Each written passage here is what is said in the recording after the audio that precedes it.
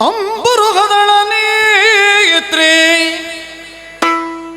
ಶ್ರೀ ದುರ್ಗಾಂಬಿಕೆಯ ಬಲಗೊಳ್ಳು ಭಕ್ತಿಯುಳ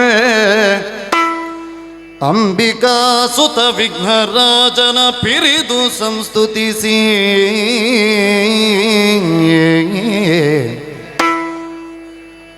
ಅಂಬು ನಿಧಿಯಾತ್ಮಜೆಗೆ ಕೈ ಮುಗಿದಂಬುಜಾಸನವಾಣಿಯರ ಪಾದಾಂಬುಜಕ್ಕೆ ಪೊಡಮಡುತ್ತ ವರ್ಣಿಪೆ ನೀ ಕಥಾಮೃತವ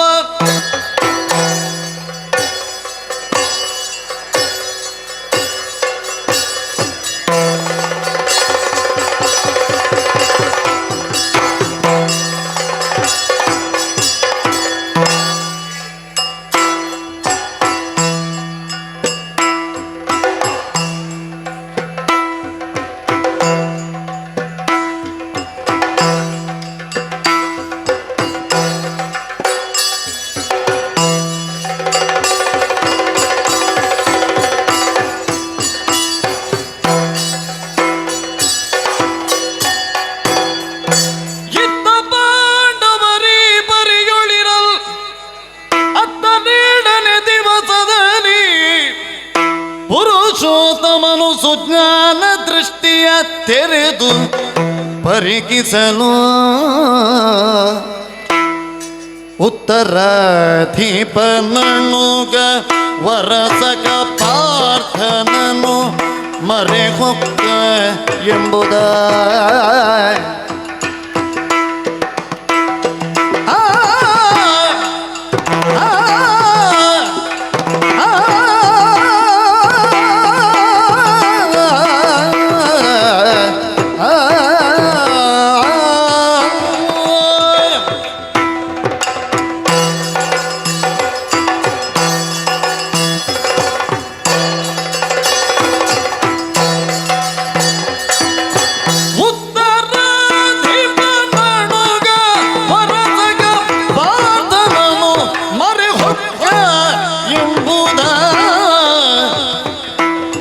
ಚಿತ್ತದಲ್ಲಿ ನಿಶ್ಚಯಿಸಿ ನಗುತ್ತಿಂದ ತಂಗಿಯೋಳು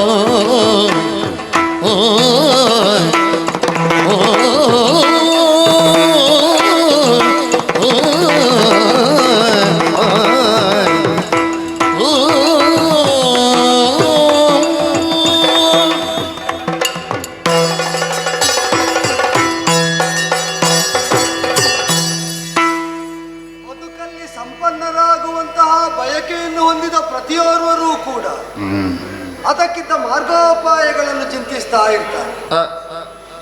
ಸಾಮಾನ್ಯವಾಗಿ ವಸ್ತು ವಿಷಯಾದಿಗಳಲ್ಲಿ ಸಮೃದ್ಧಿಯನ್ನು ಹೊಂದಿ ಬದುಕಲ್ಲಿ ಬೇಕಾದಂತ ಮುಂದಾದಿಗಳ ಸಮೃದ್ಧಿಯನ್ನು ಅಪೇಕ್ಷಿಸುವ ಅದನ್ನು ಅನುಗ್ರಹಿಸುವವನು ಉತ್ತರಾಧಿಪತಿ ಎನಿಸಿದಂತಹ ಕುಬೇರ.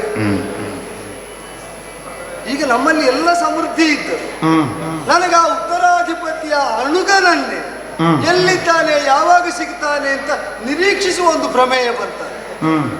ದಿನ ಏನಾಗ್ತಾ ಬಂತು, ಅರಿಯಬೇಕಾದ ವಿಚಾರ ಇನ್ನೂ ತಿಳಿಯಲಿಲ್ಲ. ಯಾಕೆ? ಯಾರ ಮೊರೆ ಹೊಕ್ಕಿರಬಹುದು.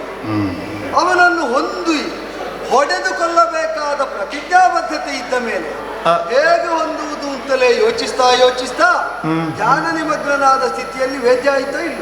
ಹೌದು, ಆಪ್ತರಾದವರು ಒದಗುತ್ತಾರೆ, ಸಕಾಲದಲ್ಲಿ ಬೇಕಾದದ್ದನ್ನು ಸೂಚಿಸ್ತಾರೆ.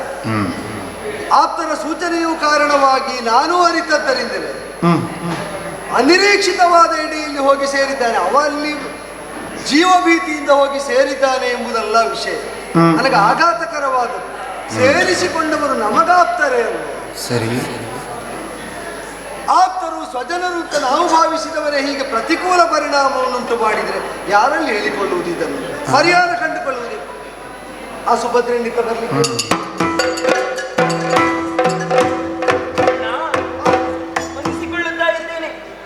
ಒಳ್ಳೇದಾಗಲಮ್ಮ, ಒಳ್ಳೇದು. ಇಲ್ಲೇ ಹತ್ತಿರ ಇದ್ದೇವೆ.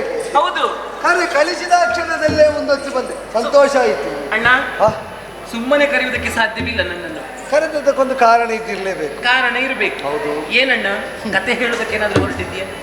ಅಲ್ಲ, ಕತೆ ಕೇಳಿ ಕೇಳಿ ಕೇಳಿ ಮಗನೂ ಕತೆ ಕೇಳಿ ಬೆಳೆದಾಯಿತು. ಹೌದು. ಇನ್ನೀಗ ಬೆಳೆಯುತ್ತಾ ಇರುವಂತ ಹುಟ್ಟಿದಂತಹ ಮಗ ಬೆಳೆದ ವಿಧಾನದಿಂದ ಇನ್ಯಾವ ಯಾವ ಬೆಳವಣಿಗೆಯನ್ನು ಸಾಧಿಸ್ತಾನೆ ಅಂತ ನಿರೀಕ್ಷಿಸುವ ಕಾಲದಲ್ಲಿ ನಿನಗೂ ಕತೆ ಕೇಳುವ ಅಭ್ಯಾಸ ಬಿಟ್ಟು ಹೋಗ್ಲಿಲ್ಲ ಅಲ್ಲ. ನಿನ್ನ ಜಂಗಿಯಲ್ಲಿ ನನ್ನ ಶಿರವ ನಿಲ್ಲಿಸಿ ಕಥೆಯನ್ನು ಕೇಳಿದ್ರೆ ಏನೋ ಮನಸ್ಸಿಗೆ ಒಂದು ನೆಮ್ಮದಿ, ಶಾಂತಿ. ಉಳಿದವರು ಕೇಳಬಹುದಾದ ಕಥೆಯನ್ನು ರೂಪಿಸಬಹುದಾದ ಛಾತಿಯನ್ನು ಹೊಂದಿದವರು ನಮ್ಮ ಬದುಕಿನಲ್ಲೇ ಒಡನಾಡಿಗಳಾಗಿರುವಾಗ ಕತೆ ಹೇಳುವುದಕ್ಕೆ ಹೊರಟರು ಯಾರ್ಯಾರದ್ದು ಹೇಳಬೇಕಾಗಿಲ್ಲ. ನಮ್ಮವರದ್ದು ಯಥೇಷ್ಟವಾಗುಂಟಲ್ಲ ಹೇಳುವುದಕ್ಕೆ. ಏನದು? ನಮ್ಮವರ ಕಥೆ ಕೇಳ್ತೀಯ? ಹೌದು. ಕೇಳುವಾಗ ನೀನು ಒಂದು ವಾತ್ಸಲ್ಯ ಭಾವದಿಂದ ಪ್ರೇಮಪೂರ್ಣವಾಗಿ ನಮ್ಮವರೆಲ್ಲರೂ ಕೂಡ ನಮಗೆ ಹೇಗೆ ಒದಗಿ ಬದುಕಲ್ಲಿ ಅನಾಯಾಸವಾಗಿ ಮುನ್ನಡೆಯುವುದಕ್ಕೆ ಅನುಕೂಲರಾಗ್ತಾರೆ, ಅವರು ಪ್ರತಿಕೂಲರಾದರೆ ಬದುಕಿಗೆ ಎಷ್ಟು ಸಂಕಷ್ಟ ಒಳಗಾಗ್ತದೆ. ಈ ಎಲ್ಲ ವಿಚಾರಗಳನ್ನು ಮನದಲ್ಲಿಟ್ಟು ಒಂದು ತಾಯಿಯಾಗಿ ಕೇಳಬೇಕು. ಅಮ್ಮ ತಂಗಮ್ಮ ಸೌಭದ್ರೇ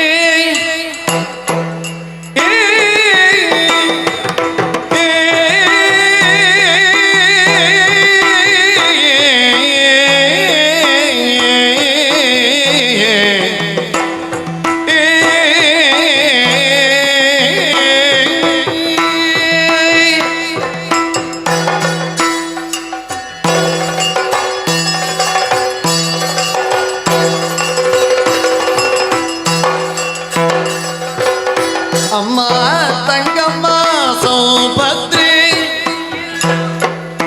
ಒಳ್ಳೆ ನಿರ್ಮಲವಾದುದು ಕಾರ್ಯಗುಣಾರ್ತೆ, ಒಳ್ಳೆ ನಿರ್ಮಲವಾದುದು ಕಾರ್ಯಗುಣಾರ್ತೆ.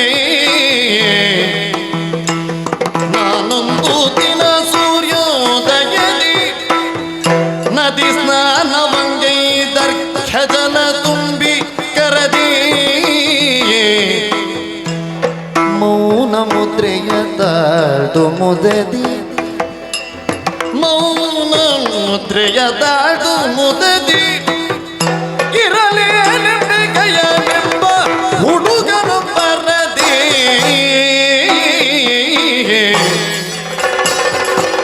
ಅಮ್ಮ ತಂಗಮ್ಮ ಸೌಭದ್ರೇ ಒಳ್ಳೆ ನಿರ್ಮಲವಾದುದು ಕಾರ್ಯ ಗುಣಾತ್ರಿ ತಂಗಮ್ಮ ಸೌಭದ್ರೇ.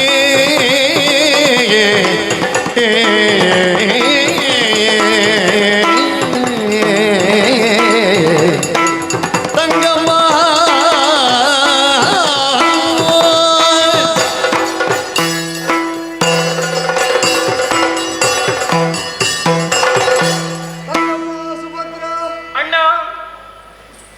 ವಾತ್ಸಲ್ಯ ಪೂರಿತವಾದಂತಹ ಅಂತಃಕರಣದಿಂದ ಶೀಲದಿಂದ ಸ್ವಜನರಿಗೆಲ್ಲ ಪ್ರಿಯಳಾದವಳನ್ನು ಹೌದು. ನಮ್ಮವರು ಮೆಚ್ಚಿದರೆ ಮತ್ತೆ ಲೋಕವೇ ಮೆಚ್ಚುವಂತೆ ವ್ಯಕ್ತಿತ್ವ ರೂಪುಗೊಳ್ಳುತ್ತದೆ. ಲೋಕವನ್ನು ಮೆಚ್ಚಿಸುವಂತೆ ನಾವು ಬೆಳೆಯುತ್ತಾ ನಮ್ಮವರಿಗೆ ಅಪ್ರಿಯರಾದೆವು ಅಂತಾದರೆ ಆ ಬದುಕು ಅನುಪಯುಕ್ತವಾಗ್ತದೆ ಅಂತ ನಂಬಿದವಳು. ಹೌದೋ? ಖಂಡಿತವಾಗಿ. ರೂಢಿಯಲ್ಲೇ ಒಂದು ಮಾತುಂಟು, ಏನು? ಊರಿಗೆಲ್ಲ ಉಪಕಾರಿಯಾದರು ಮನೆಗೆ ಮಾರಿ ಅಂತ ಅನ್ನಿಸಿದರೆ ಆ ಬದುಕು ಒಳ್ಳೆಯದು ಅಂತ ಯಾರಾದ್ರೂ ಶ್ಲಾಘಿಸ್ತಾರೆ? ಇಲ್ಲ ಇಲ್ಲ. ಹೆಣ್ತನವನ್ನು ಹೊಂದಿದಂತಹ ನೀನು ಹೆಣ್ತನದ ಸಾರ್ಥಕ್ಯವೂ ಇರುವುದು ತಾಯ್ತನದ ವಾತ್ಸಲ್ಯ ಭಾವದಿಂದ ಅರಿತು ತಂಗಿಯಾದರು ಒಂದು ಅಮ್ಮನಂತೆ ನಮ್ಮೆಲ್ಲರ ಬೇಕು ಬೇಡಗಳನ್ನು ನೋಡ್ತಾ ಇದ್ದರು ಅಲ್ವಾ? ಹೌದು. ಅಂತಹ ನೀನು ಹೋಗಿ ಸೇರುವ ಮನೆ, ಹೊಂದುವಂತಹ ಮನಸ್ಸು ಅದೆಲ್ಲ ಉತ್ಕೃಷ್ಟವಾಗಬೇಕು ಎಂಬ ಕಾಳಜಿಯಿಂದ ನಿನ್ನ ವಿವಾಹ ಕಾಲದಲ್ಲಿ ಸಹೋದರರಲ್ಲಿ ಒಂದು ವೈಮನಸ್ಸು ಬಂದರೂ ಕೂಡ ನೀನು ಅಪೇಕ್ಷಿಸಿದ್ದೇ ನಿನ್ನ ಕೈಗೆಟಕುವಂತೆ ಮಾಡಿದೆವೋ ಇಲ್ವೋ? ನನ್ನ ಜೀವನವನ್ನು ಸುಭದ್ರವಾಗಿಸಿದವರು ನೀನು ಅಲ್ವೋ? ನನ್ನ ದೊಡ್ಡಣ್ಣ ಬಲಭದ್ರ, ನೀನು ವಾಸುಭದ್ರ, ನಾನು ಸುಭದ್ರ. ಅಲ್ಲಿಗೆ ನನ್ನ ಜೀವನ ಭದ್ರ ಅಂತ ಎಣಿಸಿದವಳು ನಾನು. ಭದ್ರ ಅಂದ್ರೆ ಮೂಲಭೂತವಾಗಿ ಮಂಗಳ ಅಂತ ಅರ್ಥ. ಮಂಗಳಾಂಗಿಯಾದಂತಹ ನೀನು ಮಂಗಲಕರವಾದ ವಿಧಾನದಲ್ಲಿ ಬದುಕಿನಲ್ಲಿ ಮಾಂಗಲ್ಯವನ್ನೇ ಮುಂದಿರಿಸಿಕೊಂಡು ಮುನ್ನಡೆಯುತ್ತಾ ಹೋಗಬೇಕು ಎಂಬ ಸದಾಶಯ ನಮ್ಮದು. ನಮ್ಮವರಿಗಾಗಿ ನಾವಿಷ್ಟು ತುದೀತೇವೆ. ಈಗ ನಿನಗಾದರೂ ವಿವಾಹ ಮಾಡಿಸಿದಂತಹ ಪಾಂಡವರೋ ಪಾರ್ಥನೋ ನಮ್ಗೆ ಅತ್ಯಾಪ್ತರಾಗಿ ಗುಣಶೀಲ ಸ್ವಭಾವಗಳಲ್ಲಿ ಶ್ರೇಷ್ಠರು ಅಂತ ನಿರೂಪಿತ ಆದ ಮೇಲೆ ನಿನ್ನನ್ನು ಕೊಟ್ಟು ಮದುವೆ ಮಾಡಿದ್ದು. ಹೌದೋ ಅಲ್ವ? ಈಗ ಒಂದು ಕತೆ ಏನಾಗಿದೆ ಗೊತ್ತುಂಟ? ಏನಾಗಿದೆ? ನಮ್ಮವರಿಗೆ ನಾವು ಇಷ್ಟೆಲ್ಲ ತುಡಿಯುತ್ತಾ ಇರುವಾಗ, ಮಿಡಿಯುತ್ತಾ ಇರುವಾಗ, ನಮ್ಮವರ ಶ್ರೇಯೋಭಿವೃದ್ಧಿಗಾಗಿ ನಾವು ಹಂಬಲಿಸ್ತಾ ಇರುವಾಗ ನಮ್ಮವರೇ ನಮಗೆ ತಿರುಗಿ ನಿಂತರೆ ಹಾಗೊಂದು ಆಗ್ಲಿಕ್ಕೆ ಸಾಧ್ಯ ಉಂಟಣ್ಣ? ಆಗಬಾರದು ಎಂಬುದು ನಮ್ಮ ಹಂಬಲ. ಆಯ್ತು ಅಂತಾದ್ರೆ ಏನು ಮಾಡುವುದು? ಅದನ್ನು ಉತ್ತರಿಸದ ಬೇರೆ ನಿರ್ವಾಹ ಉಂಟಾ? ಏನಾದ್ರೂ ಒಂದು ಕರೆದು ಬುದ್ಧಿಯನ್ನು ಹೇಳಬೇಕು. ಯಾರಲ್ಲಿ ಬುದ್ಧಿ ಹೇಳುದು? ನಮ್ಮಲ್ಲಿ ಹೇಳಿ ಮಾಡಿದ್ರಲ್ವ? ಮಾಡಿದ ಮೇಲೂ ಹೇಳದಿದ್ರೆ ಆವಾಗ ಏನಾದ್ರೂ ಒಂದು ಪ್ರಯೋಗ ಈಗ ಮಾಡಿ. ನನಗೆ ಏನು ಮಾಡಬೇಕು ಅಂತ ತಿಳಿಯದೆ ಅದನ್ನು ಹೇಳುವಂತ ಕರೆದ್ರೆ ನೀನು ಕತೆ ಕೇಳ್ತಿ, ಅದನ್ನೇ ಕತೆ ಮಾಡಿ ಹೇಳ. ಅದನ್ನೇ ಕಥೆ ಮಾಡಿ ಹೇಳಿ. ಹೌದು, ಹೌದು. ಹಾಗಾದ್ರೆ ನಮ್ಮವರೇ ನಮಗೆ ಎರಡೆಣಿಸುವ ಎರಡೆಣಿಸುವವರು ಯಾರು ಯಾಕೆ ಅಂತ ನೀನು ಹೇಳ್ಬೇಕು. ಕತೆ ಕೇಳಿದ ಮೇಲೆ ಹಾ. ಕೆಲವು ಸಮಸ್ಯಾತ್ಮಕವಾದ ಕಥೆಯಲ್ಲಿ ಮುಕ್ತಾಯ ಹೇಗೆ ಅಂತ ನಾನು ನಿರ್ಣಯಿಸುವುದಿಲ್ಲ, ಹಾ. ನಿನ್ನ ನಿರ್ಣಯಕ್ಕೆ ಬಿಡ್ತೇನೆ. ಹಾ, ಹಾ. ಕತೆ ನಾನು ಹೇಳ್ತಾ ಹೋಗ್ತೇನೆ. ಹಾ. ಕತೆಗೆ ಮುಕ್ತಾಯ ಯಾವುದು ಒಳ್ಳೆಯದು. ಹಾ.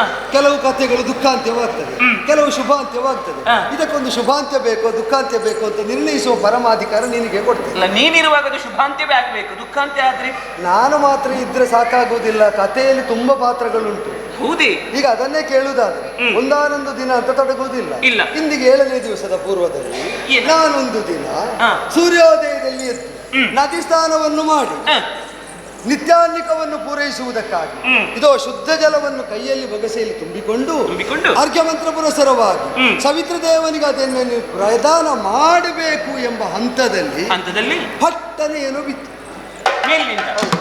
ಯಾವ ಎಲ್ಲಿಗೆ ಬಿತ್ತು? ನನ್ನ ಕೈಯಲ್ಲಿದ್ದ ಅರ್ಘ್ಯ ಜಲಕ್ಕೆ ಬಿದ್ದ ಕ್ಷಣವೇ ಬಿದ್ದದನ್ನು ಕಣ್ತೆರೆದು ನೋಡಿದಾಗ ಮತ್ತೊಂದು ಹನಿ. ಹೌದೇ? ಇದೆಲ್ಲಿಂದ ಬರ್ತದೆ ಅಂತ ಮೇಲೆ ನೋಡುವಾಗ ಮಳೆ ಹನಿ? ಅಲ್ಲಿ ಮಳೆ ಹನಿ ಅಲ್ಲ, ಮತ್ತೆ ಅದು ಬಿದ್ದದ್ದೆಲ್ಲಿಂದ ಅಂತ ನೋಡಿದ್ರೆ ಹ. ಒಂದು ಕುದುರೆ, ಹ. ಅದರ ಮೇಲೊಬ್ಬ ಸವಾರಿ. ಕುದುರೆಯ ಮೇಲೇರಿ ಬಂದ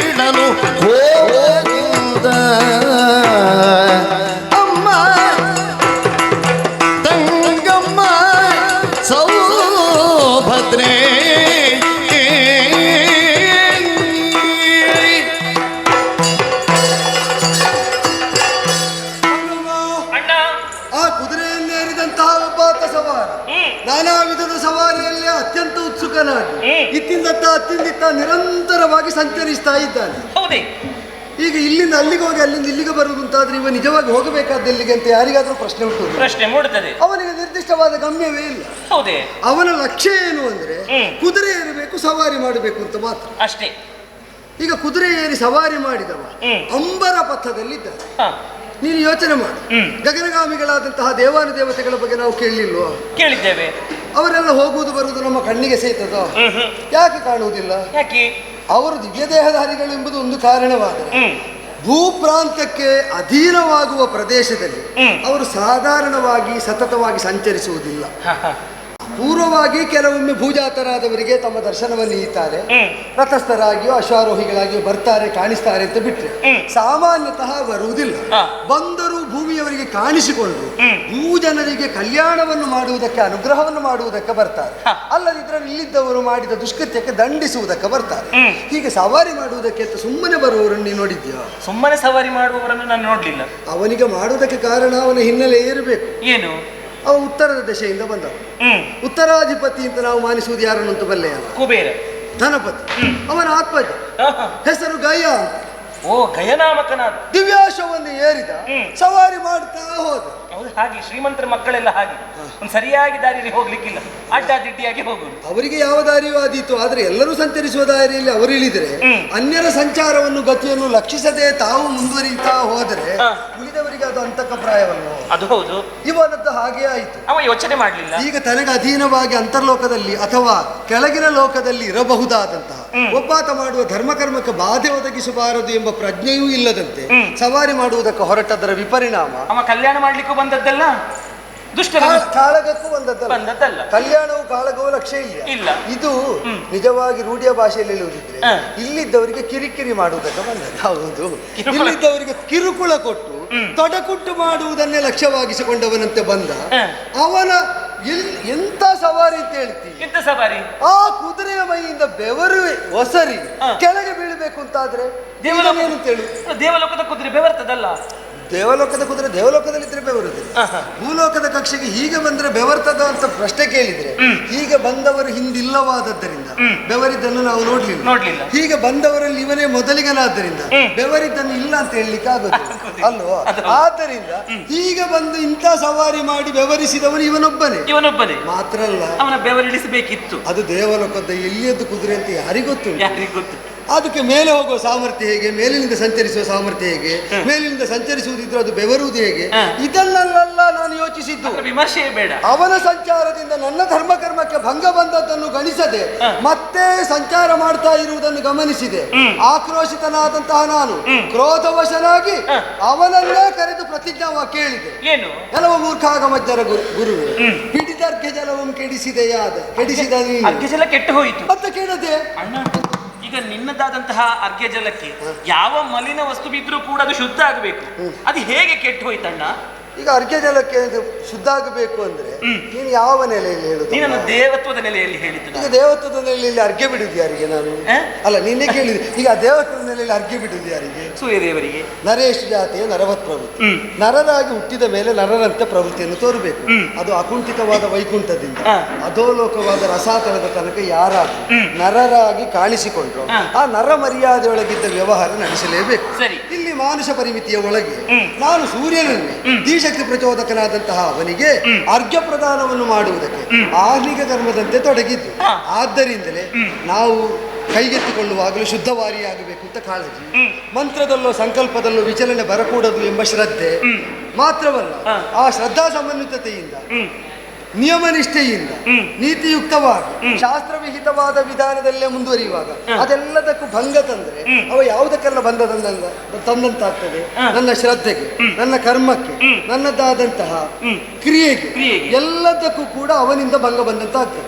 ಇದು ಯಾವುದರ ಗೊಡವೆಯೂ ಇಲ್ಲದೆ ತಾನು ಸಂಚರಿಸ್ತಾನೆ ಅಂದ್ರೆ ದಂಡನಾರ್ಹನವನು ಎಂಬ ನಿರ್ಣಯವನ್ನು ಮಾಡಿದ ನಾನು ಪಿಟಿದರ್ಘ್ಯ ಜಲವನ್ನು ಕೆಡಿಸಿದ ನಿನ್ನನ್ನು ದಿನ 8ರ ಒಳಗಾಗಿ ಕಡಿದು ಕೊಲ್ಲಿಲ್ಲ ಅಂತ ಆದರೆ ಜ್ವಲಿಪ ವೈಶ್ವಾನರಂಗೆ ಕಾಯವಂ ಕೆರ್ಚಿ ಉಳಿದನಾದರೆ ವಸುದೇವ ಜಾತನಲ್ಲ ದೇವಕಿ ಸುತನಲ್ಲ ಅಂತ ಪ್ರತಿಜ್ಞೆ ಮಾಡಿ ಆಯ್ತು. ಮಾಡಿದ್ದು ಮಾತ್ರ ಅಲ್ಲ, ಎಚ್ಚರಿಕೆಯಾಗಿ ಅವನಿಗೆ ಹೇಳಿದ್ದೇನೆ. ಇದರಿಂದ ಕೇಳುವ ಕಟ ಕಟ ಕಟ ನಡುಗಿರ್ಬೇಕು. ನನಗೆ ಗೊತ್ತಾಗ್ಲಿಲ್ಲ ನಾವು ಸವಾರಿ ಮಾಡ್ತಾ ಇದ್ದದ್ದಲ್ವ, ನೀನು ಹೇಳಿದಾಗ ನಡುಗಿರ್ಬೇಕು. ಆದ್ರೆ ನಡುಕ ಬಂತು, ಅದನ್ನು ನಿಲ್ಲಿಸುವುದಕ್ಕೆ ಆಲಂಬನವಾಗಿ ಆಧಾರವಾಗಿ ಹಿಡ್ಕೊಳ್ಳಿಕ್ಕೆ 14 ಲೋಕದಲ್ಲಿ ಯಾರ ಮೊರೆ ಹೊಕ್ಕರೂ ಆಶ್ಚರ್ಯ ಇಲ್ಲ ನನಗೆ. ನೀನು ಬೇಕಾದಲ್ಲಿಗೆ ಹೋಗಬಹುದು, ಆದರೆ ನಿನ್ನನ್ನು ನೀ ಮೊರೆ ಹೊಕ್ಕವರ ಸಹಿತವಾಗಿ ದಂಡಿಸದೊಳಿಯಲಿಲ್ಲ ಅಂತ ನಾನು ಪ್ರತಿಜ್ಞೆ ಮಾಡಿ ಆಯ್ತು. ಅವ ಏನು ಮಾಡಿದ? ಏನು ಮಾಡಬಹುದು? ಅವ ಯಾರನ್ನಾದ್ರೂ ಮೊರೆ ಹೋಗ್ತಾನೆ, ಎಲ್ಲೆಲ್ಲಿಗೋ ಹೋದ. ಎಲ್ಲಿಗೆ? ದೊಡ್ಡವರ ಮಗ ಅಲ್ವೋ, ಎಲ್ಲಿಗೂ ಹೋಗ್ಲಿಕ್ಕೆ ಆಗುದಿಲ್ಲ ಅಂತಿಲ್ಲ. ಬಂದಾಕ್ಷಣದಲ್ಲೇ ಹಿನ್ನೆಲೆ ನೋಡಿಕೊಂಡು ಸ್ವಾಗತ ಕೊಡ್ತಾರೆ. ಆದ್ರೆ ಪ್ರಕರಣ ತಿಳಿದಾಗ ಎಲ್ಲರೂ ಕೂಡ ತಾವಾಗಿ ಹಿಂದೆ ಸರಿಯುತ್ತಾರೆ. ಅವರವರ ನಿವಾಸದಲ್ಲಿ ಅವರೇ ಹಿಂದೆ ಸರಿದ್ರೆ ಇವ ಮತ್ತೆ ಮುಂದುವರಿಯುವುದಕ್ಕುಂಟ? ಇವ ಮರಳಲೇಬೇಕು. ಆದ್ದರಿಂದಲೇ ಬ್ರಹ್ಮಲೋಕದಿಂದ ತೊಡಗಿ ರಸಾತಲದ ತನಕ ಎಲ್ಲಿ ಸಂಚರಿಸಿದ್ರು ಎಲ್ಲ ಕಡೆಯಲ್ಲೂ ಕೂಡ ಅವನಿಗೆ ನಿರಾಶೆಯೇ ಸಂಗಾತಿ ಆಯ್ತು. ಯಾರು ಆಶ್ರಯ ಕೊಡ್ಲಿಲ್ಲ. ಕೊಟ್ಟ ಕೊನೆಯದಾಗಿ ಅಪ್ಪನ ಸ್ನೇಹಿತ ಎಂಬ ನೆಲೆಯಿಂದ ಅತ್ಯುನ್ನತವಾದ ಶಿಖರವಾದ ಧವಳಗಿರಿ ಎನಿಸಿದ ಕೈಲಾಸಾಗ್ರವನ್ನು ಸೇರಿ ಪಶುಪತಿಗೆ ಮೊರೆ ಹೊಕ್ಕು ರಕ್ಷಿಸಬೇಕು ಅಂತ ಕೇಳಿದ ಕಾಲದಲ್ಲಿ ಈಶ್ವರ ದೇವರು ಏನಾದ್ರೂ ಒಂದು ರಕ್ಷಣೆ ಕೊಟ್ಟಿರಬೇಕು. ಯಾರಿಗೆ? ಅವನಿಗೆ. ನನಗೆ ರಕ್ಷಣೆ ಕೊಟ್ಟು. ಹೌದಾ? ಹರಿಹರರ ಸಂಕಲ್ಪದಲ್ಲಿ ಭೇದ ಎಣಿಸುವುದಕ್ಕಿಲ್ಲ. ಹರಿಯಾದರೂ ಹರನಾದರೂ ಅಪಹರಿಸಬೇಕಾದ್ದು ಪಾಪವನ್ನೇ. ನೀನು ಪಾಪರೂಪಿಯಾದದ್ದರಿಂದ ನಿನ್ನ ಜೀವ ಅಪಹರಿಸ್ತೇನೆ ಅಂತ ಅವ ಹೇಳಿದ್ದು, ನನ್ನ ಕೆಲಸವನ್ನೇ ಅವ ಮಾಡ್ತೇನೆ ಅಂತ ಹೇಳಿದ ಹಾಗೆ ನಾನೇ ಮಾಡಬೇಕಾದ್ದನ್ನು ಅವ ಮಾಡುವಾಗ ನಾ ತಡೆಯಾದ್ರೆ ಮತ್ತೆ ನಾನು ಮಾಡುವುದಕ್ಕೆ ರಕ್ಷಣೆ ಯಾರಿಂದ ಅಂತ ಕೇಳಿದ. ಇಷ್ಟು ಕೇಳಿದಾಗ ಅವನಿಗೆ ತಲೆ ಬಿಸಿ ಆಯ್ತು. ಹೌದೇ? ಅಷ್ಟು ಹೇಳಿ ಮೌನ ಮುದ್ರೆಯನ್ನು ತಳೆದಂತಹ ಪರಶಿವ ಸುಮ್ಮನಿರುವುದನ್ನು ನೋಡಿ ಹತಾಶನಾಗಿ ಶಿವನಿಗೆ ಬೆನ್ನು ಹಾಕಿ ಅತ್ಯುತ್ಸಾಹದಿಂದ ಅತ್ಯುನ್ನತಿಯನ್ನು ಏರಿ ಹೋದವ ಹ. ಅತ್ಯಂತ ನಿರಾಶೆಯಿಂದ ಭಾರ ಹೆಜ್ಜೆ ಇಟ್ಟುಕೊಂಡು ಮುಂದೆ ಹೋಗುವಾಗ ಅಲ್ಲಿದ್ದ ಅಮ್ಮನ ಮನಸ್ಸು ಕರಗಿತ್ತು. ಪಾರ್ವತಮ್ಮ ಅಲ್ಲ, ಪಾರ್ವತಮ್ಮ ಅಂದ್ರೆ ಹ. ಜಗದಮ್ಮ ಅದು. ಜಗದಮ್ಮ. ಜಗತ್ತಿಗೆ ಅಮ್ಮ. ಹ್ಮ್. ಆದ್ದರಿಂದ ಹ.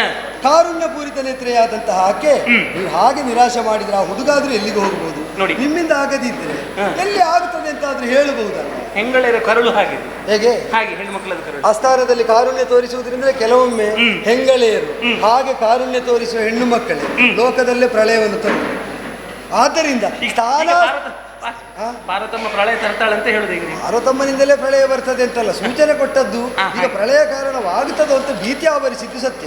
ಯಾಕೆ ಅಂದ್ರೆ ಈಗ ಇದೇ ಮಾರ್ಗದಲ್ಲಿ ಹೋಗು, ಅಲ್ಲಿ ಬೇಕಾದವರು ಸಿಗ್ತಾರೆ, ಅವರು ಮಾಡ್ತಾರೆ ಅಂತ ದಾರಿ ತೋರಿಸಿ. ಇವನಿಗೊಂದು ದಾರಿ ಸಿಕ್ಕಿತಾ ಇಲ್ವೋ? ಅಲ್ಲ ಇರ್ಲಿ. ಆ ದಾರಿಯಲ್ಲಿ ಲಘುಮಗನ ಇಳಿಯುವಾಗ ಅಲ್ಲಿಂದ ಮಹತಿ ನೀನಾದದ ಜೊತೆ ನಾರದ ಇದೇ ದಾರಿಯಲ್ಲಿ ಹೋಗಲ್ಲ, ಯಾವ ದಾರಿಯಲ್ಲಿ ಹೋಗ್ತಿದ್ರು ಅವ್ರು ಸಿಕ್ತಿದ್ರು ಏನು ಬಹುಶಃ ಈಗ ಅಮ್ಮನಿಗೂ ತೃಪ್ತಿ ಆಗಬೇಕು, ಹುಡುಗನಿಗೆ ಏನು ಸಿಗಬಾರದು. ಅದಕ್ಕೆ ಎಲ್ಲಿಯೂ ಮುಟ್ಟದಂತ ಒಂದು ಮಾತು ಹೇಳಿದ್ದು, ಈ ದಾರಿಯಲ್ಲಿ ಹೋಗು, ಬೇಕಾದವರು ಸಿಗ್ತಾರೆ ಅಂತ. ಅಲ್ಲಿ ಹೋಗುವಾಗ ಸಿಕ್ಕಿದ್ದು ನಾರದರು.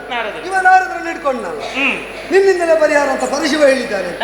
ಈಗ ಇಲ್ಲ, ಹರಿಯ ವಿರೋಧದಲ್ಲಿ ನನಗೇನು ಮಾಡ್ಲಿಕ್ಕೆ ಆಗುದಿಲ್ಲ ಅಂತ ನಾರದರಿಗೆ ಹೇಳಲಿಕ್ಕೆ ಆಗ್ತದ? ಇಲ್ಲ, ಆಗುದಿಲ್ಲ. ಯಾಕೆ ಹಾಗೆ ಹೇಳಿದ್ರೆ ಪರಶಿವ ಹೇಳಿದ ಮಾತಿಗೆ ಪ್ರತಿಕೂಲ ನೋಡಿದಂತ ಆಗ್ತದೆ. ಹೌದು. ಈಗ ಅವ ಹೇಳಿದ್ದಕ್ಕಾಗಿ ಏನಾದ್ರೂ ತೋರಿಸಬೇಕು. ಅವರು ಇನ್ನೊಂದು ಬುದ್ಧಿವಂತಿಕೆ, ಶಿವದೇವರು ತೊಡಗಿದ್ದಲ್ಲಿ ಇವರು ಮುಂದುವರಿಸಿದ್ರು. ಇದೇ ದಾರಿಯಲ್ಲಿ ಮುಂದೆ ಹೋಗು, ಅಲ್ಲಿ ಸಮರ್ಥರು ಸಿಗ್ತಾರೆ, ಅವರಿಗೆ ಆಶ್ರಯ ಹೊಂದಿದ್ರೆ ಎಲ್ಲ ಸರಿ ಆಗ್ತದೆ. ಎಲ್ಲರದ್ದು ಒಂದು ದಾರಿ ಒಂದೇ, ದಾರಿ ಒಂದೇ, ಅದೇ ದಾರಿಯಲ್ಲಿ ಮುಂದೆ ಹೋಗು. ಮಾತ್ರ ಒಂದೇ ಹೇಳಿದ್ರು, ನೀನು ಯಾರು ಅಂತಲ್ಲ ಮತ್ತೆ ಹೇಳು, ಮೊದಲು ನಿನಗೆ ಆಗಬೇಕಾದನ್ನು ಪಡೆ. ಒಳ್ಳೆ ಬುದ್ಧಿವಂತಿಕೆ ಮಾಡಿದ್ರು ನಾರದ್ರಲ್ವ ಅಂತ ಪ್ರಳಯಾಂತಿಕವಾದ ಬುದ್ಧಿವಂತಿಕೆ ಎಲ್ಲ ಅವರಲ್ಲಿ ಮಾರಾಟ ಆಗಿ ಹೋಗಿದೆ. ಆದ್ರಿಂದಲೇ ಹೇಳಿದಂತಹ ಮಾರ್ಗವನ್ನು ಹಿಡಿದು ಅವನು ಬಂದು ಸೇರಿದು ಕಾಮ್ಯಕವನವನ್ನು. ಸೇರಿದ್ದ 5 ಮಂದಿ ಸತಿ ಸಹಿತರಾಗಿ ಪುರೋಹಿತರನ್ನು 10,000 ಮಂದಿಯನ್ನು ಕೂಡಿಕೊಂಡು ಜೊತೆ ಜೊತೆಯಲ್ಲಿದ್ದ ವೇಳೆಯಲ್ಲಿ ಹೋಗಿ ಅದರ ಮಧ್ಯದಲ್ಲಿದ್ದ ಒಬ್ಬನ ಕಾಲು ಹಿಡಿದು ಪ್ರಾಣ ಭಯದಿಂದಲೇ ಸಂತ್ರಸ್ತನಾದ ನನ್ನನ್ನು ಪ್ರಾಣ ಸಹಿತವಾಗಿ ರಕ್ಷಿಸು ರಕ್ಷಿಸು ರಕ್ಷಿಸು ಅಂತ ಗೋಗರೆದು ಕಣ್ಣೀರ್ಗೆರೆದ. ರಕ್ಷಣೆ ಸಿಕ್ಕಿತವನಿಗೆ. ಅದನ್ನು ಕೇಳಿದವ ಯಾರು ಬಲ್ಲೆ? ಅದನಾಲಿಸುತ್ತ ನಿನ್ನ ಗಂಡ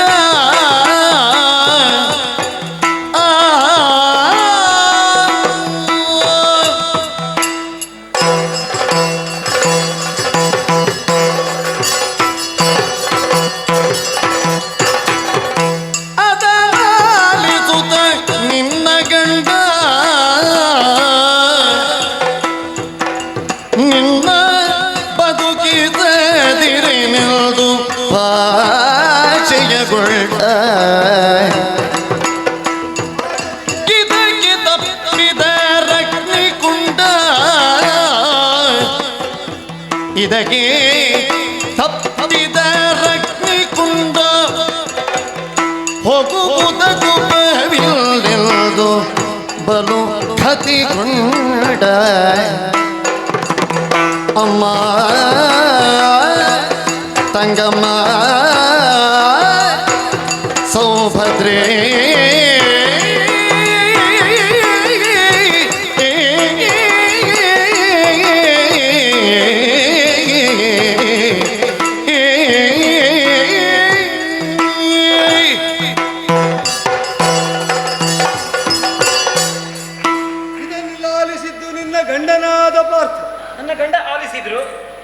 ಯಾರಿಂದ ಏನು ಹಿಂದು ಮುಂದೆ ಯಾವುದನ್ನು ಯೋಚಿಸದೆ ಅಸ್ಖಲಿತವಾಣಿಯಿಂದಲೇ ಅವನ ಮುಖದಿಂದ ಹೊರಟ ಮಾತೇನು ಗೊತ್ತು? ಏನು? ಅಳಲಿಗೆನ ಬೆದರದಿರು, ನಿನ್ನಯ ತಲೆಗೊಂಬ ದಟಂಗೆ, ಎನ್ನಯ ತಲೆಯ ನೀವೆ, ಅದಲ್ಲದಿರೆ ಅವನ ತಲೆಯ ಗೊಂಬೆ. ಇದಕ್ಕೆ ತಪ್ಪಿದರೆ ಆದರೆ ಅಗ್ನಿಗುಂಡವನ್ನು ಹೋಗುತ್ತೇನೆ.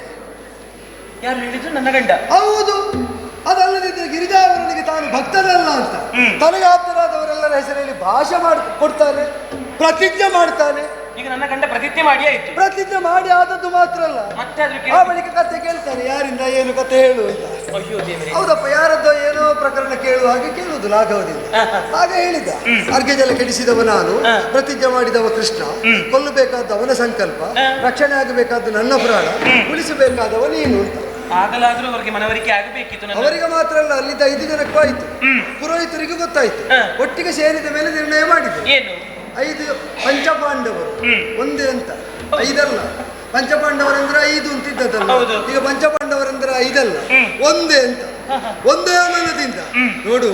ಮಾಡಬಾರದು ಮಾಡುವಾಗಲಾದರೂ ಅವರಲ್ಲಿ ಅಭಿಪ್ರಾಯ ಭಿನ್ನತೆ ಬರ್ತದೆ.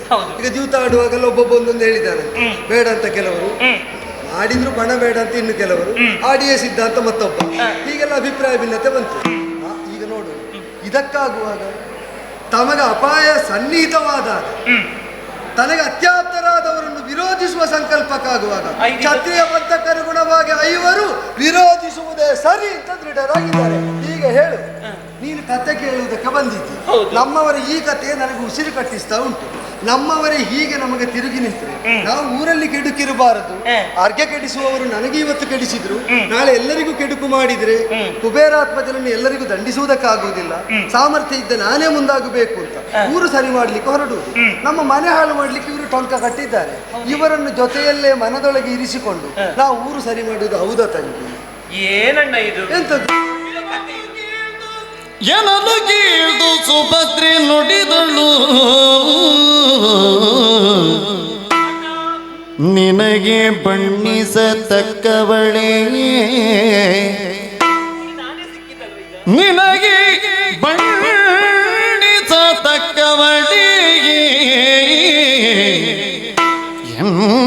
ನಿನೆಯ ನಿನಗೆ ಎರಡೆಣಿಸುವವನಲ್ಲ, ನಿನೆಯ ನಿನಗೆರಡೆಣಿಸುವವನಲ್ಲ ಎನಲೋ ಸುಭದ್ರೆ ನುಡಿದಳು.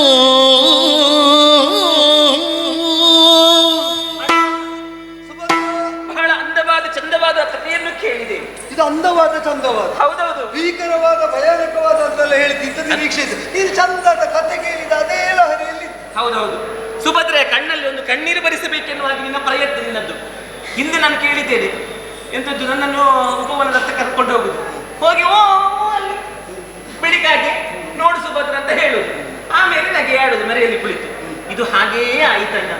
ಸುಳ್ಳು ಕಥೆಯನ್ನು ಹೇಳಿ ಸುಭದ್ರೆ ಕಣ್ಣಲ್ಲಿ ಒಂದು ಕಣ್ಣೀರು ಬರಿಸಬೇಕು ಎನ್ನುವ ಹಾಗೆ ಪ್ರಯತ್ನವ ಬಿಳಿಕಾಗ ನಿನಗೆ ತೋರಿಸಲಿಕ್ಕೆ ಹೊರಟದ್ದು. ಅದು ಉಂಟು ಎಂಬುದರಿಂದಲೂ ಅಂಥದ್ದು ಇರುವುದಿಲ್ಲ ಅಂತ ಗೊತ್ತು ಮಾಡ್ಲಿಕ್ಕೆ. ಅಂಥದ್ದು ಇರುವುದಕ್ಕೆ ಸಾಧ್ಯವೇ ಇಲ್ಲ.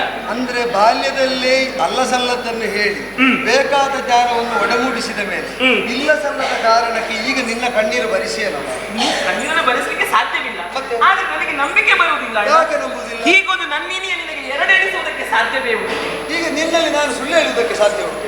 ಸುಳ್ಳು ಹೇಳುವುದಕ್ಕೆ ಸಾಧ್ಯ ಇಲ್ಲ, ನನಗೆ ನಂಬಿಕೆ ಬರುವುದಿಲ್ಲ. ಇರುವುದಿಲ್ಲ, ಕೇಳುವುದಿಲ್ಲ, ಆದ್ರೂ ನಂಬಿಕೆ ಅವರ ಮೇಲೆ ಅಲ್ವಾ? ನನ್ನ ಗಂಡ ಅವನದ್ದು, ಈಗ ನಾನೇನು ಅಣ್ಣ ನನ್ನದು. ಈಗ ಅಣ್ಣ ಹೌದು ಅಂತಾದ್ರೆ ತಂಗಿಯಲ್ಲಿ ಸುಳ್ಳು ಹೇಳಿ ಕಾರ್ಯ ಸಾಧಿಸುವ ದಯನೀಯ ಅವಸ್ಥೆಯಲ್ಲಿ ನಾನಿದ್ದಾಗೆ ಹಾಗಲ್ಲ, ಸ್ವಲ್ಪ ಮನೋರಂಜನೆಗಾಗಿಯೋ ವಿನೋದಕ್ಕಾಗಿಯೋ ಆಡಿರಬಹುದೋ ಏನು ಎನ್ನುವುದು ಊಹೆ, ನನ್ನದು ಕಲ್ಪನೆ. ಸತತವಾಗಿ ಪತಿವಿದೂರಳಾಗಿದ್ದ ನೀನು ಇಲ್ಲಿ ಎಷ್ಟು ಸೌಖ್ಯ ಇದ್ರೂ ಕೂಡ ಅವರಿಗೆ ಊಟ ಆಗಿದೋ ಇಲ್ವೋ, ಅವರಿಗೆ ಬೇಕಾದ ಸೌಖ್ಯ ಲಭ್ಯವಾಗ್ತಾ ಉಂಟೋ ಇಲ್ವೋ ಎಂಬುದಾಗಿ ಮನಮರುಕವನ್ನು ಹೊಂದಿರುವ ನಿನ್ನಲ್ಲಿ ಹೀಗೊಂದು ವಿಕಟ ವಿನೋದಕ್ಕಾಗಿ ಇಲ್ಲ ಸಲ್ಲದ ಕಟ್ಟೆಯನ್ನು ಕಟ್ಟಿ ಹೇಳಿಯನು. ನೀನೀಗ ಸತ್ಯ ಹೇಳಿದ್ರೆ ನನಗೆ ನಂಬುವುದಕ್ಕೆ ಸಾಧ್ಯ ಇಲ್ಲ. ಯಾಕೆ? ನನ್ನಿನಿಯ ನಿನಗೆ ಎರಡೆಣಿಸುವುದಕ್ಕೆ ಸಾಧ್ಯವೇ ಇಲ್ಲ. ಯಾಕಾಗುವುದಿಲ್ಲ? ನೀನು ನನ್ನ ಪತಿದೇವರ ಕಣ್ಣು, ನೀನು ಶ್ವಾಸ, ನೀನು ಉಚ್ಛ್ವಾಸ ನಿಶ್ವಾಸ ನೀನು ಅಂತಿರುವಾಗ ನನ್ನ ಪತಿದೇವರು ನಿನಗೆ ಎರಡೆಣಿಸುವುದಕ್ಕೆ ಸಾಧ್ಯ ಉಂಟು? ನೀ ಎಷ್ಟು ಹೇಳಿದ್ರೆ ನಾನು ನಂಬುವುದಕ್ಕೆ ಸಾಧ್ಯವೇ ಇಲ್ಲ, ಸಾಧ್ಯವೇ ಇಲ್ಲ. ನಿನಗೆ ನಿಶ್ಚಯ ಪರಿಸುವೆನು ನೋಡಿನುದಾಗ ನಾರದ ಮುನಿಯ ನೆನೆಯಲು,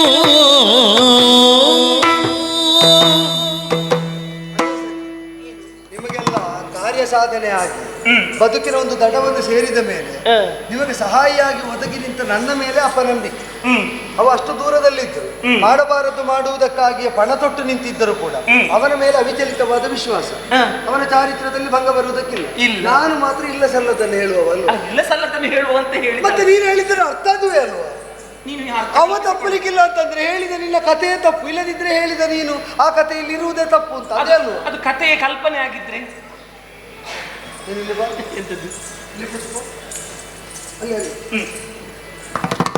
ನಿನಗೆ ನಾನು ತೋರಿಸ್ತೇನೆ, ನೀನು ಅದು ನೋಡ್ಬೇಕಾದ್ರೆ ಕಣ್ಣು ಮುಚ್ಚಬೇಕು. ಕಣ್ಣು ಮುಚ್ಚು, ಸರಿ ಮುಚ್ಚು. ಅದು ನೋಡ್ಬೇಕಾದ್ರೆ ಕಣ್ಣು ಮುಚ್ಚುದು ಹೇಗೆ? ಅದು ನೋಡಿ ನೋಡುವಾಗ ಗೊತ್ತಾಗ್ತದೆ. ಹೇಳಿದ್ದು ಕೇಳುದು, ಇದು ಅಪನಂಬಿಕೆ ಇದ್ರೆ ನೀವೆಲ್ಲ ಹಾಳಾಗುದು. ಹೇಳಿದ್ದು ನಂಬಿಕೆ ಇಲ್ಲ ಅಂತ. ಕಣ್ಣು ಮುಚ್ಚು, ಕಣ್ಣು ಮುಚ್ಚು. ಅವರೇ ಬರುವುದು ಸರಿ ಅಲ್ವಾ? ಸ್ವಾಮಿ, ನೀವಾದ್ರೂ ಬಂದು ಒಂದು ಬೆಳಕು ಕಾಣ್ತದ? ಹೌದು. ಮಾತಿನಾದ್ರೂ ಕೇಳ್ತದ? ಹೌದು. ಅದರ ಜೊತೆಯಲ್ಲೇ ಹರಿನಾಮ ಸ್ಮರಣೆ ಯಾರು ಹೇಳೋದು? ನಾರದ್ರಲ್ವೇ? ನೋಡು, ಅವ್ರು ಹೇಳೋದಕ್ಕೆ ನೀ ಕಿವಿಗೊಡು, ಕಣ್ತರಿ ಬೇಡ, ಕಿವಿಗೊಡು, ಕಿವಿಗೊಡು. ನಿವುದ ಕಲಕವು ಬಂದುದನು ಪರಿಹರಿಸಿ ರಕ್ಷಿಸುವುದು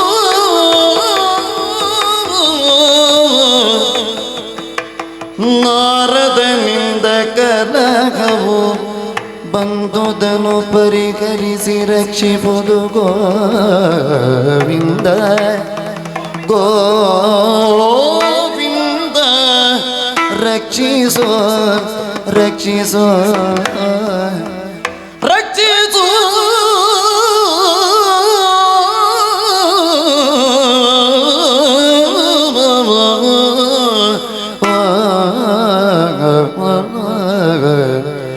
ರಕ್ಷಿಸೋ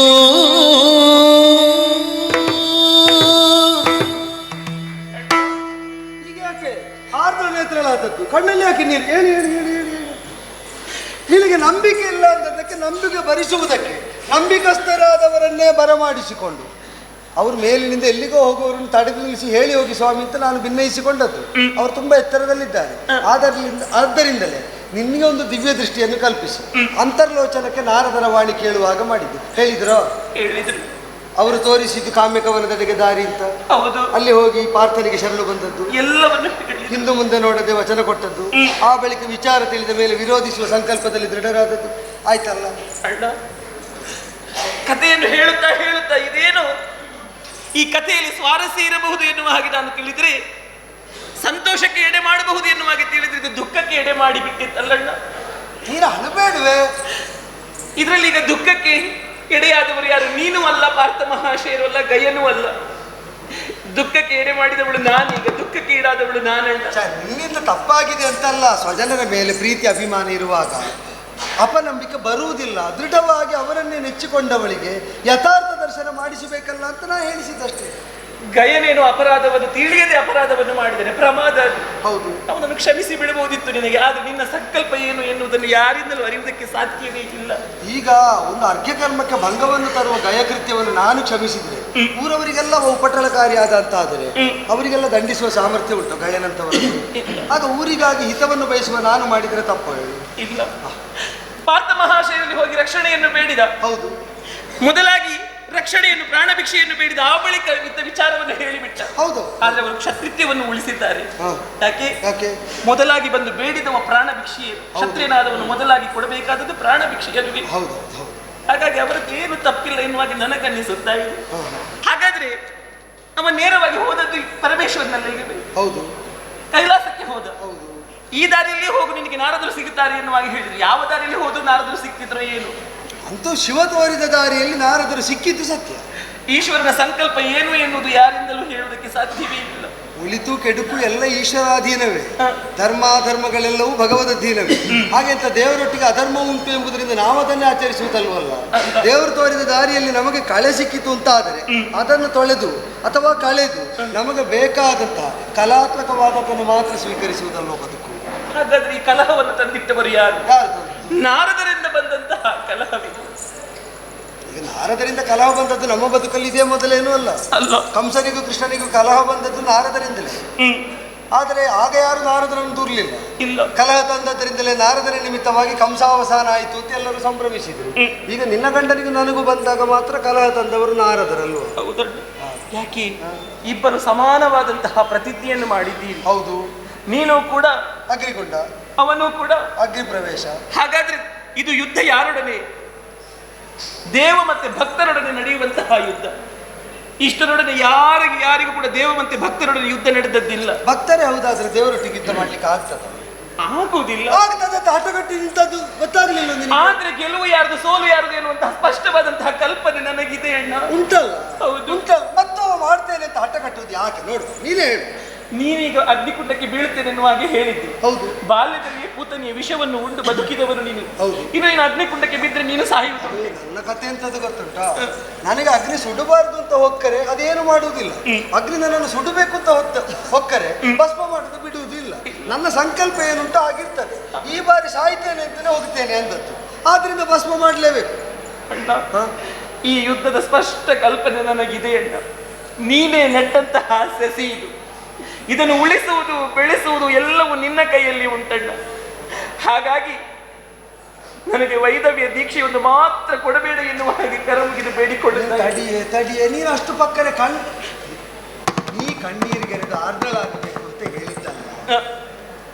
ನಮ್ಮವರು ಅಂತ ನಾವು ಪರಿಭಾವಿಸುವವರು ವಿವಂಚನೆಯನ್ನು ಮಾಡಿದರೆ ಅವರ ದ್ರೋಹ ಚಿಂತನೆ ಏನುಂಟು ಅದು ನಮಗೆಷ್ಟು ಆಘಾತ ತರ್ತದೆ ಅಂತ ನಿನಗೆ ಮನವರಿಕೆ ಆಗುವುದಕ್ಕಾಗಿ ಹೇಳಿದ್ದು ಬಿಟ್ರೆ ನಿನಗೆ ಸಮಸ್ಯೆ ಕಡಿಮೆ ಆಗಿದೆ ಅಂತ ಹೆಚ್ಚು ಮಾಡುವುದಕ್ಕೆ ಹೇಳಿದ್ದು ನಾನು.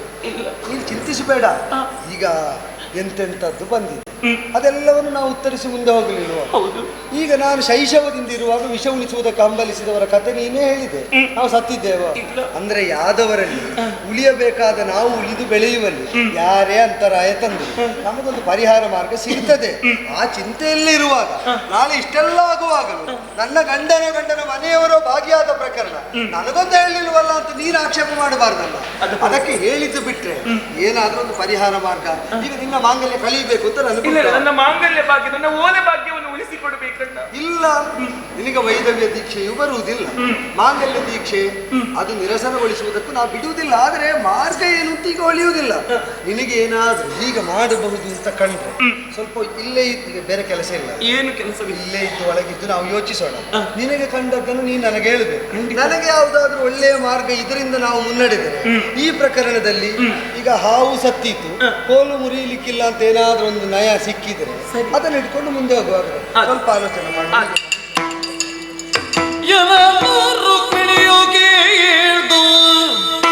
ರುಕ್ಮಿಣಿಯು ಕೇಳ್ದು ಇಂತೆಂದಳು ಅರಸನೊಳು. ರುಕ್ಮಿಣಿಯು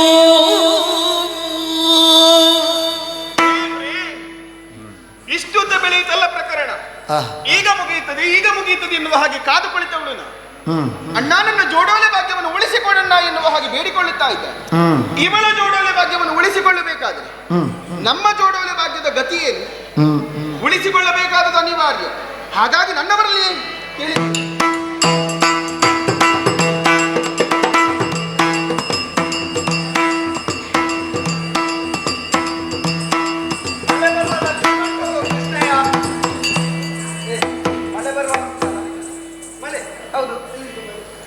ರಜೆ ಬರುದಿಲ್ಲ.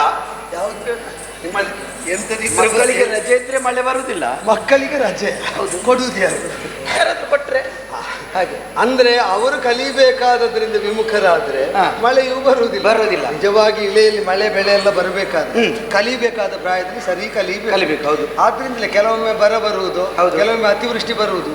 ನಿನ್ನನ್ನು ನೋಡಿದಾಗ ನನಗೆ ಗೊತ್ತಾಗ್ತದೆ ಯಾಕೆ ಅಂತ. ಹೌದು ಅಲ್ವಲ್ಲ? ಈಗ ನನಗಿಂತ ಹೆಚ್ಚು ದೊಡ್ಡ ಸಂಗತಿಯನ್ನು ನೀನು ಕೂಡ ಅಲ್ಲ. ನೀನು ಕಲಿಯುವ ಪ್ರಾಯದಲ್ಲಿ ಯಾರ ಮಡಕೆಗೆ ಕೈ ಹಾಕಿದಲ್ಲ ಯಾರು ನೀನೆ. ಹಾಗೆ ಅಂತ ನನ್ನನ್ನು ಕಲಿಬೇಕಾದ ಕಾಲದಲ್ಲಿ ಗುರುಗಳಲ್ಲಿ ಕಲಿಸಿದ್ದಾರೆ. ಮೊದಲು ಇರ್ಲಿ. ಈಗ ಮಳೆ ಬರ್ತದೆ ಅಂತ ನೀನು ಊಹೆ ಮಾಡುವುದಕ್ಕೆ ನೀನೇನು ಹವಾಮಾನ ತಜ್ಞನ? ಅದಲ್ಲ, ಮತ್ತೆ ಹವಾಮಾನ ತಜ್ಞರು ಹೇಳಿದ ದಿವಸ ಎಲ್ಲ ಮಳೆ ಬರುವುದಿಲ್ಲ. ಆದ್ರಿಂದ ನಾನು ಅವರನ್ನು ಕೇಳಲಿಕ್ಕೆ ಹೋಗುದಿಲ್ಲ. ನೀನೇನು ಅಂತ ವಿಷಯ ಕೇಳಲಿ ಸಿಡಿಲು ಕೇಳ್ತಾ ಉಂಟಲ್ಲ. ಸಿಡಿಲು? ಹೌದು, ಗುಡುಗುಡು ಸ್ವರ ಕೇಳ್ತದೆ. ಗುಡುಗುಡು ಸ್ವರ ಕೇಳಿದ್ರೆಲ್ಲ ಸಿಡಿಲು ಅಂತಲೇ. ಹೌದೌದು, ಲಕ್ಷಣ ಉಂಟು.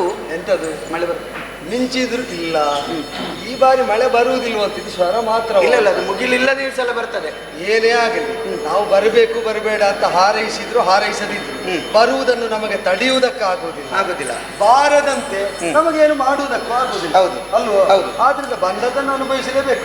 ಈಗ ಮಳೆ ಬಂದ್ರೆ ನಿನ್ನ ಮನೆಗೆ ಏನಾದ್ರೂ ತೊಂದರೆ ಆಗ್ತದ? ನನ್ನ ಮನೆಗೆ ಮಾಡೇ ಇಲ್ಲಲ್ಲ, ಮತ್ತೆ ಮಳೆ ಬಂದ್ರೆ ನನಗೇನು ಚಿಂತೆ? ಅದಕ್ಕಿಂತ ಮನೆ ಇಲ್ಲ ಅಂತ ಹೇಳ್ಬೋದಲ್ಲ ಪುಣ್ಯ. ಮಾಡಿಲ್ಲದ ಮನೆ ಅಂತ ಹೇಳುದು ಯಾಕೆ? ಅಲ್ಲ, ಮಾಡಿಲ್ಲದಿದ್ರೆ ಸಂತೋಷ ಅಲ್ಲ. ನೀರು ತುಂಬಿಸುವ ಕೆಲಸ ಇಲ್ಲಲ್ಲ. ಪಾತ್ರೆ ಇಟ್ಟರೆ ಆಯ್ತು, ನೀರು ತುಂಬತಾ ಇರ್ತದೆ. ಅಲ್ಲ, ಅದಕ್ಕಿಂತ ನೀರು ಅದರೊಳಗೆ ಇದ್ರೆ ಆಯ್ತಲ್ಲ. ನಿನಗಾಗಿದ್ದ ತುಂಬಿಸುವುದು ಯಾಕೆ ನೀರಲ್ಲಿ? ನಿನಗೆ ಅಲ್ಲಿಂದಲೇ ಪಡೆದ್ರೆ ಆಯ್ತು. ಹೇಗೂ ಮಾಡಿಲ್ವಲ್ಲ? ಹೌದು ಅಲ್ಲ, ನೀನು ಸತತವಾಗಿ ಇಲ್ಲೇ ಇರುವವ. ಆದ್ರಿಂದಲೇ ನಿನ್ನ ಮನೆ ಪಾಳು ಬಿದ್ರು ನಿನಗೆ ಗೊತ್ತಾಗುವುದಿಲ್ಲ. ಸಂತತ ಸಹಚಾರಿಯಾಗಿ ಜೊತೆಯಲ್ಲಿರುವವ. ಹೌದು, ಮಳೆ ಬಂದ್ರು ನೆರೆಯಿಂದ ನಾವು ಸಂತ್ರಸ್ತರಾದ ಪಾರುಗಾಣುವುದಕ್ಕೆ ಮಾರ್ಗ ಹುಡುಕುವುದಕ್ಕೆ ನೀನೊಂದು ನನಗೆ ಜೊತೆ ಇದೆಯಲ್ಲ. ಹೌದು, ನಾನು ನಿನ್ನೊಟ್ಟಿಗೆ ಇರ್ತೇನೆ. ನಾವು ಮುಂದೆ ನೋಡುವ ಏನಾದ್ರೂ ಆದೀತು. ಯಾವ ಸ್ವಾಮಿ ಆಯ್ತಲ್ಲ? ಆಯ್ತಂತೆ. ಎಲ್ಲಿಗೆ ಹೋಗುವ? ಆಯ್ತು ಆಯ್ತು ಅಂತ ತಂದಾಗ ನೀ ಹೊರಟದ್ದಿಲ್ಲ. ಅಲ್ಲ ನನಗೆ ಇಲ್ಲದಿದ್ರು ತಡ ಆಗ್ತದೆ. ಆಯ್ತು ಹೋಗುವ. ಇಲ್ಲಿಗೆ ಹೋಗುವ. ಮತ್ತೆ ಆಯ್ತಂತೆ ಊಟಕ್ಕೆ ಗೊತ್ತಾಯ್ತು ಹೋಗುವ. ನೀನು ಊಟಕ್ಕಾಯ್ತು ಅಂತ ಹೇಳಿ. ಇಲ್ಲ, ಅವನಿಗೆ ತಿನ್ನುವುದೇ ಇರುವುದು, ಬೇರೆ ಏನು ಕೆಲಸ ಇಲ್ಲ ಅವನಿಗೆ. ಅಲ್ಲ ಊಟ ತಿನ್ಲಿಕ್ಕೆ ಇರುದಲ್ಲ. ತಿನ್ಲಿಕ್ಕೆ ಇರುದಲ್ಲ ನೀನು. ಅಲ್ವಾ? ಮತ್ತೆ ಎಲ್ಲರೂ ತಿನ್ಲಿಕ್ಕೆ ಇರುದು. ಹೌದೌದು. ಆಯ್ತು ಅಂತ ಅವಳು ಬೇರೆ ಊಟಕ್ಕೆ ಸಿದ್ಧ ಆಯ್ತು ಅಂತ ಹೇಳಿದ್ದಲ್ಲ ನಾನು. ಮತ್ತೆ ಆಯ್ತಾಯ್ತು ಅಂತ ಹೇಳಿದ್ದು. ಆಯಿತಾಯಿತು ಪಂಚ ಪ್ರಾಣ ಪಾಂಡವರೆಂಬ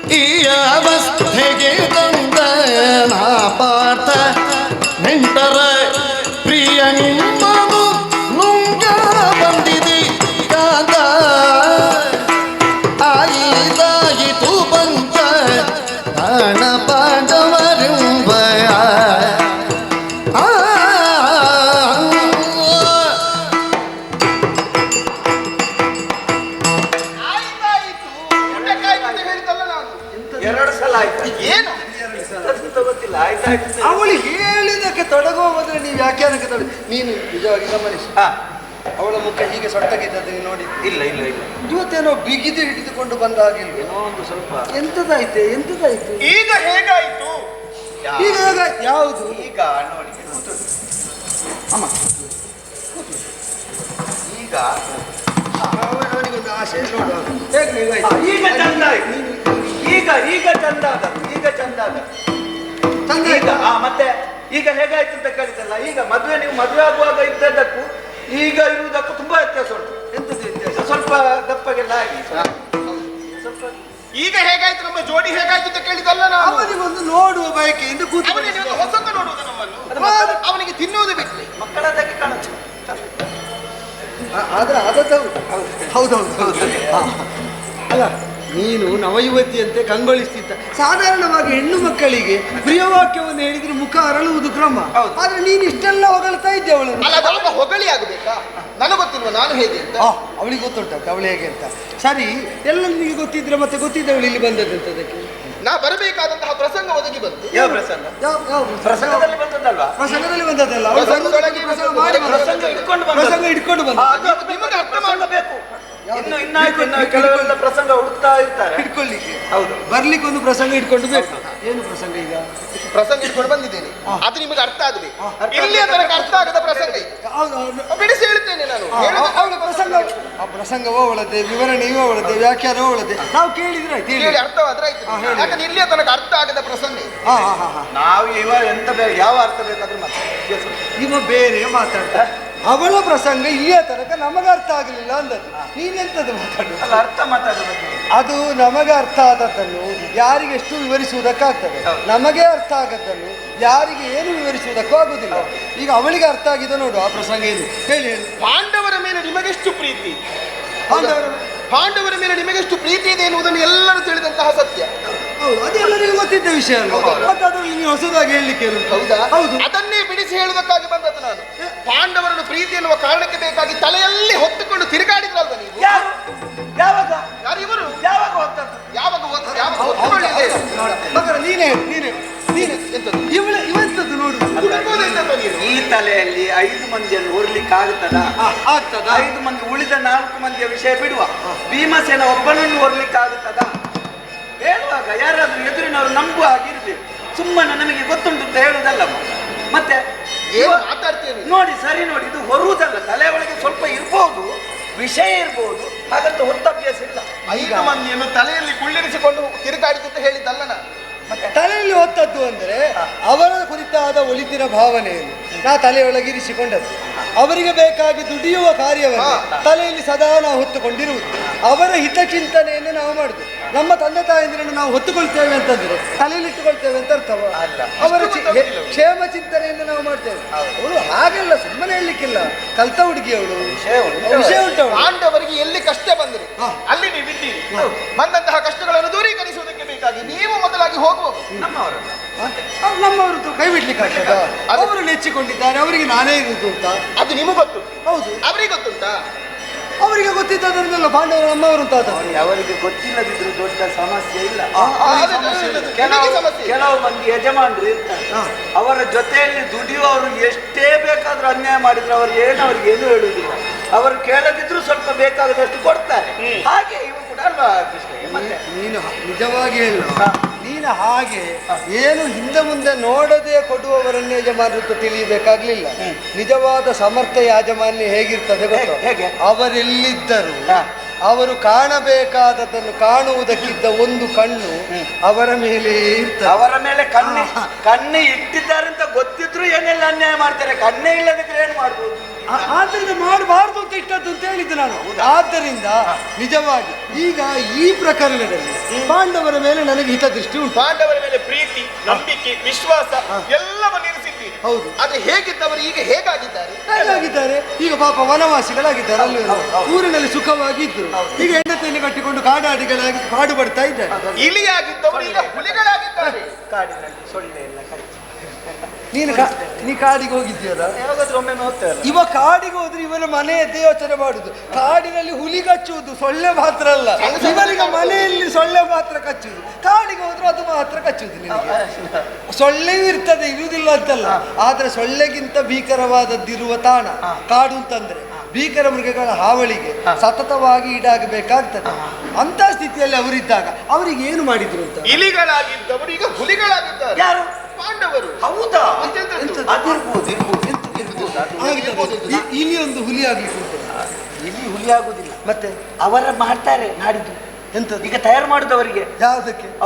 ಅವರು ಬರುವ ತಿಂಗಳಿಗೆ ಹುಲಿ ವೇಷ ಹಾಕ್ತಾರೆ ಕಾಣ್ತದೆ. ಅದಕ್ಕೆಲ್ಲ ತಯಾರು ಮಾಡ್ತಾ ಇದ್ದಾರೆ. ನಾನು ಮೊನ್ನೆ ಹೋಗಿದ್ದೆ, ನನಗೆ ಕೇಳಲೇ ಇಲ್ಲ. ಯಾವುದು? ಅದು ಬಡಿತಾರಲ್ಲ ಟಸೆ, ಅದೆಲ್ಲ ಕೇಳಲೇ ಇಲ್ಲ.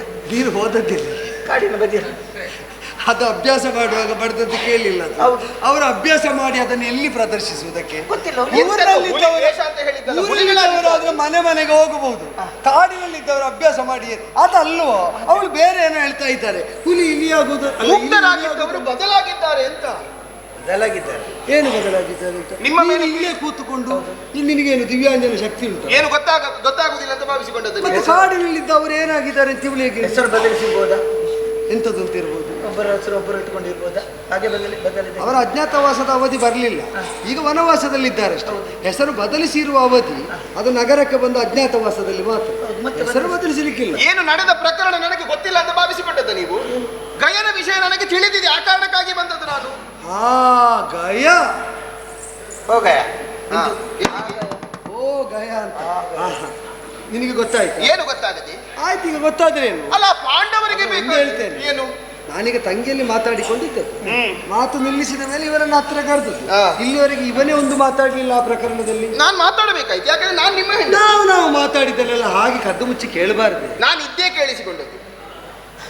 ಅವಳ ಜೋಡೋಲೆ ಭಾಗ್ಯವನ್ನು ಉಳಿಸಿಕೊಳ್ಳಬೇಕಾದ್ರೆ ನಮ್ಮ ಜೋಡೋಲೆ ಭಾಗ್ಯಕ್ಕೆ ಗತಿ ಏನು? 16,008 ಮಂದಿ ನಾವಿದ್ದೇವೆ, ನಮ್ಮ ಜೋಡೋಲೆಗೆ ಯಾರು ಗತಿ? ಅದೀಗ ನಿಮಗೆ ಆತಂಕ ಬಂತು ಅಂತ ನಿನಗೆ ಯಾರು ಹೇಳಿದ್ರು? ಅವಳ ಗಂಡನನ್ನು ಉಳಿಸಬೇಕಾದ್ರೆ ನಿಮ್ಮ ಗತಿ ಏನಾಗುತ್ತದೆ ಸ್ವಾಮಿ? ಅಷ್ಟು ಗೊತ್ತಾಗುದಿಲ್ವ ನಮಗೆ? ನನ್ನ ಗತಿ ಏನಾಗ್ತದೆ? ನೀವು ಪ್ರತಿಜ್ಞೆ ಹಾಕಿದ್ದಾದ್ರೆ ಏನು? ನಾನೇನಾಗ್ತದೆ? ಆ ಗಯನನ್ನು ಕೊಲ್ಲುತ್ತೇನೆ, ಕೊಲ್ಲದಿದ್ರೆ ಅಗ್ನಿಗೆ ಹೋಗುತ್ತೇನೆ ಅಂದ್ರೆ ನಿಮ್ಮ ಪ್ರಾಣವನ್ನು ನೀವು ಕಳೆದುಕೊಳ್ಳುತ್ತೇನೆ. ಅಲ್ಲಿ ತನಕ ಕಾದು ಬಿಡಿಸಿಕೊಳ್ಳಬೇಕಾಗ್ತದೆ. ಅಲ್ಲ, ನಾನು ನಿನ್ನ ಹತ್ರ ಆತ್ಮಹತ್ಯೆ ಮಾಡ್ತೇನೆ ಇಲ್ಲ ಅಗ್ನಿ ಪ್ರವೇಶ ಮಾಡ್ತೇನೆ ಅಂತ ಹೊರಟ. ಏನು ಇನ್ನು ಆಗಲಿಲ್ಲ, ಏನಾಗ್ತದೆ ಅಂತ ಯೋಚನೆ ಮಾಡ್ತಾ ಇರುವಾಗ ನೀನೆಲ್ಲ ಕುಸಿದು ಬಿದ್ದವಳ ಹಾಗೆ. ಅದಕ್ಕೆ ಓಡಾಡಿ ಬಂದದ್ದು ನಾನು. ನೀವು ಆ ಪಾಂಡವರಿಗೆ ಮಾಡಿದಂತಹ ಕೆಲಸ ಕಾರ್ಯಗಳು ಕಡಿಮೆ. ಈಗ ಅವಳು ನನ್ನ ತಂಗಿ ಹೌದಲ್ಲ? ಹೌದು. ತಂಗಿಯ ಗಂಡ ಪಾರ್ಥ ಹೌದಲ್ಲ, ಹೌದು. ಅವರಿಗೂ ನಮಗೊಂದು ವೈಮನಸ್ಸು ಸಾಧ್ಯ ಅಂತ ಆಗಿರುವಾಗ ಆ ಸಮಸ್ಯೆಯ ಬಗ್ಗೆ ಚಿಂತಿಸುವುದು ಚರ್ಚಿಸುವುದು ಅಪರಾಧ ಅಪಚಾರ ಅಂತ ಆಗ್ತದೋ? ಇಲ್ಲ, ಆಗುದಿಲ್ಲ. ಚರ್ಚಿಸುವುದಕ್ಕಾಗಿ ನಾನು ಬಂದದ್ದು. ಅದಕ್ಕಾಗಿ ಅವಳನ್ನು ಕರೆದು ಹೇಳಿದ್ದು, ಏನು ಆಗದಿರುವಾಗ ಅವಧಿ ಇನ್ನು ಮುಂದಿರುವಾಗ ನೀನೆಲ್ಲ ಮುಗಿದವಳಾಗಿ ಯಾಕೆ ಮಾತಾಡಿ? ಆದ್ರೆ ಅವಳಿಗೆ ಹೇಳ್ಬೋದಿತ್ತಲ್ವಾ? ಏನು ಗಂಡನಿಗೆ ನಾನು ಬುದ್ಧಿ ಹೇಳುತ್ತೇನೆ, ಅದನ್ನು ಬಿಟ್ಟು ಅವಳ ಓಲೆ ಬಗ್ಗೆ ಒಡಿಸಿಕೊಳ್ಳೋದಕ್ಕಲ್ವಾ ಅವಳು ಕೇಳಿಕೊಂಡದ್ದು? ಈಗ ಅವಳಿಗಾದ್ರೂ ಬೇರೆ ಯಾರಿದ್ದಾರೆ? ನನಗೆ ಯಾರಿದ್ದಾರೆ? ನಮಗಾದ್ರೂ ನೀವೇ ಅಲ್ವಾ? ಇವಳಿಗೆ ಯಾರು ಇಲ್ಲದೆ ಇದ್ದವಳಾಗಿ ಇವಳಿದ್ದಾಳೆ. ನೋಡಿ, ನೀವಿದ್ದೀರಿ, ನಿಮ್ಮನ್ನು ಬಿಟ್ಟು ಯಾರಿದ್ದಾರೆ? ಅವ ಏನು ಹೇಳ್ತಾನೆ ನೋಡಿ ಅಮ್ಮ, ಏನು ನಿಮಗೆ ಇಲ್ಲಿ ಏನಾದ್ರೂ ಆದ್ರೆ ಅಲ್ಲಿ ಹೋಗ್ಲಿಕ್ಕೆ ಮನೆ ಉಂಟು ಇಲ್ವಾ? ಹೋಗ್ಬೋದಲ್ಲ? ಹೌದಲ್ಲ? ಅವ ಕುಂಡಿನಾಪುರ ಕೇಳಿ ಹೋಗ್ಬೋದಲ್ಲ? ಅವರಿಗೆ ಹಾಗಲ್ಲ, ಅವರ ಕಾಡಿನಲ್ಲಿಲ್ವಾ? ಮತ್ತೆ ಅವರಿಲ್ಲೇ ಕಾಡಿನಿಂದ ಕಾಡಿಗೆ ಹೋಗಬೇಕಲ್ಲದ ಊರಿಗೆ ಬರುವ ಸ್ಥಿತಿಯಲ್ಲಿ ಅವರಿಲ್ಲವಾದ ಇಲ್ಲ. ಹತಾಶರಾಗಿ ಗತಿಹೀನರಾಗಿರುವ ಬಗ್ಗೆ ಅವರ ಬಗ್ಗೆ ಸ್ವಲ್ಪ ಕರುಣೆ ತೋರಿಸಿದ ಅದು ಅಷ್ಟಾಪಚಾರ ಮೇಲೆ ಎಲ್ಲ ಇದ್ದವರಿಗೆ ಅಷ್ಟ ಅಹಂಕಾರ ಇರಬಾರ್ದು ಅಲ್ವಾ? ನಮ್ಮಲ್ಲಿ ಉಂಟು ಅಂತೇಳಿ ಒಟ್ಟು ಮಾತಾಡಬಾರ್ದು. ಅವರಿಗೆ ಏನೋ ಸ್ವಲ್ಪ ಕರುಣೆ ಭಾವ ತೋರಿಸಿದ್ರೆ ಅದು ತಪ್ಪುತ್ತೇಳಿ. ನೀವು ಕರುಣೆ ತೋರಿಸಿ ಮಾಡಿದಂತಹ ಕೆಲಸಗಳು ಒಂದೇ ಎರಡು ಹೇಳಿ. ಏನು ಮಾಡಿದ್ದೀರಿ? ಬಲಭದ್ರ ಸ್ವಾಮಿಯ ವಂಚಿಸಿ ತಂಗಿಯ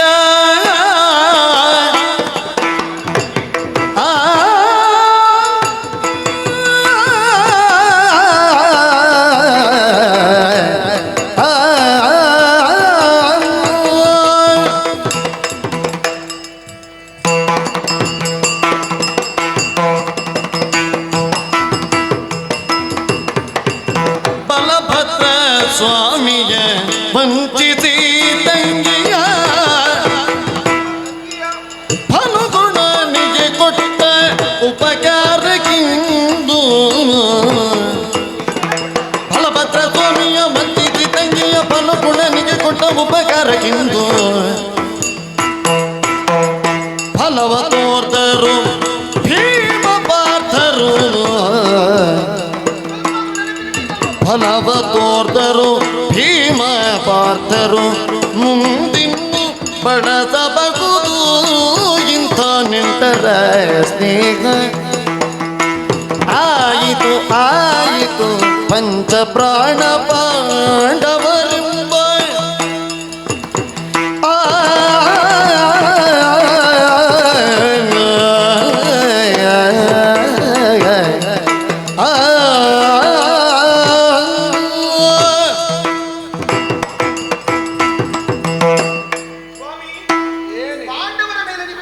ಅತೀವವಾದಂತಹ ಪ್ರೀತಿ ಉಂಟು, ನನಗೆ ಗೊತ್ತುಂಟು.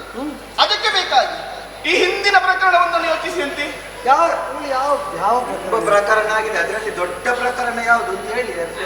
ಅಲ್ಲ, ತುಂಬಾ ಪ್ರಕರಣ. ನಿನ್ನ ಬದುಕಿನ ಪ್ರಕರಣ ಹೇಳಿದ್ದಲ್ಲ, ನನ್ನದನ್ನು ಹೇಳ್ತಾ ಇರುವುದಲ್ಲ ವಿಷಯ. ಹೌದೌದು, ನಿನ್ನ ಅವನ ಬದುಕಿನಲ್ಲಿ ತುಂಬಾ ಪ್ರಕರಣ ಆಗಿದೆ. ಹೇಗೋ ದಾಟಿ ಇಲ್ಲಿಯ ತನಕ ಬಂದಿದ್ದೇನೆ. ನೀನು ಅದು ಯಾವಾಗ? ಅದು ಮೊದಲು ಎಂತದಕ್ಕೆ ಆತ್ಮಹತ್ಯೆ ಮಾಡುವ. ಅದು ಗೊತ್ತಾಯ್ತು, ಸಾಯ್ಲಿಕ್ಕೆ ಹೋಗುದಾದ್ರೆ ಹಾಗೆ. ಅಷ್ಟು ಹತಾಶೆ ಯಾವ ಪ್ರಕರಣಕ್ಕೆ ಬಂದದ್ದು ಅಂತ ಕೇಳಿದೆ. ಅದರ ಬಗ್ಗೆ ಹೇಳಿ ಸುಖ ಇಲ್ಲ. ಮತ್ತೆ ಗೊತ್ತಾಯ್ತು ನನಗೆ, ನನ್ನಲ್ಲಿ ಆತ್ಮ ಇಲ್ಲ, ಸುಮ್ಮನೆ ಯಾಕೆ ಹಗ್ಗ ಹಾಳು ಮಾಡ್ತೀನಿ. ಹೌದು, ಆತ್ಮ ಇಲ್ಲದವ ಹತ್ಯೆ ಮಾಡುದು ಯಾವುದನ್ನು. ಈಗ ನನ್ನ ಬದುಕಿನ ಯಾವ ಪ್ರಕರಣ ನೀನು ಹೇಳು? ಅಣ್ಣನ ಮುಖಕ್ಕೆ ಮಸಿ ಬಳಿದ ವಿಚಾರ. ಯಾರಿಗೆ? ಅಣ್ಣನಿಗೆ? ಯಾವ ಯಾವ ಪ್ರಕರಣ ಹೇಳುದು? ನಾನು ಯಾವಾಗ ಮಸಿ ಬೆಳಿದದ್ದು? ಯಾವಾಗ ಮಸಿ ಬಂದದ್ದು? ಮತ್ತೆ ನೀನೊಂದು ಕೃಷ್ಣ ಏನು ಉಂಟು ನಮ್ಮಲ್ಲಿ ಎಲ್ಲ ವಿಷಯ ಹೆಂಡತಿಯಲ್ಲಿ ಹೇಳಿಬಿಡ್ತ.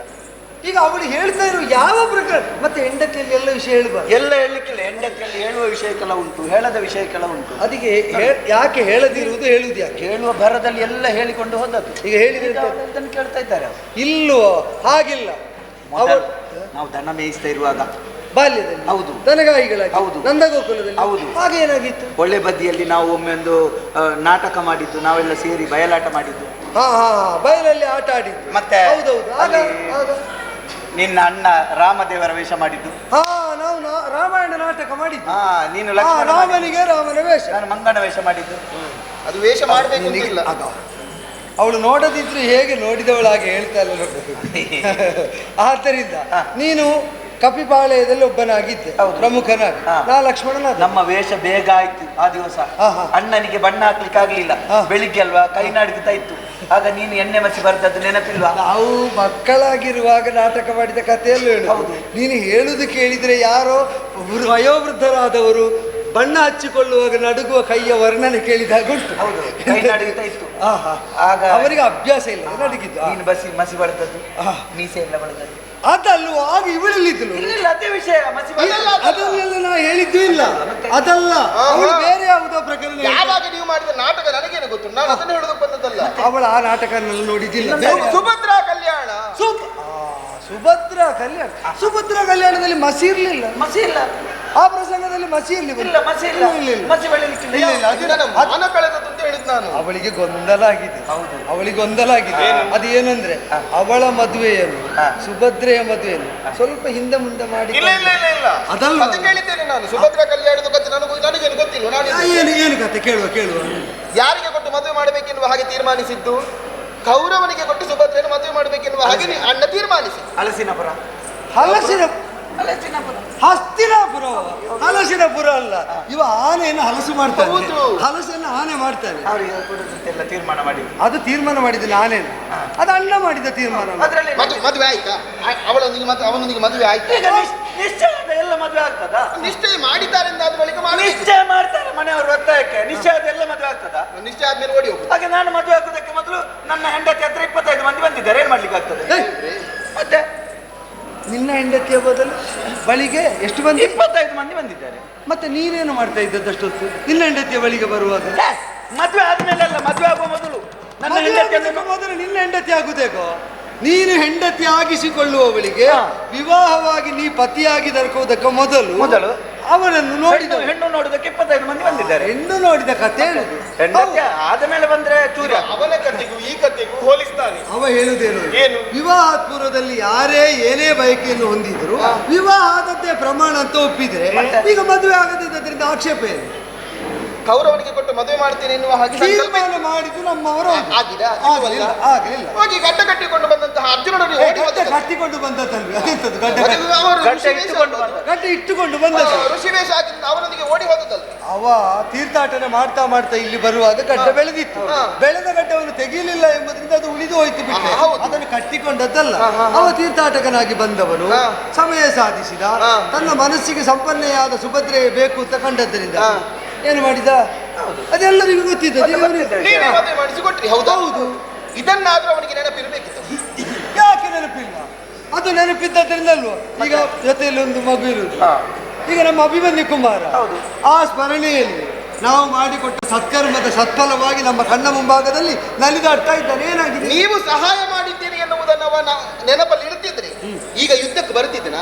ನಿಮ್ಮ ಶತ್ರು ಎನ್ನುವುದನ್ನು ತಿಳಿದಾದ ಬಳಿಕವ ಆಶ್ರಯ ಕೊಡುತ್ತಿದ್ದನು. ಅಲ್ಲ, ಒಂದು ಮದುವೆ ಮಾಡಿಸಿದ್ದ. ಹೌದು.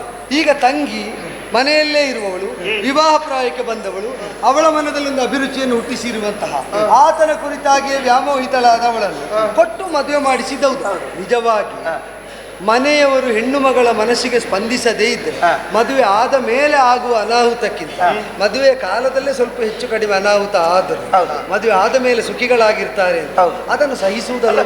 ಒಮ್ಮೆ ಒಂದು ಕೆಲಸ ಮಾಡಿದ್ರೆ ಮತ್ತೆ ಅದು ಅವರು ಅದನ್ನೇ ಮಾಡ್ತಾ ಇರುವುದು. ಮಾಡಿ ಆಯ್ತು. ಆ ಉಪಕಾರ ಸ್ಮರಣೆಯಿಂದಲೇ ಅವರು ಯಥೇಷ್ಟವಾಗಿ ನಮಗೆ ಮಾಡಿ ಆಯ್ತಲ್ಲ. ನಾವೀಗ ದೋಣಿಯಲ್ಲಿ ಹೋಗ್ತೇವೆ. ಹೊಳೆ ದಾಟಿದ ಮೇಲೆ ದೋಣಿಯಲ್ಲಿ ನಾವು ಹೋಗಿದ್ದೇವೆ ಅಂತ ಹೇಳಿ ದೋಣಿಯನ್ನು ಬೆನ್ನಿಗೆ ಕಟ್ಟಿಕೊಂಡು ತಿರುಗಲಿಕ್ಕೆ ಆಗ್ತದೆ? ಎಲ್ಲಿಯಾದ್ರೂ ದಾರಿಯಲ್ಲಿ ಹೋಗುವಾಗ ನಮಗೆ ಭಯ. ಉಪಕಾರ ಸ್ಮರಣೆ ಎನ್ನುವುದು ಬೇಕು ತಾನೆ. ಉಪಕಾರ ಮಾಡಿದವರಿಗೆ ಪ್ರತ್ಯುಪಕಾರ ಮಾಡುವುದಕ್ಕೆ ಆಗದಿದ್ರು ಈಗ ಉಪಕಾರ ಅಂತ ಅದನ್ನು ಹೇಳುವುದಕ್ಕಾಗುವುದಿಲ್ಲ. ನಮಗೂ ತಂಗಿಯ ಮದುವೆ ಆಗಬೇಕಿತ್ತು, ಅವನಿಗೂ ಅವನ ಮದುವೆ ಆಗಬೇಕಿತ್ತು. ಪರಸ್ಪರರು ಕೂಡಿಕೊಂಡು ಆ ವಿವಾಹವನ್ನು ಆಗಗೊಟ್ಟೆವು. ಇಬ್ಬರಿಗೂ ಉಪಕಾರ ಆಗಿದೆ. ಅದು ಬಿಟ್ಟು ಬೇರೆ ಏನು ಮಾಡಿದ್ದೇನೆ? ಕೇವಲ ಅಷ್ಟೇ ಮಾಡಿದ ನೀವು, ಬೇರೆ ಏನು ಮಾಡಲಿಲ್ಲ. ಭೂಮಿ ಪಾಲರು ಗೆಲ್ದು ತಂತ ವಸ್ತುವನೆಲ್ಲ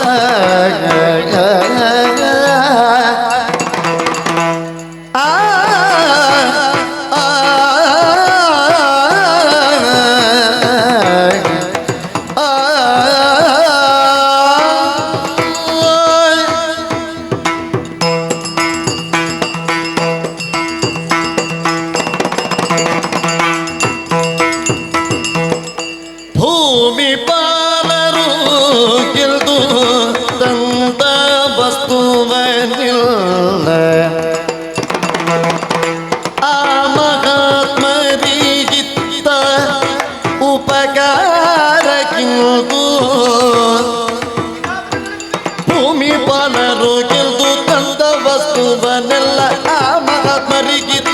ಉಪಕಾರಕ್ಕಿಂತೂ ಭೀಮ ಪಾರ್ಥರು ಲೇಸು ಕಾರ್ಯವ ಮಾಡಿದರು. ಭೀಮ ಪಾರ್ಥರು ಲೇಸು ಕಾರ್ಯವ ಮಾಡಿದರು. ಈ ಮಾತು ಸೊಗಸಾಗಿತಲ್ಲವೇ ಕಾಂತ,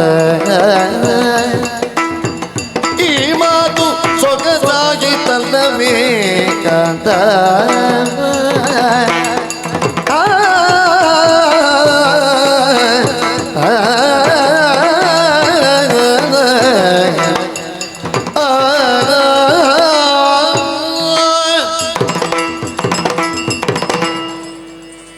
ಕೇವಲ ಅಷ್ಟೇ ಅಲ್ಲ, ಒಂದು ಮದುವೆ ಮಾಡಿಸಿಕೊಟ್ಟದ್ದನ್ನೇ ಮಹಾಪರಾಧ ಅಂತ ಹೇಳುವುದಕ್ಕೆ ತೊಡಗಿದರೆ ಮದುವೆ ನಾನು ಮಾಡಿ ಮಾಡಿದ್ದೇನೆ. ಅಪರಾಧವಲ್ಲ, ಮತ್ತೆ ಅದರ ಕುರಿತಾಗಿ ಅವರಿಗೆ ನೆನಪಿಲ್ಲ ಅಂತ ಹೇಳಿದ್ದು ನಾನು. ಈಗ ಮದುವೆ ಮಾಡಿಸಿಕೊಟ್ಟ ಕೃತಜ್ಞತೆಯಿಂದಲೇ ನಮ್ಮ ಮನೆಯಲ್ಲಿ ಸುಭದ್ರೆ ಇರುವುದು ಹೌದಲ್ಲ. ಹೌದು. ಈಗ ಅದು ಬಿಟ್ಟು ನಾನೇನು ಮಾಡಿದ್ದೇನೆ ಅಂತ ಈಗ ಪಾಂಡವರ ಹಿತ ಚಿಂತನೆಯಿಂದ ಏನು ನಿಮಗೆ ಯಾವುದು ನಮ್ಮನ್ನು ಬದಿಗಿರಿಸಿ ನಾನು ಅವರಿಗೆ ಏನು ಉಪಕಾರ ಮಾಡಿಕೊಟ್ಟೆ? ನೀವೊಂದು ಅಶ್ವಮೇಧ ಯಾಗವನ್ನು ಕೈಗೊಂಡವರು ನೆನಪುಂಟಾ? ದಿನ ಅಶ್ವಮೇಧ ಒಂದೇ ದಿವಸದಲ್ಲಿ ದಿವಸದಲ್ಲಿ ಮಾಡಿ ಮುಗಿಸುವ ಹೌದು ಅಶ್ವಮೇಧ. ಹೌದು. ಆ ಅಶ್ವಮೇಧದಲ್ಲಿ ಎಷ್ಟು ಕಡೆಯಿಂದ ಎಷ್ಟು ದೇಶಗಳಿಂದ ಕಪ್ಪ ಕಾಣಿಕೆ ಎಲ್ಲವೂ ಹರಿದು ಬಂತು. ಹೌದು ತಾನೆ? ಹೌದು. ಹರಿದು ಬಂದಂತಹ ಕಪ್ಪ ಕಾಣಿಕೆಯಲ್ಲಿ ಇದು ಈ ಸತ್ಯಭಾಮಿಗೆ, ಇದು ರುಕ್ಮಿಣಿಗಿರಿ ಎನ್ನುವ ಹಾಗೆ ಹೇಳಿದ್ದಲ್ಲ ನೀವು. ಇದು ನನ್ನ ತಂಗಿ ಸುಭದ್ರಗಿರಣಿ ಎನ್ನುವ ಹಾಗೆ ಎಲ್ಲವನ್ನು ಕೊಟ್ಟು ಕೊಟ್ಟು ಕೊಟ್ಟು ಕಳುಹಿಸಿ ಕೊಟ್ಟಿದ್ದೀರಲ್ಲ ನೀವು. ಅದೊಂದು ಶಿಷ್ಟಾಚಾರ ಅಲ್ವೇ? ಯಾವುದು ಈಗ ಮನೆಯಲ್ಲಿ ಒಂದು ಮಂಗಲೋತ್ಸವ ಆಗುವಾಗ ಬೇರೆಲ್ಲ ಕಾಣಿಕೆ ಬರ್ತದೆ. ಆಪ್ತೇಷ್ಟರಾದವರು ಬಂದು ಒಡಗೂಡಿ ಆ ಕಾರ್ಯಕ್ರಮವನ್ನು ಸುಂದರವಾಗಿಸಿದ ಮೇಲೆ ಅವರಿಗೆಲ್ಲ ಒಂದು ಬಳುವಳಿ ಅಂತ ಕೊಡುವ ಕ್ರಮ ಎಲ್ಲ ನನಗೆ ಕೊಟ್ಟಿದ್ದಾರೆ. ನನಗೆ ಕೊಟ್ಟಿದ್ದಾರೆ ಮದುವೆಗೆ ಬರುವಾಗ. ನಿನಗೆಂತದ್ದು? ನನಗೆ ಕೊಟ್ಟಿದ್ದಾರೆ ಮದುವೆ ಆದ ಮೇಲೆ ಮತ್ತೆ ಯಾವುದು? ಎಷ್ಟು ಕೊಟ್ಟಿದ್ದಾರೆ? ಎರಡು ಗಾಡಿಯಲ್ಲಿ ಇಟ್ಕೊಂಡು ಬಂದೆ. ನಿನಗೆ ಅಷ್ಟರಲ್ಲಿ ಹಿಡ್ಕೊಂಡು ನಿನಗೆ ಬಳುವಳಿ ಬಂದಿದೆ? ಹೌದು. ಏನು ಬಳುವಳಿ ಬಂದಿದೆ? ಒಂದು 4 ಗೋಣಿ ಹಲಸಿನ ಬೀಜ, 25 ಇಡಿಸುಡಿ, ಮತ್ತೆ ಸೌತೆ, ಇಂಥದ್ದೆಲ್ಲ ಎಲ್ಲ ಕೊಟ್ಟಿದ್ದಾರೆ. ಒಂದು ಅದೇ ಕಡಿಗೆಗಳು. ಕೊಟ್ಟದ್ದು. ನೀನು ಆಲೋಚನೆ ಮಾಡಬೇಕಾದ ಅದಲ್ಲ. ಮತ್ತೆಂತದ್ದು? ಅವನನ್ನು ನೋಡಿಕೊಂಡು ಅವನ ಹೆಂಡತಿಯ ಸ್ಥಿತಿಗತಿಗೆ ಅನುಗುಣವಾಗಿ ಅವಳ ಬಾಲಕರಾದವರು ಬೇಕಾದ್ದನ್ನು ಯಥೇಷ್ಟವಾಗಿ ಕೊಟ್ಟಿದ್ದಾರೆ. ಅದು ನಮಗೆ ವಿಷಯ ಅಲ್ಲ. ಅವನಿಗೆ ಅಷ್ಟು ಸಿಕ್ಕಿರುವಾಗ ಮತ್ತೆ ಈಗ ಸುಭದ್ರೆಗೆ ನಾವು ಎಷ್ಟು ಕೊಟ್ಟರು ಕಡಿಮೆ ಅಲ್ಲ. ಕಡಿಮೆ ಅಲ್ವಾ? ನೀವು ಇವನಿಗೆ ಇಷ್ಟು ಸಿಕ್ಕಿದೆ. ಮತ್ತೆ ನೀವು 50,000 ಕೊಡುವುದು, ನನಗೆ 5,000 ಸಿಗುವುದು ಒಂದೇ. ಅದು ನಾನು ಅವಳಿಗೆ ಅಷ್ಟು ಅಲ್ಲ, ಹಾಗೆ ನೀವು ಅಷ್ಟು ಕೊಡುವುದು, ನನಗೆ ಇಷ್ಟು ಸಿಗುವುದು ಒಂದೇ. ಸಮಾನ. ಮತ್ತೆ ಸಾಮಾಜಿಕವಾದ ಸ್ತರವನ್ನು ಅವಲೋಕಿಸಿ ಇಷ್ಟು ಬಂದಿ ಹಾಗೆ ಅಂತ ಕೊಟ್ಟದ್ರಲ್ಲಿ ಮಿಕ್ಕದ್ದೆಲ್ಲ ನಮ್ಮ ಭಂಡಾರಕ್ಕೆ ಹೋದ. ಅದು ಕೊಟ್ಟದ್ದೇ ಹೆಚ್ಚಾದ್ರೆ ಉಳಿಯುವುದಿಲ್ಲ ಇನ್ನೊಂದು ಬೇಕಲ್ಲ. ಈಗ ಕೊಟ್ಟದ್ದರಿಂದ ಅವರು ಸೌಹೃದದಿಂದ ಇರುವಾಗ ನಮಗೆ ಸಹಾಯಿಗಳಾಗಿ ಒದಗುವಾಗ ಬಳುವಳಿಯಾಗಿ ಕೊಟ್ಟಿದ್ದೇನೆ. ಅಷ್ಟು ಕೊಡುವುದು ಶಿಷ್ಟಾಚಾರದಲ್ಲುಂಟು. ಹಾಗೆ ಕೊಟ್ಟದ್ರಿಂದ ಈಗ ಕೊಟ್ಟದ್ದು ನೆನಪುಂಟು ಅವರಿಗೆ? ಕೊಟ್ಟದ್ದು ನೆನಪಿಡ್ತಿದ್ರೆ ಈಗ ತುಂಬಾ ವಸ್ತು ಎಲ್ಲ ಕೊಟ್ಟಾಗ ಅದರಲ್ಲಿ ಒಂದೆರಡು ಮರೆತು ಹೋಗ್ತದೆ. ಏನು ಮಾಡ್ಲಿಕ್ಕೆ ಯಾವುದು ಕೊಟ್ಟಿದ್ದೀರಿ ನೆನಪುಂಟು ಅಂತ ಕೇಳಿದ್ದಲ್ಲ, ಮತ್ತೆ ನಿಜವಾಗಿ ಸ್ಮರಣೆ ಉಂಟು ಅಂತ ಕೇಳಿದ್ದು. ಕೊಟ್ಟವರಿಗೆ ತಾವು ಕೊಟ್ಟಿದ್ದೇವೆ ಎಂಬುದು ನೆನಪಿನಲ್ಲೇ ಇರಕೂಡದಂತೆ. ಹೌದು ಅಲ್ವೋ? ನಾವು ಕೊಟ್ಟಿದ್ದೇವೆ ಅಂತ ಹೇಳ್ತವರು ನಾವು ಈ ಕೈಯಲ್ಲಿ ಕೊಟ್ಟದ್ದು ಈ ಕೈಗೆ ಗೊತ್ತಾಗಬಾರ್ದು ಅಂತ ಹೇಳ್ತಾ ಇರ್ತಾರೆ. ಮಾತ್ರ ಅಲ್ಲ, ಪಡೆದವರು ಹಾಗೆ ಪಡೆದವರು ಸದಾ ನೆನಪಿಸಿಕೊಳ್ಳಬೇಕು. ಈಗ ಅವರು ನೆನಪಿಸಿಕೊಳ್ಳಬೇಕು, ಸತ್ಯ ಅಲ್ಲ. ನೆನಪುಂಟು ಅಂತ ಹೇಳಿ ಇದ್ದಲ್ಲೆಲ್ಲ ಹೇಳಲಿಕ್ಕೆ ಆಗ್ತದೆ. ಅವರು ಅದನ್ನು ಕೊಟ್ಟಿದ್ದಾರೆ, ಇದನ್ನು ಕೊಟ್ಟಿದ್ದಾರೆ. ಅಮ್ಮ ವಿಷಯ ಈಗ ಹೇಳಲಿಕ್ಕಿಲ್ಲ. ಈಗ ಒಬ್ರು ಕೊಡ್ತಾರೆ ಅಂತ ಗೊತ್ತಾದ್ರೆ 4 ಜನರ ಮುಂದೆ ಅವರು ಕೊಟ್ಟಿದ್ದಾರೆ ಅಂತ ಹೇಳಿದ್ರೆ ಮರು ದಿವಸ ಸಾಲಿರ್ತದೆ. ಎಲ್ಲ ಬಂದು ಕೊಡಿ ಕೊಡಿ ಕೊಡಿ ಅಂತ ಕೇಳುವವರೇ ಆದ್ದರಿಂದ ಗುಪ್ತದಾನಿಗಳ ಸಂಖ್ಯೆ ವೃದ್ಧಿಯಾಗ್ತಾ ಉಂಟು. ಒಂದು ಇಷ್ಟಕ್ಕೂ ಅವರು ಕೃತಜ್ಞತೆಯಿಂದ ಈಗ ನಮಗೆ ಏನಾದ್ರು ಸಿಕ್ಕಿದೆ ನೋಡಿ, ಇದು ಇಬ್ರು ನನಗೆ ಕೊಟ್ಟದ್ದು, ಇದು ನನಗೆ ಇಲ್ಲಿ ಸಿಕ್ಕಿದ್ದು ಅಂತ ಹಾಗೆ ಹೇಳ್ತಾ ಬರ್ತೇವೆ. ಇಲ್ಲ, ನಿಜವಾಗಿ ಕೊಟ್ಟದ್ದರಲ್ಲಿ ಕೊಟ್ಟವರ ಕುರುಹೇನಾದ್ರೂ ಇದ್ದರೆ ಅದನ್ನು ಅಳಿಸಿ ಉಪಯೋಗಿಸುವ ವರ್ಗ ಈಗ ಹೆಚ್ಚಿನ ಹೆಸರು ಬರ್ತಿದ್ರೆ ಅದನ್ನು ಹೀಗೆ ತೆಗೆದು ಆಮೇಲೆ ಅವರು ಪಡ್ಕೊಂಡದನ್ನು ನನಗೆ ನೀವು ಕೊಟ್ಟಿದ್ದೀರಿ ಎನ್ನುವ ಹಾಗೆ ಹೇಳಿಕೊಂಡು ಬರಲಿಕ್ಕೆ ಹೇಳಿದ್ದಲ್ಲ ನಾನು. ಈಗ ಪಡ್ಕೊಂಡಿದ್ದೇನೆ ಎನ್ನುವಂತಹ ಒಂದು ಉಪಕಾರ ಸ್ಮರಣೆ ಅದು ಅವರಿಗೆ ಬೇಕಿತ್ತು.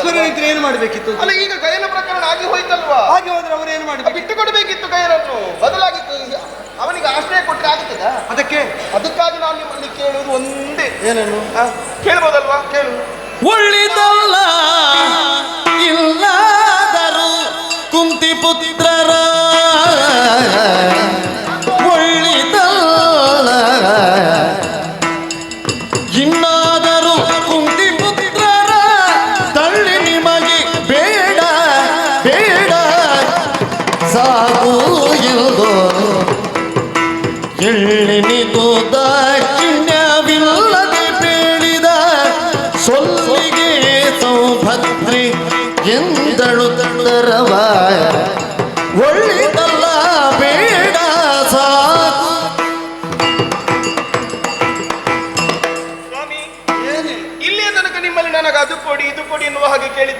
ನೀನು ಇಲ್ಲಿಯ ತನಕ ಈಗ ಬಂದು ಬಿರುಸಿನಿಂದ ಮಾತಾಡಿದ್ದೇನೆ. ಈಗ ಕೇಳಿಕೊಳ್ಳುತ್ತಾ ಇದ್ದೇನೆ, ನಡೆಸಿಕೊಡುತ್ತೀರಾ? ನೀನು ಹೌದು. ಹೆಂಡತಿ ವಿಷಯ ಎಲ್ಲ ನಡೆಸಿಕೊಡ್ತೇನೆ. ನಡೆಸಿಕೊಡುವ, ನಡೆಸಿಕೊಡೋದು. ಹೇಳ್ಬೇಡ ಪುಣ್ಯಾತ್ಮ, ಹೇಳ್ಬೇಡ. ಹೆಂಡತಿ ಅಲ್ವೇನೋ? ಆಪ್ತಳಾದ ಹೆಂಡತಿ ಕೇಳಿದ್ರು ನಡೆಸಿಕೊಡ್ಬೇಡ. ಹೆಂಡತಿ ಎಲ್ಲ ಕೇಳಿದ್ದನ್ನು ಆಗ್ತದೆ ಅಂತ ಹೇಳಬಾರ್ದು. ಹೇಳಿದ್ರೆ ಮತ್ತೆ ಹೇಳಿದ್ರೆ ನನ್ನ ಪರಿಸ್ಥಿತಿ ಬರ್ತದೆ. ನೋಡೋರು ಹೇಳ್ತಾರೆ ಅವ ಹೆಂಡತಿ ಗುಲಾಮ್ ಅಂತ ಎಲ್ಲ ಹೇಳಿಕೊಂಡು ಬರ್ತಾರೆ. ನೀನು ಈಗ ಹೆಂಡತಿಗೆ ತುಂಬ ಕೊಟ್ಟಿದ್ಯಾ? ಹೌದು, ಕೇಳಿದ್ದೆಲ್ಲ ಕೊಟ್ಟಿದ್ಯಾ? ಎಲ್ಲ ಕೊಟ್ಟೆ ಈಗ ಆಯ್ತು ನಾನೀಗ. ಆದರೆ ಒಂದುಂಟು, ಹೆಂಡತಿ ನಮ್ಮ ಕಷ್ಟ ಸುಖಗಳನ್ನು ಹಂಚಿಕೊಳ್ಳುವವಳು ಹೌದು ಅಂತ ಆದ್ರೆ ನಮಗೆ ಸಿಕ್ಕಿದ್ದಲ್ಲ ಅವಳದೇ ಅಲ್ವೇನೋ? ಇನ್ನೊಂದು ವಿಷಯ ಗೊತ್ತುಂಟ, ಎಂತದ್ದು? ಈ ಪ್ರಪಂಚದಲ್ಲಿ ಯಾವುದು ಹೇಗೆ ಏನು ಅಂತ ತಿಳಿಯದ ಒಂದು ವಸ್ತು ಅಂತ ಇದ್ರೆ ಅದು ಹೆಂಡತಿ ಮಾತ್ರ ಅಂತ ನಿನ್ನ ಸ್ವಾನುಭವ. ಮತ್ತೆ ನಮಗೆ ಈಗ ಒಂದು ಹುಲಿಯನ್ನು ನೋಡುವಾಗ ಹೇಳಲಿಕ್ಕಾಗ್ತದೆ ಹುಲಿ ನಮ್ಮನ್ನು ಕೊಲ್ತದೆ, ತಿಂತದೆ. ಒಂದು ಕತ್ತೆಯನ್ನು ನೋಡುವಾಗ ಹೇಳಲಿಕ್ಕಾಗ್ತದೆ ಕತ್ತೆ ನಮಗೆ ಒದೀತದೆ. ಒಂದು ನಾಯಿಯನ್ನು ನೋಡುವಾಗ ಹೇಳಲಿಕ್ಕಾಗ್ತದೆ ಇದು ನಮಗೆ ಕಚ್ಚುತ್ತದೆ ಅಂತ. ಆದ್ರೆ ಮದುವೆ ಆದ ದಿವಸದಿಂದ ಸಾಯುವವರೆಗೆ ಏನು ಹೇಗೆ ಅಂತ ತಿಳಿದಿದ್ದಕ್ಕೆ ನಮಗೆ ಅಸಾಧ್ಯವಾದ ವಸ್ತು ಅಂತ ಹೇಳಿದ್ರೆ ಅದು ಹೆಂಡತಿ. ಎಷ್ಟೊತ್ತಿಗೆ ಕಚ್ಚುತ್ತದೆ, ಎಷ್ಟೊತ್ತಿಗೆ ತಿಂತದೆ, ಎಷ್ಟೊತ್ತಿಗೆ ಒದಿತದೆ ಹೇಳಲಿಕ್ಕೆ ಆಗುದಿಲ್ಲ. ಗೊತ್ತುಂಟ? ಅದು ಪ್ರಾಣಿಯಲ್ಲೂ ಹೌದು, ಸಹವಾಸವನ್ನು ಮಾಡುವ ಒಂದು ಜೀವಿ. ಎಂತದ ಹೆಂಡತಿಯ ನಿನ್ನ ಹೆಂಡತಿಯರ ಹಾಗೆ ಇರ್ತಾರೆ, ನಮ್ಮಂತವ್ರು ಇರ್ತಾರೆ.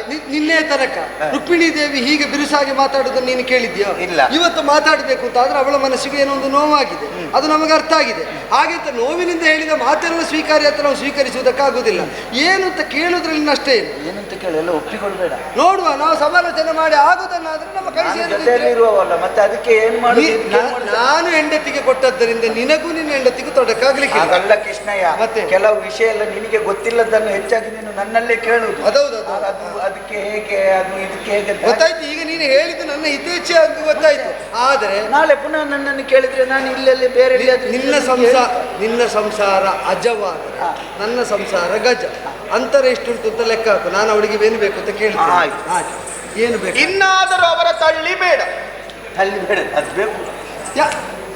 ತಳ್ಳಿ ಹೆಸರು ಎಲ್ಲ ಅಲ್ಲಿಂದ ಇಲ್ಲಿವರೆಗೆ ಮಾರ್ಗ ಎಲ್ಲ ಹೋಗಿದೆ. ಯಾವುದು? ತಳ್ಳಿ, ಅದರಲ್ಲಿ ತಲೆ ಕೊಡಿಬೇಕು. ತಳ್ಳಿ ಬೇಡ ಅಂದದ್ದು. ತಳ್ಳಿ ತಳ್ಳಿ ತಳ್ಳಿ 4 ವಿಧದ ತಳ್ಳಿ ಉಂಟು, 2-3 ವಿಧದ. ಅದರಲ್ಲಿ ಯಾವುದು? ಯಾವ ತಳ್ಳಿ? ಒಂದು ಕುತ್ತಿಗೆಗೆ ಕೈ ಹಾಕಿ ತಳ್ಳಿ, ಅದು ಹೊರ ತಳ್ಳಿ. ಮತ್ತೊಂದು ಮಾವಿನ ತಳ್ಳಿ, ಮಾವಿನ ತಳ್ಳಿ. ಇನ್ನೊಂದು ಸೌತೆ ತಳ್ಳಿ. ಅದರಲ್ಲಿ ಯಾವ ಇವು ಹೇಳಿದ್ರಲ್ಲಿ ಯಾವುದು ಅಲ್ಲ, ಅದ್ಯಾವುದೂ ಅಲ್ಲ. ಬೇರೆ ಹೊಸತ್ತು. ಸಹವಾಸ ಸಾಕು, ಗೊಡವೇ ಬೇಡ, ಅಗತ್ಯವೇ ಇಲ್ಲ. ಅವರ ತಳ್ಳಿ ಬೇಡ ಅಂದ್ರೆ ಅವರ ಗೊಡವೆ ಬೇಡ ಅಂತ ವಿಷಯವೇ ಬೇಡ. ಅವರ ಗೊಡವೆ ಬಿಟ್ಟು ಅವರ ವಿಷಯವನ್ನು ಬಿಟ್ಟು ಇಲ್ಲಿರುವಂತಹ ಪಾಂಡವರ 2 ವಸ್ತು ಉಂಟಲ್ಲ ಅದನ್ನು ಹೊರಗೆ ಹಾಕ್ಬೇಕು. 2 ವಸ್ತು. ಪಾಂಡವರ ವಸ್ತು ಅವರು ಪಾಪ ಯಾವ ವಸ್ತುವು ತಮ್ಮದಲ್ಲ ಅಂತ ಎಲ್ಲ ಬಿಟ್ಟು 2 ವಸ್ತು ಬಿಟ್ಟೋಗಿದ್ದಾರೆ. ಒಂದು ಅರಿಯುವ ಕಲ್ಲು. ಯಾರದು? ಪಾಂಡವರದ್ದು. ಕಾಡಿಗೆ ಹೋಗುವಾಗ ಇಟ್ಕೊಂಡು ಹೋಗ್ಲಿಕ್ಕೆ ಕಷ್ಟ ಆಗ್ತದೆ, ಎಲ್ಲ ಮರ ಎಲ್ಲ ತಾಗ್ತದೆ, ಹೊತ್ತುಕೊಂಡು ಹೋಗ್ಲಿಕ್ಕೆ ಆಗುದಿಲ್ಲ ಅಂತ ಬಿಟ್ಟು ಅದನ್ನು ಇಲ್ಲೇ ತರ ಗೊತ್ತಿದಂತದ್ದು ಯಾರು? ನೀನ. ಇನ್ನೊಂದು ಅರ್ಧ ಚಾಪೆ. ಯಾರದು? ಪಾಂಡವರು. ಹೌದು. ಊರಲ್ಲಿರುವಾಗ ಅರ್ಧ ಚಾಪೆ. ಈಗ ಕಾಡಿಗೆ ಹೋಗುವಾಗ ಬೇಡ ಅಂತ ಬಿಟ್ಟು ಆ 2 ವಸ್ತು ಹೇಳಿದ್ರು. ಅವಳು ಹೇಳಿದ್ದ ಅದಲ್ವಾ? ಕಾಡಿಗೆ ಹೋಗುವಾಗ ಬಿಟ್ಟು ಹೋಗಿದ್ದಾರಲ್ಲ ಅವರು. ಒಂದು ನಿಮ್ಮ ತಂಗಿ ಸುಭದ್ರೆ, ಅದು ವಸ್ತುವೇ ನಿನಗೆ? ಹೌದು. ಮತ್ತೊಂದು ಮತ್ತೊಬ್ಬ ಅವಳ ಮಗ ಅಭಿಮನ್ಯು ಇಷ್ಟು ತಿನ್ನುತ್ತಾನಲ್ಲ, ಅದೇ ನನಗೆ ಮೊಸರು ಕೊಡಿ, ನನಗೆ ಹಾಲುಗಣ್ಣ. ಹೌದು, ನಿಮ್ಗೆ ಹಾಲು ಬಣ್ಣ. ಹೌದೌದು, ಅವ ತಿನ್ನುವುದು ಇಷ್ಟೆಷ್ಟು ತಿನ್ನುತ್ತಾನೆ. ಒಮ್ಮೆ ತಿನ್ನುವಾಗ ಇಷ್ಟು ಬೇಕು. ಮಕ್ಕಳು ತಿನ್ನಬೇಕು. ಮಕ್ಕಳು ತಿನ್ನುವಾಗ ಯಾರಾದ್ರೂ ಒಂದು ಹೆಣ್ಣು ಮಕ್ಕಳು ಹೀಗೆ ಹೇಳುವ ಕ್ರಮ ಉಂಟು. ಆಸ್ತಿಯನ್ನು ಮಾರಿ ಮಕ್ಕಳಿಗೆ ತಿನ್ನಿಸ್ತಾರೆ ಕೆಲವು ಮಂದಿ. ಇವರು ತಿಂತಾರೆ ಮಕ್ಕಳು. ಅದಲ್ಲವೇ ಅವಳದೊಂದು ಹೊಟ್ಟೆಯ ಇಷ್ಟೆಷ್ಟು ತಿನ್ನುತ್ತಾಳೆ ಅವಳು. ನೀನು ತಿನ್ನುವಾಗ ಯಾರಾದ್ರೂ ಲೆಕ್ಕ ಹೇಳಿದ್ರೆ ನಿನಗೆ ಸಿಟ್ಟು ಬರ್ತದೆ ಇಲ್ವೋ? ಯಾರಾದ್ರೂ ಉಣ್ಣುವುದನ್ನು ತಿನ್ನುವುದನ್ನು ಲೆಕ್ಕ ಮಾಡುವುದನ್ನು. ನಾನು ನನ್ನ ಗಂಡನ ಮನೆಯಲ್ಲಿ ಕುಳಿತು ತಿನ್ನುವುದು. ಯಾರು ಕೇಳ್ತಾರೆ ನನ್ನನ್ನು? ಗಂಡನ ಮನೆಯಲ್ಲಿ ಆದ್ರೂ ತಿನ್ನುವುದು ಹೌದಲ್ಲ? ಇಷ್ಟಾಗಿ ಅವಳು ಹುಟ್ಟಿ ಬೆಳೆದ ಮನೆ, ಅದರ ಕುರಿತಾಗಿ ಈಗ ನೀನು ಹೀಗೆ ಮಾತಾಡಿ ಕಳಿಸ್ತೀರಲ್ವ ನೀವು ಸುಮ್ಮನೆ ಇರ್ತೀಯಲ್ವ? ಮೊನ್ನೆ ಬಂದಂತಹ ನೀನು ಒಂದು ಗೃಹ, ಅದು ಶಾಂತಿಯ ಆಗರವಾಗಿ, ಸಮಾಧಾನದ ತಾಣವಾಗಿ, ಸುಗಮವಾಗಿ ಗೃಹ ಕಲಾಪಗಳೆಲ್ಲ ಹೋಗ್ತಾ ಇರುವಾಗ ಏನೋ ಒಂದು ಸಮಸ್ಯೆ ಬಂತು ಅಂತ ಇಷ್ಟು ಉಗುರಿನಲ್ಲಿ ಚಿವುಟಿದ್ರೆ ಹೋಗುವುದನ್ನು ಅದನ್ನು ಹೆಮ್ಮರವಾಗಿ ಸುದ್ದಿಗಳು ಮನೆಯೊಳಗಿನ ಹೆಣ್ಣು ಮಕ್ಕಳೆಲ್ಲ ಹೀಗೆ ಭಿನ್ನಾಭಿಪ್ರಾಯವನ್ನು ಹೊಂದಿ ಪರಸ್ಪರ ವಿಮುಖರಾದರೆ ಮತ್ತೆ ಮನೆ ನಡೆಸುವವರಿಗೆ ಎಷ್ಟು ಕಷ್ಟ ಅಂತ ಅವರಿಗೆ ಉಪವಾಸ ಮಲಗುದು ಯಾರು ಮಲಗುದು? ಗಂಡವನ್ನು ಅಲ್ವೋ? ಆದ್ದರಿಂದಲೇ ನೀನು ಹೇಳಿದ ಹೌದು, ಹೆಂಡತಿ ಎಲ್ಲ ಮಾತು ಕೇಳಬಾರ್ದು. ಕೇಳಿದೆ ಹೌದು ಅಂತ ಆದ್ರೆ ಮನೆ ಈಗ ಹೇಗುಂಟು ಆಗಿರುವುದಕ್ಕಿಲ್ಲ. ಈ ಪ್ರಕರಣಕ್ಕೂ ನಿನಗೇನಾದ್ರೂ ಸಂಬಂಧ ಉಂಟಾ? ಕೈಯಲ್ಲಿ ಕೊಲ್ಲುತ್ತೇನೆ ಅಂತ ಪ್ರತಿಜ್ಞೆ ಮಾಡಿದ್ದು ನಿನ್ನನ್ನು ಕೇಳಿಯ? ಅಲ್ಲಲ್ಲ ಅಲ್ಲ. ಅವನನ್ನು ಕೊಲ್ಲಬೇಕಾದ್ರೆ 8 ದಿವಸಗಳಿಗೆ ಹೇಗೆ ಅಂತ ನಿನ್ನಲ್ಲಿ ರುಕ್ಮಿಣಿಯಲ್ಲಿ ಕೇಳಿದ್ದೇನೆ? ಇಲ್ಲ. ಇಲ್ವಲ್ಲ? ಇಲ್ಲ. ನಾ ಕರೆದು ಹೇಳಿದ್ದೇರಲ್ಲಿ ಅವಳಲ್ಲಿ ಪರಿಹಾರ ನಾನು ಅವಳು ಸೇರಿ ಆಲೋಚಿಸ್ತೇವೆ. ಪರಿಹಾರ ಯೋಚನೆಗೆ ಹೊಳೆಯುವ ತನಕ ಸುಮ್ಮನಿರ್ತೇವೆ. ಎಲ್ಲಾದರೂ ಈ ವಿಷಯದಲ್ಲಿ ನೀನಿನ್ನು ಮುನ್ನಡೆಸಿ ಮನಸ್ಸಿನ ಶಾಂತಿಯನ್ನು ಮನೆಯ ಶಾಂತಿಯನ್ನು ಹಾಳು ಮಾಡಿದರೆ ಈಗ ಮತ್ತೆ ನನ್ನಲ್ಲಿ ಹೇಳಬೇಕು ನಾನು ಏನು ಮಾಡ್ತೇನೆ ಅಂತ ನನಗೆ ಗೊತ್ತಿಲ್ಲ. ನನಗೆ ಇವತ್ತು ನಿಮ್ಮ ಬಹಳ ಸಂತೋಷ. ಅದಕ್ಕೆ ಯಾವಾಗಲೂ ಹೀಗೆ ಹೆಂಡತಿ ಹತ್ರ ಹೀಗೆ ಮಾತಾಡ್ತಾರೆ. ಕಷ್ಟ ಆಗ್ತದ. ಗಂಡ ಹೆಂಡತಿ ಅಂತ ಹೇಳಿದ್ರೆ ಹೇಗಿರ್ಬೇಕು? ಈಗ ನನಗೆ ಮಾತಾಡಿ ಅಭ್ಯಾಸ ಉಂಟೇನೋ? ಇಲ್ಲ. ನೀವು ನಿತ್ಯ ಸಂಭಾಷಿಸುವ ವಿಧಾನದಲ್ಲಿ ಮತ್ತೆ? ನಾನು ಇವತ್ತೇ ಜನ್ಮದಲ್ಲಿ ಮೊದಲ ಬಾರಿ ಮಾತಾಡಿ. ಗಂಡ ಹೆಂಡತಿ ಅಂತ ಹೇಳಿದ್ರೆ 96 ಆಗಿರ್ಬೇಕು, 69 ಆಗಬಾರ್ದು. ಗಂಡ 9, ಹೆಂಡತಿ 6 ಆಗಬೇಕು. ಆ ಬದಿಗೊಂದು ಈ ಬದಿ. ಆಗಲ್ಲ. ಗಂಡ 9 ದೊಡ್ಡ ಸಂಖ್ಯೆ, 3 ಹೆಚ್ಚಿರ್ಬೇಕು. ಹೆಂಡತಿ ಸ್ವಲ್ಪ ಒಂದು 3ರಷ್ಟು ಕಡಿಮೆ ಇರ್ಬೇಕು. ನೀನು ಯಾವ 9 ಹೇಳ್ತೀಯೋ ಯಾವ 6 ಹೇಳ್ತೀಯೋ ನನಗೊಂದು. ಗಂಡ 6 ಹೆಂಡತಿ 9 ಆದ್ರೆ ಯಾವಾಗಲೂ ದಿವಸ ಬೆಳಿಗ್ಗೆ ಪಾತ್ರೆ ಎಲ್ಲ ಅಂಗಳದಲ್ಲಿ. ಅದು ನನಗೆ ಪೂರ್ತಿ ಅರ್ಥ ಆಗಲಿಲ್ಲ. ಇಲ್ಲಿ ಇದ್ದರೆ ಇವಳು ತಲೆ ಪೂರ್ತಿ ಹಾಳು ಮಾಡ್ತಾಳೆ. ನೀನು ಅದನ್ನು ಅರ್ಥ ಮಾಡಿ.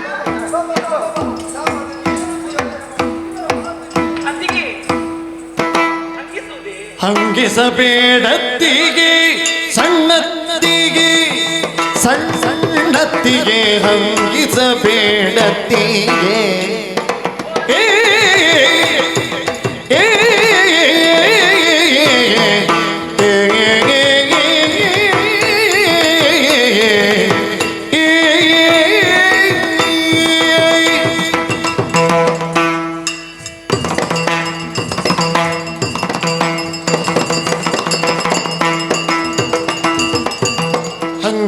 ಹಂಗಿಸಬೇಡತ್ತಿಗೆ ಸಣ್ಣತ್ತಿಗೆ ಹಂಗಿಸಬೇಡತ್ತಿಗೆ ಹಂಗಿಸಲು ಬೇಡ ನೀನು ಹಂಗಿನೊಳಗಾಗಿ ನಾನು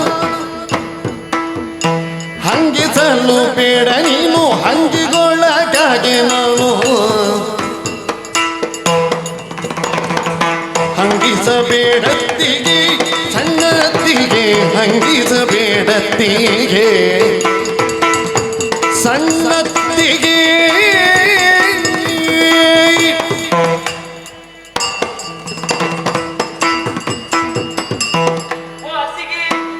ಏನು ಅತ್ತಿಗೆ ಅಲ್ಲ ಮಕರಂದ, ಸಣ್ಣತ್ತಿಗೆ. ಎಂತದೆ ಸಣ್ಣ ಅತ್ತಿಗೆ? ಸಣ್ಣದು ಎಂತದ್ದು ಸಣ್ಣದು? ಮತ್ತೆಂತದೆ ಸಣ್ಣ ಅತ್ತಿಗೆ ಅಂತ ಹೇಳಿದ್ರೆ? ಅತ್ತಿಗೆ ಅಂತ ಹೇಳಲಿಕ್ಕೆ ಹೌದು. ಅಲ್ವಾ, ಸಣ್ಣ ಅತ್ತಿಗೆ ಅಲ್ವಾ? ನಿನ್ನ ಅತ್ತಿಗೆ ಹೌದು. ಆದ್ರೆ ಈಗ ಬೇರೆ ಯಾರು ಇಲ್ಲಲ್ಲ ದೊಡ್ಡವರು. ಕಾರಣ ಉಂಟು, ನಾನು ಸಣ್ಣ ಅತ್ತಿಗೆ ಅಂತ ಕರೆಯುವುದಕ್ಕೆ ಕಾರಣ ಉಂಟು. ಏನು? ನನ್ನ ಹಿರಿಯಣ್ಣ ಬಲಭದ್ರ, ಹೌದು. ಕಿರಿಯಣ್ಣ ಕೃಷ್ಣದೇವ. ಈಗ ಕಿರಿಯಣ್ಣನ ಹೆಂಡತಿ ನನಗೇನಾಗಬೇಕು? ಏನಾಗಬೇಕು? ಅತ್ತಿಗೆ. ಅತ್ತಿಗೆ. ಕಿರಿಯಣ್ಣನ ಹೆಂಡತಿ ಆದ್ರಿಂದ ಸಣ್ಣ ಅತ್ತಿಗೆ ಅಂತ ಹೇಳಿದ್ದು ನಾನು. ಸಣ್ಣಣ್ಣನ ಹೆಂಡತಿ ಸಣ್ಣ ಅತ್ತಿಗೆ, ದೊಡ್ಡಣ್ಣನ ಹೆಂಡತಿ ದೊಡ್ಡ ಅತ್ತಿಗೆ. ದೊಡ್ಡ ಅತ್ತಿಗೆ. ಬೇಡಪ್ಪ, ಬರೀ ಅತ್ತಿಗೆ ಹೇಳ್ಬೋದು. ನೀನು ದೊಡ್ಡ ಅತ್ತಿಗೆ ಅಂತ ಹೇಳುವ. ಯಾರೇ ದೊಡ್ಡ? ದೊಡ್ಡ ಅಂತ ಹೇಳುದು ನಿಮ್ಮ ಹೌದು. ಮುಖ ನೋಡಿ ಹೇಳಿದ್ದಾಗಿರ್ಬೇಕು. ಮುಖ ಹಾಗುಂಟು ಅಂತ ನೀನು ಹೇಳುದು. ಅಲ್ಲ, ದೊಡ್ಡ ಮುಖ ಅಲ್ವಾ? ಹಾಗೆ ಹಾಗಲ್ಲ. ಈಗ ಸಣ್ಣ ಅತ್ತಿಗೆ ಕರೆದ್ರೆ ಅಲ್ವಾ ಇವಳಿಗೆ ಬೇಸರ ಆಗುದು. ದೊಡ್ಡ ಅತ್ತಿಗೆ ಹೇಳುವ. ಯಾಕೆ? ಬಲರಾಮನ ಹೆಂಡತಿ ದೊಡ್ಡ ಅತ್ತಿಗೆ ಅಂತ ಹೇಳಿದ್ದು ನೀನು. ಹಾಗಲ್ಲ, ಮತ್ತೆ? ಕೃಷ್ಣದೇವರಿಗೆ ಒಬ್ಬರೇ ಹೆಂಡತಿ ಇರುವುದಲ್ವಲ್ಲ. ಅಲ್ಲ ಅಲ್ಲ ಅಲ್ಲ. 8 ಮಂದಿ ಇದ್ದೀನಿ. ಹಿರಿಯವಳು ಯಾರು ಅಂತ ಕೇಳಿದ್ರೆ ಅದನ್ನ ರುಕ್ಮಿಣಿ ದೇವಿ. ಇದರಲ್ಲಿ ದೊಡ್ಡ ಹಿರಿಯ ಅತ್ತಿಗೆ. ಹಾ. ಆದ್ರಿಂದ ದೊಡ್ಡ ಅತ್ತಿಗೆ. ದೊಡ್ಡ ಅತ್ತಿಗೆ ಅಂತ ರಾಗ ಹೇಳಿರ್ತದೆ ನಿಮ್ಮದು. ಆಯ್ತಪ್ಪ, ಈಗ ಸಣ್ಣ ಅತ್ತಿಗೆ ಕರಿಬೇಕಾ ದೊಡ್ಡ ಅತ್ತಿಗೆ ಕರಿಬೇಕಾ? ಅತ್ತಿಗೆ. ಅತ್ತಿಗೆ ನಿಮ್ಮನ್ನು ಸಣ್ಣ ಅತ್ತಿಗೆ ಅಂತ ಕರೆಯುವುದು ಮಾತ್ರ ಅಲ್ಲ, ನಿಮ್ಮ ಮನಸ್ಸು ಸಣ್ಣದಾಗಿ ಹೋಯಿತಲ್ಲ ಅತ್ತಿಗೆ. ನೋಡು ಮಕರಂದ, ಅವಳು ಹೇಳಿದ ಕೇಳಿದ್ದ? ಹೌದು. ನನ್ನ ಮನಸ್ಸು ಸಣ್ಣದಾಗಿ ಹೋಯ್ತಂತೆ. ನನಗೆ ಏನು ದೊಡ್ಡದಾಗ್ಬೇಕಿತ್ತ ಇವಳಿಗೆ? ಮಾತಿಗೆ ಮಕರಂದ, ನೀನು ಇಲ್ಲಿ ಬಾ. ಮಾತಿಗೊಂದು ಮುಖ ಅಂತ ಒಂದು ಉಂಟಲ್ಲ, ಅಲ್ವಾ? ಹೌದು. ಹಾಗಾಗಿ ಇವಳ ಮಾತು ಏನು ಬರುತ್ತದೋ ಅದನ್ನೆಲ್ಲವನ್ನು ನಾನು ಕೇಳಿದವಳು. ನಾಚಿಕೆ ಆಗುದಿಲ್ಲ? ಬಹುಶಃ ನಾನು ಕೇಳಬೇಕಂತ ಇವಳು ಹೇಳಿದ್ದು ಏನು? ಕದ್ದು ಕೇಳಿಸ್ತೀಯಲ್ವೇ? ಗಂಡ ಹೆಂಡತಿ ಮಾತಾಡೋದು ಕದ್ದು ಕೇಳಿಸುವ ಕ್ರಮ ಉಂಟೇನು? ಕದ್ದು ಕೇಳಿದಲ್ಲ, ಮತ್ತೆಂತದು ನೀನು? ಇದ್ದು ಕೇಳಿ. ಮೆಲ್ಲ ಗುಸು ಮಾತಾಡ್ತಾ ಇದ್ರೆ ಅದು ನಮಗೆ ಕೇಳಿದ್ರೆ ಕದ್ದು ಕೇಳು. ಕದ್ದು ಕೇಳು. ಬೊಬ್ಬೆ ಹಾಕಿದ್ದು, ಬೊಬ್ಬೆ ಹಾಕಿ ಹೊಡೆಯುವುದು. ಅಯ್ಯೋ ದೇವರೇ, ಬೊಬ್ಬೆ ಹಾಕಿ ಎಲ್ಲ ಈಗ ಬೊಬ್ಬೆ ಹಾಕ್ತಾ ಇದ್ದಾರೆ. ಶಬ್ದ ಮೆಲ್ಲ ಮಾಡ್ಬೇಕು ಆದ್ರೂ ಎಂತ ಬೊಬ್ಬೆ. ಹೌದಪ್ಪ, ನಿಮಗೆ ಕೇಳ್ಬೇಕು ಅಂತ ಹೇಳಿ. ನನಗೆ ಕೇಳ್ಬೇಕಂತ ಹೇಳಿ ಅವಳು ಏರು ಸ್ವರದಲ್ಲಿ ಮಾತಾಡಿದ್ರು. ನೀನ್ ಯಾರ ಪಕ್ಷದಲ್ಲಿ ನಿಂತು ಮಾತಾಡಿ? ನಾನು ಮಧ್ಯದಲ್ಲಿ ಅವರು ಹೇಳಿದ್ರು. ಈಗ ಅವರಿಗೆ ಹೇಳಿದ ವಿಷಯ ಕೇಳಿದೆ. ಅದನ್ನೀಗ ನಿಮಗೆ ಗೊತ್ತಾಗಿದೆ ಅಂತ ಗೊತ್ತು ಮಾಡ್ಬೇಕಲ್ಲ. ಅವಳಿಗೆ ಕೇಳಬೇಕು ಅಂತಲೇ ಮಾತಾಡಿದ್ನ. ಹೌದು, ಒಳ್ಳೇದಾಯ್ತು ಕೇಳಿದ್ದೆ. ಏನೇ ಮಕರಂದ, ಒಂದು ವಿಷಯ ಹೇಳಿ. ಅಡುಗೆ ಮನೆಯಲ್ಲಿ ಇಡಬೇಕಾದಂತಹ ಒಲೆಯನ್ನು ಕೊಂಡೋಗಿ ಹಾ ಮನೆಯ ಒಡತಿಯಾದವಳು ಹಾ. ಮನೆಯ ಮೇಲೆ ಹೋಗಿಟ್ರೆ ಏನಾಗುತ್ತದೆ? ಏನಾಗ್ತದೆ? ಎಂತದಾಗ್ತದೆ? ಬೆಂಕಿ ಬೀಳ್ತದೆ ಅವನಿಗೆ. ಮನೆಗೆ ಬೆಂಕಿ ಬೀಳ್ತದೆ, ಹೌದು. ಸುಟ್ಟು ಹೋಗ್ತದೆ. ಹೋಗ್ತದೆ. ಇದು ಇವಳು ಅದೇ ಕೆಲಸ ಮಾಡ್ಲಿಕ್ಕೆ ಈಗ ಹೊರಟದ್ದು. ಹೌದಾ? ಹೌದು, ಮತ್ತೆ ನಾನೇ ಸುಡೋದಕ್ಕೆ ಬಂದದ್ದು ಇವಳು, ನಾನಲ್ಲ. ಹಂಗಿಸ್ತಾ ಇದ್ದಾಳೆ ಹೌದು. ಇವಳ ಹಂಗಿನ ಮಾತಿಗೆ ಬೀಳ್ಲಿಕ್ಕೆ ನಾನೇನು ಇವಳ ಅನ್ನದ ಬಟ್ಟಲಿಗೆ ಬಿದ್ದಿದ್ದೇನಾ? ಹೌದು. ಕೇಳು. ಅನ್ನದ ಬಟ್ಟಲಿಗೆ ಬೀಳಿಕ್ಕೆ ಇವಳಿದ್ದದ್ದು ನೊಣವ. ವಿಷಯ ಗೊತ್ತುಂಟಮ್ಮ, ಎಂತದ್ದು? ಇವರೆಲ್ಲ ಇವರು ಮೊನ್ನೆ ಬಂದವರು, ನೀವು ಮೊದಲಿಂದೇ ಇಲ್ಲೇ ಇದ್ದವರು. ಹೌದಪ್ಪ, ಮತ್ತೆ ಮನೆಯಲ್ಲೇ ಹುಟ್ಟಿ ಬೆಳೆದ ಹೆಣ್ಣಿಗೆ ಅಧಿಕಾರ ಉಂಟು, ಇವರಿಗೆ ಅದು ಗೊತ್ತುಂಟು. ಅದಕ್ಕಿಂತಲೂ ಮಿಗಿಲಾಗಿ ಒಂದಿಷ್ಟು ತಿಂತಾಳೆ, ಅಷ್ಟು ತಿಂತಾಳೆ ಅಂತ ಹೇಳ್ತಾಳೆ. ಹೌದು, ನಿಮ್ಮ ಶರೀರ ಸ್ವಲ್ಪ ದೊಡ್ಡದು, ಅದಕ್ಕೆ ತಿಂತೀರಿ, ಏನು ಮಾಡ್ಲಿಕ್ಕಾಗ್ತದೆ? ಇವಳ ಶರೀರ ಏನು ಸಣ್ಣದುಂಟ? ಎಂತದ್ದು ಅಳತೆ ಮಾಡುದು? ತಿನ್ನುವ ವಿಷಯ ಬಂದದ್ದು ಎಂತದ್ದು? ಇಷ್ಟಿಷ್ಟು ತಿಂತಾಳೆ. ಅದು ಅವಳು. ನಾನು ನನ್ನ ಗಂಡನ ಮನೆಯಲ್ಲಿ ಕುಳಿತುಕೊಂಡು ತಿನ್ನುವುದು. ಹೌದು. ಇವಳು ಹಾ. ಇವಳಿಗೆ ಅದು ತಿನ್ಲಿಕ್ಕೆ ಆಗ್ತಿಲ್ಲ. ನಿಮಗೆ ಅಧಿಕಾರ ಉಂಟು, ನಾನು ಆ ಅಧಿಕಾರದಲ್ಲಿ ತಿನ್ನುವುದು. ಅಧಿಕಾರ ಉಂಟು. ನೀವು ನಾನು ಅರ್ಧ ಧರ್ಮದಲ್ಲಿ ತಿನ್ನು. ಗಂಡನ ಅರ್ಧ ಅಲ್ಲಿ ಮತ್ತೆ ಇವಳು ಧರ್ಮಕ್ಕೆ ಸಿಕ್ಕದಂತ ತಿನ್ನುವುದಲ್ಲ. ಹೌದು. ಇವಳು ಹಾಗೆ ಧರ್ಮಕ್ಕೆ ಸಿಕ್ಕದಂತ ತಿನ್ನುವುದಲ್ಲ ನಾನು. ಹಾ. ಮಕರಂದ, ಅಮ್ಮ. ಈಗ ನಾನು ಇಲ್ಲಿಗೆ ಬಂದದ್ದು ಯಾಕೆ ಬೇಕು? ಇವಳು ಕರೆದು ಅಂತ ಹೇಳಿ ನಾವಿಲ್ಲಿ ನಿಂತದ್ದ? ನನ್ನ ಅಣ್ಣ ಕರೆದು ಇಲ್ಲಿ ಕೂತುಕೊಳ್ಳಿ ಎನ್ನುವಂತಹ ಒಂದೇ ಒಂದು ಮಾತಿಗೆ ಬೇಕಾಗಿ ಅಣ್ಣನ ಮಾತಿಗೆ ಕಟ್ಟು ಬಿದ್ದು ನಾವಿಲ್ಲಿ ಕೂತವರು. ಹೌದು. ಇವಳೇನು ಹಂಗಿಸುವಂತಹ ಹೀಗೆ ಮಾತುಗಳು? ಅಮ್ಮ, ಅಣ್ಣ ನಮ್ಮವ, ಅತ್ತಿಗೆ ನಮ್ಮವಳ. ಹಾ. ಅದು ನಿನಗೆ ಗೊತ್ತುಂಟು, ಅವಳಿಗೆ ಗೊತ್ತಿಲ್ಲ. ಮತ್ತೆ ಇವಳು ಯಾರ ಪ್ರಕರಣ ಮಾತಾಡಿದ್ದು? ಬೇರೆ ಪ್ರಕರಣ. ಪಾರ್ಥನ ಪ್ರಕರಣವನ್ನು, ಹೌದೌದು. ಮದುವೆ ಪ್ರಕರಣ. ಮದುವೆ. ಮತ್ತೆ ಇವಳದ್ದು ಏನು ದೊಡ್ಡ ಗಂಧಾರಿ ಕೆಲಸ ಮಾಡಿದ್ದವಳು? ಏನೇ? ಮದುವೆಯಲ್ಲಿ ಪದ್ಯ ಇತ್ತಂತೆ, ಇವರು ಹೇಳುದು ಎಂತ ಪದ್ಯ ಇತ್ತಂತೆ. ಅದು ಹಾಗಾದ್ರೆ ಎಂತದ್ದು? ಅವರು ಹಾಡಿಕೊಂಡು ಹೋಗ್ಲಿಕ್ಕಿತ್ತಂತೆ. ಹಾ, ಭಜನೆ. ಭಜನೆ. ಹಾ. ಭಜನೆ ಅಲ್ಲ, ಮತ್ತೆ? ಅವರನ್ನಲ್ಲಿ ನೋಡಿ ನಿಮ್ಮ ಅವರು ಗಡ್ಡದವರು ಇದ್ದಾರಲ್ಲ, ಎಂತ ಗಡ್ಡದವರು? ಆವತ್ತು ಗಡ್ಡದಾರಿಯಾಗಿದ್ದ ಅವರಲ್ಲಿ ಇರುವಾಗ ಅಲ್ಲಿಂದ ನೀವು ಪದ್ಯ ಹೇಳಿಕೊಂಡು ಹೋದದಂತೆ ನೀವು. ಎಂತ ಪದ್ಯ? ಅನ್ಯಾಯಕಾರಿ ಬ್ರಹ್ಮಾಯಿ ಸುಂದರನ ಸನ್ಯಾಸಿ ಮಾಡಬಹುದೇ. ಅದೆಲ್ಲದರದ ಉಪಾಯ ಯಾರದ್ದು? ಯಾರದ್ದು? ಇವಳ ಗಂಡನದ್ದೇ. ಹೌದು. ಇವಳೀಗ ಬಂದು ನಾನೀಗ ಓಲೆ ಭಾಗ್ಯ ಉಳಿಸಿಕೊಡಿ ಅಂತ ಹೇಳುವಾಗ, ಅಯ್ಯೋ ದೇವ್ರೆ, ನಮ್ಮ ಓಲೆ ಭಾಗ್ಯವನ್ನು ಉಳಿಸಿಕೊಡುವುದು ಯಾರು ಎನ್ನುವ ಇವಳ ಮೂಲೆ ಭಾಗ್ಯವನ್ನು ಉಳಿಸಿಕೊಳ್ಳುವುದಕ್ಕೆ ನನ್ನವರು ಹೋದ್ರಿ. ಅಲ್ಲ, ನಮ್ಮದು 16,8 ಮಂದಿ ಓಲೆ ಭಾಗ್ಯವನ್ನು ಕೊಂಡು ಹೋಗಿ ಯಾವ ಗಾಡಿಯಲ್ಲಿ ಕೊಂಡೋಗಿ ಯಾವ ಹೊಂಡಕ್ಕೆ ಹಾಕಿ ಮುಚ್ಚುವುದು. ಅಲ್ಲ, ಇವಳು ಯಾಕೆ ಅದಕ್ಕೆ ಬೊಬ್ಬೆ ಹೊಡೆಯುವುದು? ಕೃಷ್ಣನದ್ದು. ಮಕರಂದ, ನಿಮಗೆ ಮದುವೆ ಆಗ್ಬಹುದು ಅಂತೇಳಿ ಅವರು ಬಂದದ್ದಲ್ವಾ? ಹೌದು. ನಿಮ್ಮ ಅಣ್ಣವನ್ನು ಮದುವೆ ಮಾಡಿದ್ದಲ್ವಾ? ಹೌದು. ಅಲ್ಲಿಂದ ದೂರದಿಂದ ನೋಡಿಯೇ ಬೊಬ್ಬೆ ಹಾಕಿಕೊಂಡು ಬಂದಿದ್ದಾರಂತೆ. ಬಂದರು ಬಾವ ಬಂದರು. ಹೌದು ಹೌದು, ಅಷ್ಟು ಅವರು ಒಪ್ಪಿಗೆ ಎಷ್ಟು ಮಾಡಿಸಿದ, ಅದನ್ನು ಇವರು ಎಷ್ಟು ದೊಡ್ಡ ಸಂಗತಿ ಮಾಡ್ಲಿಕ್ಕೆ ಏನು? ಅಭಿನಯ ಏನಿಲ್ಲ ಅದ್ರಲ್ಲಿ, ಏನಿಲ್ಲ. ಹೇಳಿದ್ದು ಮಾತ್ರ. ಹೌದು. ಬಂದರು ಹೌದು. ಅಷ್ಟೇ, ಹೌದು. ಬೇರೆ ಯಾವ ಅಭಿನಯ ಇಲ್ಲ. ಬೇರೆ ಎಲ್ಲಿಯಾದ್ರೂ ಮಾಡ್ತಿದ್ರೆ ಈಗ ಹೌದಾ? ನೀವೀಗ ಮದುವೆ ವಿಷಯ ಇದು ಬಿಸಿ ಆದದ್ದು. ಹೌದಾ? ಮಕರಂದ, ಇದನ್ನು ಹೇಳಿದ ಬಿಸಿ ಆದದ್ದು. ಮಕರಂದ, ಅದನ್ನು ಎಲ್ಲಿ ಬೇಕಾದ್ರೆ ಹೇಳ್ಬೋದು. ಓಲೆ ಭಾಗ್ಯ ಉಳಿಸಿಕೊಡಿ ಅಂತ ಹೇಳ್ತಾಳೆ. ಹೌದು. ಈಗ ಓಲೆ ಭಾಗ್ಯವನ್ನು ಉಳಿಸಿಕೊಡುವುದು ಯಾರು? ಯಾರು? ಕೃಷ್ಣ ದೇವರು. ಹೌದು ಹೌದಲ್ಲ? ಹೌದು. ಈಗ ಅವನಲ್ಲಿ ಹೋಗಿ ನಾನು ಬೇಡಿದ್ದೆ, ಹಾ. ನನ್ನ ಅಣ್ಣನಲ್ಲಿ ಹೋಗಿ ಬೇಡಿದ್ದೆ. ಹಾ. ಈಗ ಇವಳು ಈಗ ಬೊಬ್ಬೆ ಹೊಡಿಬೇಕಿದ್ರೆ ಮೊದಲಾಗಿ ಓಲೆ ಭಾಗ್ಯವನ್ನು ಉಳಿಸಿಕೊಡ್ಬೇಕಿದ್ರೆ ಯಾರು ಜೀವಂತ ಇರಬೇಕು? ಯಾರು? ಕೃಷ್ಣ ದೇವರು ಜೀವಂತವಾಗಿರ್ಬೇಕಲ್ಲ. ಹೌದು. ಮತ್ತೆ ಅವರು ಜೀವಂತ ಇಲ್ಲದಿದ್ರೆ ನನ್ನ ಓಲೆ ಭಾಗ್ಯವನ್ನು ಉಳಿಸಿಕೊಡ್ಲಿಕ್ಕೆ ಆಗ್ತದೆ? ಆಗುದಿಲ್ಲ. ಅದು ಇವಳಿಗೆ ಯಾಕೆ ತಲೆಗೆ ಹೋಗುದಿಲ್ಲ? ಹೌದಲ್ಲ? ಇವಳಿಗೆ ಬೇಡಿಕೊಳ್ಳುವುದರ ಬದಲು ಇವಳ ಗಂಡನ ಬಳಿಗೆ ಹೋಗ್ಬೋದಿತ್ತಲ್ವಾ? ಅದನ್ನ ಅಣ್ಣ ಮಾಡಿದ್ದು ತಪ್ಪು ಅಂತ? ಅಣ್ಣ ಹೇಳಬೇಕಿತ್ತು ಹೋಗು ಎನ್ನುವ ಹಾಗೆ. ಎಲ್ಲ ಅಣ್ಣನೇ ಹೇಳಬೇಕು ಅಂತ ಹೇಳಿ ಇವಳ ಗಂಡ ಇರುವುದಿರ್ತದೆ. ಇವಳಿಗೆ ಮದುವೆ ಮಾಡಿಕೊಟ್ಟು ಕಳಿಸಿದೆ ಅಂತ. ಅಯ್ಯೋ, ಮದುವೆ ವಿಚಾರ ಮಾತಾಡ್ತಾಳೆ. ಇವಳ ವಿಷಯವನ್ನು ಹೇಳಿ- ಹಿಂದೆ ಬಾರ್ದಾಗಿತ್ತು ಎಲ್ಲನೂ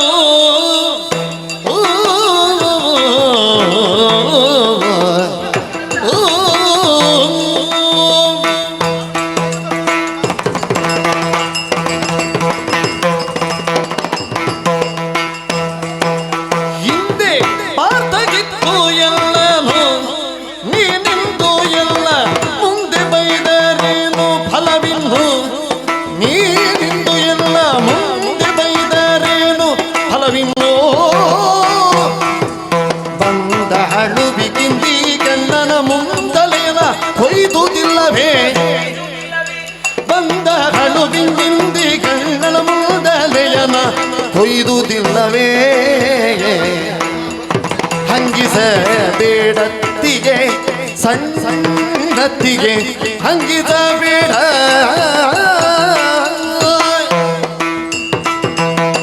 ಮಕರಂದ, ಅಮ್ಮ. ಮೊದಲಾಗಿ ಇವರು ನಮ್ಮ ಮನೆಯಲ್ಲಿರುವಂತಹ ತುಳಸಿಗೆ ತುಳಸಿ ಕಟ್ಟೆಯನ್ನು ಹಾಕ್ಲಿಕ್ಕೆ ಬರಬೇಕು. ಹೌದು. ಮತ್ತೆ ಮತ್ತೊಬ್ಬರ ಮನೆಯಲ್ಲಿರುವಂತಹ ಅಥವಾ ಅಂಗಳದಲ್ಲಿರುವಂತಹ ಅಶ್ವತ್ಥ ಕಟ್ಟೆಗೆ ಕಟ್ಟೆ ಹಾಕ್ಲಿಕ್ಕೆ ಹೇಳಬೇಕು. ಹೌದು. ಇವರು ಗಾಜಿನ ಮನೆಯಲ್ಲಿ ಕುಳಿತುಕೊಂಡು ಬೇರೆಯವರ ಮನೆಗೆ ಕಲ್ಲು ಹೊಡೆದ್ರೆ, ಬೇರೆಯವರು ಇವರ ಮನೆಗೆ ಕಲ್ಲು ಹೊಡೆದ್ರೆ ಏನಾಗುತ್ತದೆ? ಹುಡಿ ಆಗ್ತದೆ ಮತ್ತೆ. ಅದು ಮೊದಲು ನೆನಪಿನಲ್ಲಿ ಅಲ್ಲ, ಇರಬೇಕು. ಅಂತದಿರ್ಲಿ, ಏನಾಗಿದೆ ಬೇಕಲ್ಲ ಕೇಳುವ. ಏನಾಯ್ತು? ಮದುವೆ ಪ್ರಕರಣದ ಬಗ್ಗೆ ಹೇಳ್ತಾ ಇದ್ದಾಳೆ. ಆ ಮದುವೆ ಪ್ರಕರಣದ ಬಗ್ಗೆ, ಇವಳ ಮದುವೆ ಪ್ರಕರಣದ ಬಗ್ಗೆ ನಾನು ಹೇಳ್ತೀನಿ. ನೀವು ಓಡಿ ಹೋದದ್ದಂತೆ. ಗಡ್ಡದವರಿಗೆ ಅದನ್ನ ಅವಳು ಹೇಳಿದ್ದಲ್ವ. ಈಗ ಇವಳು ಮತ್ತೆ ಅಂತ ನಡ್ಕೊಂಡು ಬಂದದ್ದ? ಮತ್ತೆ? ಇವಳು ಓಡಿಯೇ ಬಂದದ್ದು. ಇಲ್ಲ, ಇಲ್ಲ, ನಾನು ಅದ್ರ ಪ್ರಕರಣ ನಾನು ರಥ ಏರಿ ಬಂದದ್ದು. ನಾನು ರಥ ಏರಿ ಬಂದದ್ದು. ನೀವು ಕೂಡ ಓಡಿಕೊಂಡು ಬಂದ ರಥ ಏರಿ ಬಂದದ್ದು. ರಥ ಏರಿ ಓಡಿಕೊಂಡು ಬರುದು ಅಂತ ಹೇಳಿದ್ರೆ ನಡ್ಕೊಂಡು ಬಂದದ್ದ ಕೂತ್ಕೊಂಡು ಓಡಿಸಿಕೊಂಡು ಬಂದದ್ದು ನಾನು. ನೋಡಿ, ಇನ್ನೊಬ್ಬ ಹಿರಿಯರಿಗೆ ಗೊತ್ತಾಗದೆ ನಾವು ಹೋಗುದುಂಟಲ್ಲ, ಅದು ಓಡಿಕೊಂಡು ಹೋಗುದು ಅಂತಲೇ ಹೇಳುದು ಅದಕ್ಕೆ. ಹೌದು, ಅಣ್ಣ ರಥ ತಂದ್ರಲ್ಲಿ ಇವಳು ರಥದಲ್ಲಿ ಬಂದದ್ದು. ಅಣ್ಣ ನಡ್ಕೊಂಡು ಬರ್ತಿದ್ರೆ ನಡ್ಕೊಂಡು ಬರ್ತಿದ್ಲಿ ಇವಳು ಅಷ್ಟೇ. ಎಂತ ವಿಷಯ ಅದು? ಅವಳ ಹತ್ರ ಕೇಳು, ಇದು ಗೊತ್ತುಂಟ ಕೇಳು ಅವಳು. ನನ್ನ ಅವಳ ಅಭಿನಯ ನನಗೆ ಗೊತ್ತಿಲ್ಲ. ಗೊತ್ತುಂಟ ನಿಮಗೆ? ಕೇಳು, ನನಗೆ ಅವಳ ಅಭಿನಯ ಎಲ್ಲ ನನಗೆ ಗೊತ್ತಿಲ್ಲ. ಇದು ಗೊತ್ತುಂಟ? ಇಲ್ಲ. ಅದು ಅವಳೇ ಮಾಡಿದಂತಹ ಕತೆ. ಇವಳು ಇಷ್ಟು ಸಣ್ಣವಳು, ಅಪ್ಪನ ತೊಡೆಯಲ್ಲಿ ಮಲಗಿದ್ಲು. ಅಷ್ಟೊತ್ತಿಗೆ ಆಗುವಾಗ ಭಾಗವತೋತ್ತಮರು ಬಂದ್ರು. ಭಗವತರು? ಹೌದು, ಯಾರು ಭಗವತರು? ನಾರದರು. ನಾರದರು? ಶ್ರೀಕೃಷ್ಣ ದೇವರ ಗುಣಗಾನವನ್ನು ಮಾಡಿದ್ರು. ಹೌದು. ಆ ಸಂದರ್ಭದಲ್ಲಿ ಇವಳಿಗೆ ಪ್ರೀತಿ ಹುಟ್ಟಿದ್ದು. ಕೃಷ್ಣ ಕೃಷ್ಣ ಕೃಷ್ಣ ಕೃಷ್ಣ ಕೃಷ್ಣ. 6 ವರ್ಷದ ಮಕ್ಕಳಿಗೆ ಪ್ರೀತಿ ಹುಟ್ಟುತ್ತದ? 60 ವರ್ಷದ ಮುದುಕರಿಗೆ ಕಾಮ ಹುಟ್ಟುವುದಕ್ಕೆ ಸಾಧ್ಯ ಉಂಟಾ? ನಮ್ಗೆ ಇವಳಿಗೆ ಪ್ರೀತಿ ಹುಟ್ಟಿದ್ದು. ಗಂಡು ಮಕ್ಕಳದ್ದು ಗೊತ್ತಿಲ್ಲ, ಮತ್ತೆ ಹೆಣ್ಣು ಮಕ್ಕಳದ್ದು ನೀವು ಹೇಳಿದ್ರೆ ಗೊತ್ತಿಲ್ಲ. ಇಲ್ಲ, ಇವಳಿಗೆ ಪ್ರೀತಿ ಹುಟ್ಟಿತ್ತು. ಬೆಳೆದು ದೊಡ್ಡ ಬೆಳೆ ಆದ್ರು. ಏನು ಮಾಡಿದ್ದು? ಸುದೇವ ಬ್ರಾಹ್ಮಣನ ಬಳಿಗೆ ಕಳಿದ್ದು. ಓಲೆ ಪ್ರೇಮ ಪತ್ರವನ್ನು ಬರೆದದ್ದು ಇವಳು. ಹೌದಾ? ನಾನೇ ಮೊದಲಾಗಿ ಪ್ರೇಮ ಪತ್ರ ಬರೆದು ಕಳುಹಿಸಿಕೊಟ್ಟದ್ದು ನಾನು. ಅದನ್ನ ಹೆಮ್ಮೆಯಿಂದ ಹೇಳ್ತೇನೆ. ಇವಳನ್ನು ಹೆಮ್ಮೆಯಿಂದ ಹೇಳುದು, ಮತ್ತೊಬ್ಬರನ್ನು ಹೀಗೆ ದೂರಿ ಹೇಳುದು. ಯಾರ ಕೈಯಲ್ಲಿ ಕೊಟ್ಟದ್ದು? ಸುದೇವ ಬ್ರಾಹ್ಮಣರಲ್ಲಿ, ಪುರೋಹಿತರಲ್ಲಿ. ಹೌದು, ಗುರುಗಳು. ಪುರೋಹಿತರ ಕೈಯಲ್ಲಿ ಪ್ರೇಮ ಪತ್ರ ಎಂತ ಬರ್ತದೆ ಗೊತ್ತುಂಟಾ? ಎಂತದು? ಸಿಂಹದ ಪಾಲನ್ನು ನರಿಯು ಮುಟ್ಟದಿರಲಿ. ಅಲ್ಲ, ಸತ್ಯ ವಿಷಯ ಅಲ್ವಾ? ಹೌದು, ಮತ್ತೆ ಹೌದು, ಕೃಷ್ಣನಿಗೆ ಸೇರಬೇಕಾದ ಹೌದು. ಇನ್ನೊಬ್ಬ ಕೊಂಡು ಹೋದ್ರೆ ಅದಕ್ಕೆ ಹೌದು. ಅರ್ಥ ಉಂಟಾ? ಇವಳನ್ನು ನಿಶ್ಚಯ ಮಾಡಿದ್ದು ಯಾರಿಗೆ? ಯಾರಿಗೆ? ಶಿಶುಪಾಲನಿಗೆ. ಹೌದು. ಇವಳು ಮದುವೆ ಆದದ್ದು ಯಾರನ್ನು? ಯಾರನ್ನು? ಕೃಷ್ಣದೇವರನ್ನು. ಹೌದು. ಮತ್ತೆ ಇವಳು ಮತ್ತೊಬ್ಬರನ್ನು ಓಡಿ ಬಂದು ಹೇಳಿದಂತ ಕಥೆಯನ್ನು ಹೇಳ್ತಾಳಲ್ವಾ? ಇವಳು ಕೂಡ ಓಡಿ ಬಂದದ್ದು. 4 ಜನ ಅಕ್ಷತೆ ಕಾಳು ಹಾಕಿ ಇವಳು ಮದುವೆ ಆದದ್ದಲ್ಲ. ವಿಷಯ ಉಂಟಮ್ಮ. ಎಂತದ್ದು? ನಿಮ್ಮದಾದ್ರೆ ನಿಮ್ಮ ಒಂದು ಅಣ್ಣ ಬಂದು ನಿಮಗೆ ಮದುವೆ ಮಾಡಿ ಮದುವೆ ಮಾಡ್ತದೆ. ಇವಳಿಗೆ ಯಾರು? ಇವಳ ಸಂಸಾರದವ್ರು ಯಾರು ಬಂದು ಈಗ ಹೇಳ್ತಾಳಲ್ಲ, ಇವಳು ಗಂಡನ ಮನೆಯಲ್ಲಿ ಇರಬೇಕಾದವಳು. ಅಣ್ಣನ ಕಿರೀಟ ಎಲ್ಲ ತೆಗೆದು ತಲೆ ಹೌದು, ಅಣ್ಣನ ಕಿರೀಟ ತೆಗೆದು ಅಣ್ಣ ತಲೆ ಬೋಳಿಸಿ. ಮತ್ತೆ ಅವ ಪ್ರತಿಜ್ಞೆ ಮಾಡಿದ್ದು, ಪುಂಡರೀಕಾಂಬಕನ ಕೊಲ್ಲದೆ ಕೊಂಡು ಬಾರದೆ ತಂಗಿ ರುಕ್ಮಿಣಿಯ ಮತ್ತೆ ಸೇರಿನು ಪುಂಡಿನಾಪುರವ. ಅಣ್ಣನನ್ನು ಮುಟ್ಲಿಕ್ಕೆ ಆಯ್ತಾ? ಇಲ್ಲ. ಇವಳ ಅಣ್ಣ ಯಾರವ? ರುಕ್ಮ. ಹೌದು. ಅವನಿಗೆ ನನ್ನ ಅಣ್ಣನನ್ನು ಮುಟ್ಲಿಕ್ಕೆ ಆಯ್ತಾ? ಆಗಲಿಲ್ಲ. ಅವ ಎಂತದೇ ಪ್ರತಿಜ್ಞೆ ಮಾಡಲಿ, ಅವನಂತ 1000 ಜನ ಬಂದ್ರು ಕೂಡ ನನ್ನ ಅಣ್ಣನ ಒಂದು ಕೂದಲನ್ನು ಕೊಂಕಿಸುವುದಕ್ಕೆ ಸಾಧ್ಯವಿಲ್ಲ.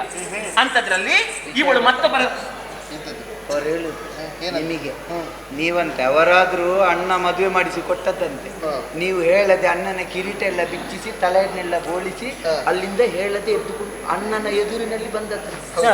ಓಡಿ ಬಂದವಳು ಇವಳು ಓಡಿ ಬಂದವಳು. ಮತ್ತೊಬ್ಬಳ ಕಥೆಯನ್ನು ಇವಳು ಹೇಳ್ತಾ ಇದ್ದಾಳಲ್ಲ, ಅಬ್ಬಬ್ಬಬ್ಬ. ಮತ್ತೆಂತದ್ದು? ದಿನಾಶ್ವಮೇಧ. ದಿನಾಶ್ವಮೇಧವನ್ನು ಮಾಡಿ ಅಶ್ವಮೇಧದಲ್ಲಿ ಸಿಕ್ಕಿದ್ದನ್ನೆಲ್ಲ ನೀವೇ ಎಲ್ಲ ಕೊಟ್ಟು ಕಳುಹಿಸಿದ್ದಾರೆ ಇವರಿಗೆ. ಅಶ್ವಮೇಧದ ಬೆಂಗಾವಲಾಗಿ ಯಾರು ಹೋದದ್ದು? ಇವಳ ಗಂಡವ? ನನ್ನ ಗಂಡ ಹೋದದ್ದು. ಪಾರ್ಥ ಮಹಾಶಯರು ಹೋಗಿ ದುಡಿದು ತಂದಂತಹ ಆ ಅಶ್ವಮೇಧದಲ್ಲಿ ಇರುವಂತಹ ಕಪ್ಪ ಕಾಣಿಕೆಗಳು, ಅದನ್ನು ನಾವು ತಿಂದಿದ್ದೇವಪ್ಪ. ಅದರಲ್ಲಿ ತಪ್ಪೇನುಂಟು? ಈಗ ಇವಳು ಹೇಳ್ತಾಳಲ್ಲ, ಗಂಡ ಮಾಡಿದ್ದನ್ನೇ ನಾನು ತಿನ್ನುವುದು ಎನ್ನುವ ಹಾಗೆ, ಮತ್ತೆ ನಾನು ಕೂಡ ಹಾಗೆ ಗಂಡ ದುಡಿದದ್ದನ್ನೇ ನಾನು ತಿನ್ನುವುದು. ಹಾಗಾಗಿ ಅಂತದೆಲ್ಲ ಮಾತನಾಡುದು ಬೇಡ. ಅತ್ತಿಗೆ ಹೆಚ್ಚು ಮಾತಾಡದಿರು ಸಾಗಿನ್ನು. ಬಾಯಿ ಮುಚ್ಚು, ಬಾಯಿ ಮುಚ್ಚು, ಬಾಯಿ ಮುಚ್ಚಿಕೊಂಡು ಸುಮ್ಮನಿರು ನೀನು. ಅಚ್ಚು ತನಲಿದ ತಂಗಿ ಎಂಬುದ ನಿಶ್ಚಯಿಸಿದವೆಲ್ಲ ಬಲ್ಲಿತು. ಹೆಚ್ಚು ಮಾತಾಡದಿರು ಸಾಗಿನ್ನು. ನೀನು ಮಾತಾಡೋದಕ್ಕೆ ನಾನು ಮಾತಾಡಿ. ನೀವು ಮಾತಾಡ್ಬೇಡಿ. ನೀವು ಮಾತಾಡಿದ್ರೆ ಜಗಳ ಜೋರಾಗ್ತದೆ. ನಿಲ್ಲಿ, ನಾನಿದ್ದೇನಲ್ಲ. ಎಂತ ಮಾತಾಡಿದ್ದು? ಅಮ್ಮ, ವಿಷಯ ಗೊತ್ತು ಏನು? ಇವರು ಹೇಳುದು ಅಶ್ವಮೇಧದಲ್ಲಿ ಸಿಕ್ಕಿದ್ದನ್ನೆಲ್ಲ ಕೊಂಡೋಗಿದ್ದಾರೆ ಅವರು. ಹೌದು, ಇವಳ ಗಂಡ ದುಡಿತಾನೆ. ಹೌದು ಹೌದು. ದುಡಿದವರಿಗೆ ಒಂದಿಷ್ಟು ವೇತನ ಅಂತ ಕೊಟ್ಟು ಕಳಿಸುವ ಕ್ರಮ ಉಂಟು. ಮತ್ತೆ ಅಷ್ಟು ಕೊಡ್ತಿದ್ರೆ ಸಾಕಾದ್ರೆ. ಈಗ ಯಜಮಾನರು ಇರ್ತಾರೆ, ಯಜಮಾನರು ದೂರದಲ್ಲಿ ಇರ್ತಾರೆ, ದುಡಿಲಿಕ್ಕೆ ಒಬ್ರು ಹೋಗ್ತಾರೆ. ಹೌದು. ಹೋದವರ ಕೈಯಲ್ಲಿ ದುಡಿದು ನಾವು ಅವರು ಮಾಡಿಸಿದ ಕೆಲಸದ ಹಣವನ್ನು ವೀಳ್ಯವನ್ನು ಕೊಡ್ತಾರೆ. ಅದನ್ನು ಸಿಕ್ಕಿದವ ನಾನು ದುಡ್ದದಂತ ಹೇಳಿ ಅವನೇ ದುಡ್ದವ ಎಲ್ಲ ಕೊಂಡೋಗ್ಲಿಕ್ಕೆ ಆಗ್ತದೆ. ಯಜಮಾನರು ಕೊಲ್ಲುದಿಲ್ಲ ಅಲ್ಲಿಗೆ. ಹೌದಲ್ಲ? ಮತ್ತೆ ದುಡಿದದಕ್ಕೆ ಬೇಕಾದದ್ದು ಎಷ್ಟು ಅಷ್ಟು ಕೊಟ್ಟು ಕಳಿಸಬೇಕಿತ್ತು. ಬದಲಾಗಿ ಇದ್ದದ್ದನ್ನೆಲ್ಲವನ್ನು ಕೊಟ್ಟು ಇವಳಿಗೆ ಕಳುಹಿಸಿಕೊಟ್ಟದ್ದು. ಇವಳಿಗೆ ಎಲ್ಲ ಹಿಡ್ಕೊಂಡು ಹೋಗಿದ್ದಾಳೆ. ಎಲ್ಲ ಕೊಂಡೋದದ್ದು ಎಲ್ಲ ಯಾರು ಕೊಂಡೋದು? ಎಲ್ಲ ನೀವೇ. ಎಲ್ಲ ಕೊಂಡು ಹೋಗ್ಲಿಲ್ಲ. ದುಡ್ದದಕ್ಕಿಂತ ಹೆಚ್ಚು ಎಷ್ಟು ಪ್ರಾಪ್ತಿ ಉಂಟು ಅಷ್ಟೇ ಹಿಡ್ಕೊಂಡು ಹೋಗ್ಬೇಕಿತ್ತು. ಇದು ಕೊಂಡೋದದ್ದೇ ಹೆಚ್ಚು. ಎಲ್ಲ ಕೊಂಡೋದ್ರು. ಎಲ್ಲ ಕೊಂಡೋದ್ರೆ ಅವಳು ಇರ್ಬೇಕು, ನಮಗೆ ಗೊತ್ತಿಲ್ಲ. ನಾವೆಲ್ಲ ಎಲ್ಲವೂ ಕೊಂಡು ಹೋಗ್ಲಿಲ್ಲ. ಏನು ಕೊಟ್ಟಿದ್ದಾರೆ ಅದನ್ನು ತೆಗೆದುಕೊಂಡು ಹೋಗಿ ಎಲ್ಲ ಕೊಂಡೋದೇ. ಈಗ ನಾನು ಈ ತವರು ಮನೆಯಲ್ಲಿ ಬಂದು ತಿನ್ನುತ್ತಾ ಇದ್ದೇನೆ. ನನಗೆ ತವರು ಮನೆಯನ್ನು ಗಂಡನ ಮನೆಯನ್ನು ಉಳಿಸುವಂತಹ ಅರ್ಹತೆಯನ್ನು ಹೊಂದಿದ್ದೇನೆ, ಅಧಿಕಾರವನ್ನು ಹೊಂದಿದ್ದೇನೆ. ನಿನಗೆ ತವರು ಮನೆಗೆ ಹೋಗ್ಲಿಕ್ಕೆ ಉಂಟಾ? ನಿನಗೆ ಅಲ್ಲ, ಇವಳಿಗೆ ತವರು ಮನೆಗೆ ಹೋಗ್ಲಿಕ್ಕೆ ಉಂಟಾ? ರೂಢಿಯಲ್ಲಿ ಒಂದು ಮಾತುಂಟು, ತಾಯಿ ಮನೆಗೆ ಹೋಗ್ಲಿಕ್ಕಿಲ್ಲ, ಅಗತ್ಯ ಇಲ್ಲ. ಹೊರಗಾಕಿದ್ದಾರೆ, ಪೊಟ್ಟ ಹೆಣ್ಣು ಕುಲದಿಂದ ಹೊರಗೆ ಓಡಿಸಿದ್ದಾರೆ. ಓಡಿಸಿದಳು, ನಾನೇ ಓಡಿ ಬಂದದ್ದು. ಅವಳಿಗೆ ಕುಲದಿಂದ ಹೊರಗಾಗಿರ್ಬೋದು, ಮನೆಯಿಂದ ಹೊರಗೆ ಅಲ್ಲ. ಇರ್ಲಿ, ಮದುವೆಯಾದ ಬಳಿಕ ಗಂಡ ಶ್ರೀಮಂತನಾಗಲಿ ಬಡವನಾಗಲಿ, ಕುಂಟನಾಗಲಿ ಕುರುಡನಾಗಲಿ, ಅವನೇ ದೇವರು. ಹೌದಾ? ಪತಿವ್ರತೆಯಾದವಳಿಗೆ ಪತಿಮಾತೆ ವೇದವಾಕ್ಯ. ಗಂಡ ಎಲ್ಲಿದ್ದಾನೆ, ಗಂಡನ ಹಿಂದೆ ಹೋಗಬೇಕಿತ್ತು ನೀನು. ಹೌದು, ನಾನು ಹೋಗಿದ್ದೇನೆ. ಹೋದ ಹೇಳು ಮಕರಂದ, ನನ್ನನ್ನು ಕರ್ಕೊಂಡು ಬಂದದ್ದು ಕೃಷ್ಣದೇವಿ ಹೇಳುವ ಗಂಡ ಅಂತ ಹೇಳು. ದೇವರು ಕರ್ಕೊಂಡು ಬರ್ತಾರಪ್ಪ. ದೇವರಿಗೆ ತಂಗಿಯ ಮೇಲೆ ಪ್ರೀತಿ. ಹೌದು. ಇವಳಿಗೆ ಹೇಳ್ಬೋದಿತ್ತಲ್ವಾ, ಗಂಡ ಎಲ್ಲಿದ್ದಾನೋ ನಾನು ಅಲ್ಲೇ ಇರ್ತೇನೆ, ಎಲ್ಲಿಗೂ ಹೋಗುದಿಲ್ಲ ಅಂತ. ಹೇಳ್ಬೋದಿತ್ತಲ್ಲ, ಹೋಗಿ ನಾನು ಅಲ್ಲಿಗೆ ಹೋಗ್ತೇನೆ. ಅವಳಿಗೆ ಹೋಗ್ಲಿಕ್ಕೆ ಮನಸ್ಸಿಲ್ಲ. ಅದನ್ನು ಹೇಳಿದ್ದೇನೆ ಅಂತ ಹೇಳು ಮಕರಂದ. ಹೇಳಿ ಆಗಿಲ್ಲ ಹೌದು, ಮಕರಂದ. ನಾನು ಮಗನಿಗೆ ಬೇಕಾಗಿ ಉಳಿದದಂತ ಹೇಳು. ಈಗ ನೀವು ಹೇಳಿದ್ದೀರಾ? ಎಲ್ಲ ಹೇಳಿದ್ದೇನೆ. ಮತ್ತೆ ಇವರೆಂತದ್ದು ಮತ್ತೆ? ಅಧಿಕ ಪ್ರಸಂಗ. ಮಕರಂದ ಏನಿಲ್ಲ, ಕಾಡಿಗೆ ಗಂಡನೊಟ್ಟಿಗೆ ಹೋದ್ರಲ್ಲಿ ತಿನ್ನುವುದಕ್ಕೆ ಏನು ಸಿಗುದಿಲ್ಲ. ಅಲ್ಲಿರುವುದು ಗೆಡ್ಡೆ ಗೆಣಸು. ಹೌದು. ಇದನ್ನು ತಿಂದು ಬದುಕುವುದಕ್ಕಾಗುದಿಲ್ಲ, ಅದನ್ನು ತಿಂದ್ರೆ ಹೀಗಾಗುತ್ತಿತ್ತ. ಹೌದು. ಇದು ಇಲ್ಲಿ ಬಂದಾದ ಬಳಿಕ ಇಲ್ಲಿರುವಾಗ ಮೃಷ್ಟಾನ್ನ ಭೋಜನ ತಿನ್ನುವುದಕ್ಕೆ ಬೆಳಗ್ಗೆ ಮಧ್ಯಾಹ್ನ ರಾತ್ರಿ ಎರಡು ಗೆಣಸು ಸಿಕ್ಕಿದ್ರೆ ಎಷ್ಟು ಜನ ಅಂತ ತಿನ್ನಿ? ಹೌದು, ಸಾಕಾಗುತ್ತದಾ? ಇವಳಿಗೆ ಗೆಣಸು ತೆಗೆಯುವುದೇ ಕೆಲಸ ಆಗುತ್ತೆ. ಕೆಲಸ ಮಾಡುವುದಕ್ಕೆ ಬೆನ್ನು ಬಾಗುವುದಿಲ್ಲ ಇವಳಿಗೆ, ಬೆನ್ನು ಬಾಗುವುದಿಲ್ಲ ಇವಳಿಗೆ. ಇಲ್ಲಿ ಧರ್ಮಕ್ಕೆ ಕುಳಿತುಕೊಂಡು ತಿನ್ನುವುದಕ್ಕಾಗುತ್ತದಲ್ಲ. ಒಂದು ಇವಳು ತಿನ್ನುವುದಂತೆ, ಒಂದು ಇವಳು ಮತ್ತೆ ಇವಳ ಮಗ. ಓ ದೇವರು, ಇಬ್ರು ತಿನ್ನುತ್ತಾರೆ. ಇವರು ತಿನ್ನುವುದರಲ್ಲಿ ಒಂದು 10 ಮಂದಿ ತಿನ್ಬಹುದು. ಹೌದು, ನಾನು 2 ಸಲ ಬಂದೆ. ಇತ್ತೀಚೆಗೆ ಬರುವುದೆಲ್ಲ ಮುಗ್ದಿದೆ. ಮತ್ತೆ ಇವರ ಮೊದಲು ಬಂದ್ರೆ ಮತ್ತೆ ಉಳಿದವರಿಗೆ ಎಲ್ಲಿ ಸಿಗ್ತದಂತ ಬೇಕಲ್ವಾ? ಅದು ಇವಳು ನಾನು ಓಡಿ ಹೋದ ಅಂತ ಹೇಳಿದ್ರು. ಇವಳದ್ದು ಗೊತ್ತಿಲ್ವಾ, ಗಡ್ಡ ಬಿಟ್ಟನೊಟ್ಟಿಗೆ ಹೋದವಳು ಇವಳು. ಅದನ್ನ ಹೇಳಿ ಆಯ್ತಲ್ಲ, ಮತ್ತೆ ಮತ್ತೆ ಅಂತ ಹೇಳುದು. ನಿನ್ನದು ಅದೇ ಕತೆ, ನನ್ನದು ಅದೇ ಕತೆ. ಅದನ್ನು ಮತ್ತೆ ಮತ್ತೆ ಹೇಳುವಂತ ಅವಶ್ಯಕತೆ ಇಲ್ಲ ಅಂತ ಹೇಳು ಮಕರಂದ. ಗಂಡ ಎಲ್ಲೋ ಇರುದು, ಹೆಂಡತಿ ಇಲ್ಲಿರುವುದು. ಕಂಡಲ್ಲಿ ಹೌದು, ಮಾನ ಮರೆದಿದ್ದವರು ಗಂಡನೊಟ್ಟಿಗೆ ಇರಬೇಕು. ಗಂಡನ ಕಷ್ಟವಾಗಲಿ ಸುಖವಾಗಲಿ ಹಂಚಿಕೊಂಡು ಬದುಕಬೇಕು. ಇವಳಿಗೆ ಕಷ್ಟ ಹಂಚಿಕೊಳ್ಳುವುದಕ್ಕಾಗುದಿಲ್ಲ. ಎಂತ ಗೊತ್ತುಂಟಮ್ಮ, ಗಂಡ ಕೆಲವು ಮನೆಯ ಪರಿಸ್ಥಿತಿ ಗೊತ್ತುಂಟ ನಿಮಗೆ? ಗಂಡ ಎಲ್ಲಿಯೋ ದೂರದಲ್ಲಿ ಇರುವುದು, ಅವ ದುಡಿಯುವುದು, ಹೆಂಡತಿ ಮಕ್ಕಳನ್ನು ಸಾಕುವುದಕ್ಕಾಗಿ ಅವ ಹಗಲಿರುಳು ದುಡಿತಾ ಇರ್ತಾನೆ. ಹೆಂಡತಿ ಇಲ್ಲಿ ನೋಡ್ಬೇಕು, ಅವರ ಕಳಿಸುವ ಹಣದಿಂದ ಇವರು ಮಾಡುವ ಒಂದು ಕಿತಾಪತಿ. ಹೌದಪ್ಪ, ಹಾಕಿಕೊಂಡು ದಿವಸಕ್ಕೊಂದು ಸೀರೆ ಉಟ್ಟುಕೊಂಡು ಹೀಗೆಲ್ಲ ಮಾಡಿಕೊಂಡು ಇದು ಅದೇ ವರ್ಗಕ್ಕೆ ಸೇರಿದ್ದು. ಮಕರಂದ, ಇವಳಿಗೆ ತವರು ಮನೆಗೆ ಹೋಗ್ಲಿಕ್ಕೆ ಇಲ್ಲ ಅಂತ ಹೇಳಿ ನಮ್ಮನ್ನು ಯಾಕೆ ಹಂಗಿಸುವುದು? ಅವರು ಹೇಳುದು, ಗಂಡ ದೂರದಲ್ಲಿ ದುಡಿಯೋರು, ಗಂಡ ದುಡ್ಡು ಗಳಿಸುವುದಲ್ಲ ಮಾತ್ರ ಇವಳಿಗೆ. ನಿಮಗೆ ಕಷ್ಟ ಆಗ್ತದೆ ಅಂತ ಹೋಗಿ ನೋಡಿ. ಈಗ ನೀವು ಹೋಗದ ಕಾರಣ ಯಾವುದು? ಗಂಡನಿಗೆ ಇಲ್ಲಿ ಹೋದ್ರೆ ಅವರಿಗೆ ನಿಮ್ಮ ಮೇಲೊಂದು ಗಮನ ಇರಬೇಕಾಗ್ತದೆ, ಅವರು ಮಾಡೋ ಬೇರೆ ಕೆಲಸದಲ್ಲಿ ಗಮನ ಇರಬೇಕು, ಅವರಿಗೆ ಕಷ್ಟ ಆಗುತ್ತೆ. ಮತ್ತೆ ನೀವು ನನ್ನ ಅಣ್ಣನೇ ದೂರುದಿಲ್ಲ, ಮತ್ತೆ ಇವಳು ಯಾಕೆ? ಗಂಡತಿಗೆ ಹೆಂಡನನ್ನು ಹೆಂಡತಿಯನ್ನು ನೋಡಿಕೊಳ್ಳುವುದು ಕಷ್ಟ ಆಗ್ತದೆ. ಏನು ಉಳಿದ ಕೆಲಸ ಮಾಡುವಾಗ ತನ್ನ ಹೆಂಡತಿ ನೋಡಿಕೊಳ್ಳುವುದು ಗಂಡನಿಗೆ ಕಷ್ಟ ಆಗ್ತದೆ. ಇವಳು ಯಾವ ಕಾಲದಲ್ಲಿ ಇವಳ ಗಂಡನ ನೋಡಿಕೊಂಡೇ ಇರ್ತಾಳೆ, ಎಲ್ಲ ಕಡೆ ಹೋಗ್ತಾಳೆ ಇವಳು. ಇಲ್ಲ ಅಲ್ಲ, ಮತ್ತೆ ಇವಳು ದೊಡ್ಡ ಅವರಿಗೆ 8 ಮಂದಿ ಹೆಂಡತಿಯರಿದ್ದಾರೆ. ಅದಕ್ಕೆ ಇವಳಿಂದ ಹೌದಪ್ಪ, ಇವಳು ಸರಿಯಾಗಿ ನೋಡಿಕೊಳ್ಳುದಿಲ್ಲ ಎನ್ನುವಂತ ಉದ್ದೇಶದಿಂದಲೇ ನನ್ನ ಅಣ್ಣ 8 ಮದುವೆ ಮಾಡಿ ಮತ್ತೆ ಮದುವೆ ಸರಿ ನೋಡುದಿಲ್ವಾ? ಇನ್ನು ಹೇಳಾಗುತ್ತೆ ಯಾಕೆ? ಇನ್ನು ಉಳಿದ ಹೇಳಾಗಿದ್ದಾರಲ್ವಾ, ನನ್ನ ನಂತರದವಳು ನೋಡಿಕೊಳ್ಳುದಿಲ್ಲ ಅಂತ. ಅಲ್ಲ, ಹೋಗುತ್ತಲ್ವ ನೀನು? ಮಾತಾಡ್ತಾಳೆ ಅವಳು, ಇವಳ ತಲೆಯಲ್ಲಿ ಇವಳೇ ಅಂತ. ಮುಚ್ಚು ಬಾಯಿ, ನೀ ಮುಚ್ಚು ಅಂತ ಹೇಳಿದಲ್ವಾ? ನೀ ಮುಚ್ಚು ಬಾಯಿ ಅಂತ ಹೇಳಿದ್ದು. ನೀನು ಬಾಯಿ ಮುಚ್ಚು. ಮಾತಾಡ್ತಾಳೆ ಅವಳು. ಓಲೆ ಭಾಗ್ಯ ಉಳಿಸಿಕೊಡಿ ಅಂತೆ, ಓಲೆ ಭಾಗ್ಯ ಎಲ್ಲವನ್ನು ಹೇಳಿ ಆಯ್ತಲ್ಲ ಮಕರಂದ. ಇವಳು ಬಾಯಿ ಮುಚ್ಚಿದ್ರೆ ಇವಳಿಗೆ ಒಳ್ಳೇದು. ನೀವು ಯಾರಿಗೆ ಬೈ? ನಿನಗೆ ಹೇಳುವಾಗ ಹೇಳಿ ಆಯ್ತು. ತನ್ನ ತಂಗಿ ಎನ್ನುವಂತ ಅಹಂಕಾರ ನಿನಗೆ ಅಷ್ಟು ಜನ ಅಹಂಕಾರ ಮತದಿಂದ ವರ್ತಿಸುತ್ತಾಳೆ ಅವಳು. ನಾನು ಕೃಷ್ಣನ ತಂಗಿ. ನೀವು ಈ ಬಾಯಲ್ಲೇ ಮಾತಾಡ್ತಾ ಇರುದ? ಮಾತಾಡುದು ಬಾಯಲ್ಲಿ, ಮತ್ತೆ ಯಾವ್ದು? ನಾನು ನಿಮ್ಮಲ್ಲಿ ಒಂದು ಪ್ರಶ್ನೆ ಕೇಳ್ಬೇಕು. ಏನು? ಕಿವಿ ಇರುದು ಯಾಕೆ? ಕೇಳುವುದಕ್ಕೆ. ಕಣ್ಣು ಇರುದು ಯಾಕೆ? ನೋಡುವುದಕ್ಕೆ. ಮೂಗಿ ಇರುದು ಯಾಕೆ? ಆಗ್ರಾಣಿಸುವುದಕ್ಕೆ. ಬಾಯಿ ಇರುದು ಯಾಕೆ? ಮಾತಾಡುವುದಕ್ಕೆ. ಹೌದಾ? ಹೌದು. ಕೈ ಇರುದು ಯಾಕೆ? ಕೈಯುವುದು ದುಡಿಯುವುದಕ್ಕೆ, ದುಡಿಯುವುದಕ್ಕೆ, ಕೆಲಸ ಮಾಡುವುದಕ್ಕೆ.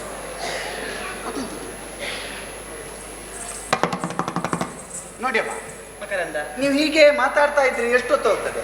ಎಷ್ಟೊತ್ತು ಹೋಗುತ್ತದೆ? ನಮ್ಮ ಪ್ರಸಂಗವೇ ಮುಗಿಯುವಾಗ ಎಷ್ಟೊತ್ತು ಆಗಿತ್ತು? ಹೌದು. ಅದಕ್ಕೆ ಕೈಕಾಲಲ್ಲಿ ಇರುವುದು ಯಾಕೆ? ದೇವರು ಕೈಕಾಲು ಕೊಟ್ಟದ್ದು ಯಾಕೆ? ದುಡಿಯುವುದಕ್ಕೆ ಮಾತ್ರ ಅಲ್ಲ, ಮತ್ತೆ ಕೊಡಿಯುವುದಕ್ಕೆ. ಹುಡ್ಕೊಂಡೇ ಮಾತಾಡಿ, ಏನಾಗ್ತದೆ ನೋಡು. ಮತ್ತೆ ನನ್ನ ವಿಷಯಕವಾಗಿ ನೀನು ಬರಬೇಡ, ಸುಮ್ಮನೆ ಇಲ್ಲದಿದ್ರೆ. ಇದು ನನ್ನ ಗಂಡನ ಮನೆ. ಇದು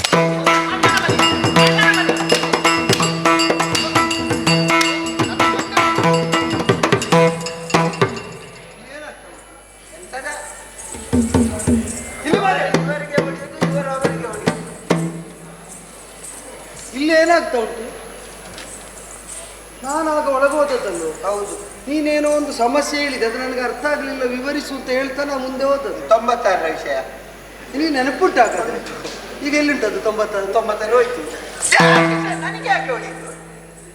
ಅವರ ಕೈಯಲ್ಲಿ ಬಂದದ್ದು ಅದು ಅವ್ರು ಕಿತ್ತುಕೊಂಡು ತಂದದ್ದು, ನಾನೇ ಬಿಟ್ಟದ್ದು. ನಿನಗೆ ಅದಕ್ಕೆ ಹೊಡೆದದ್ದು.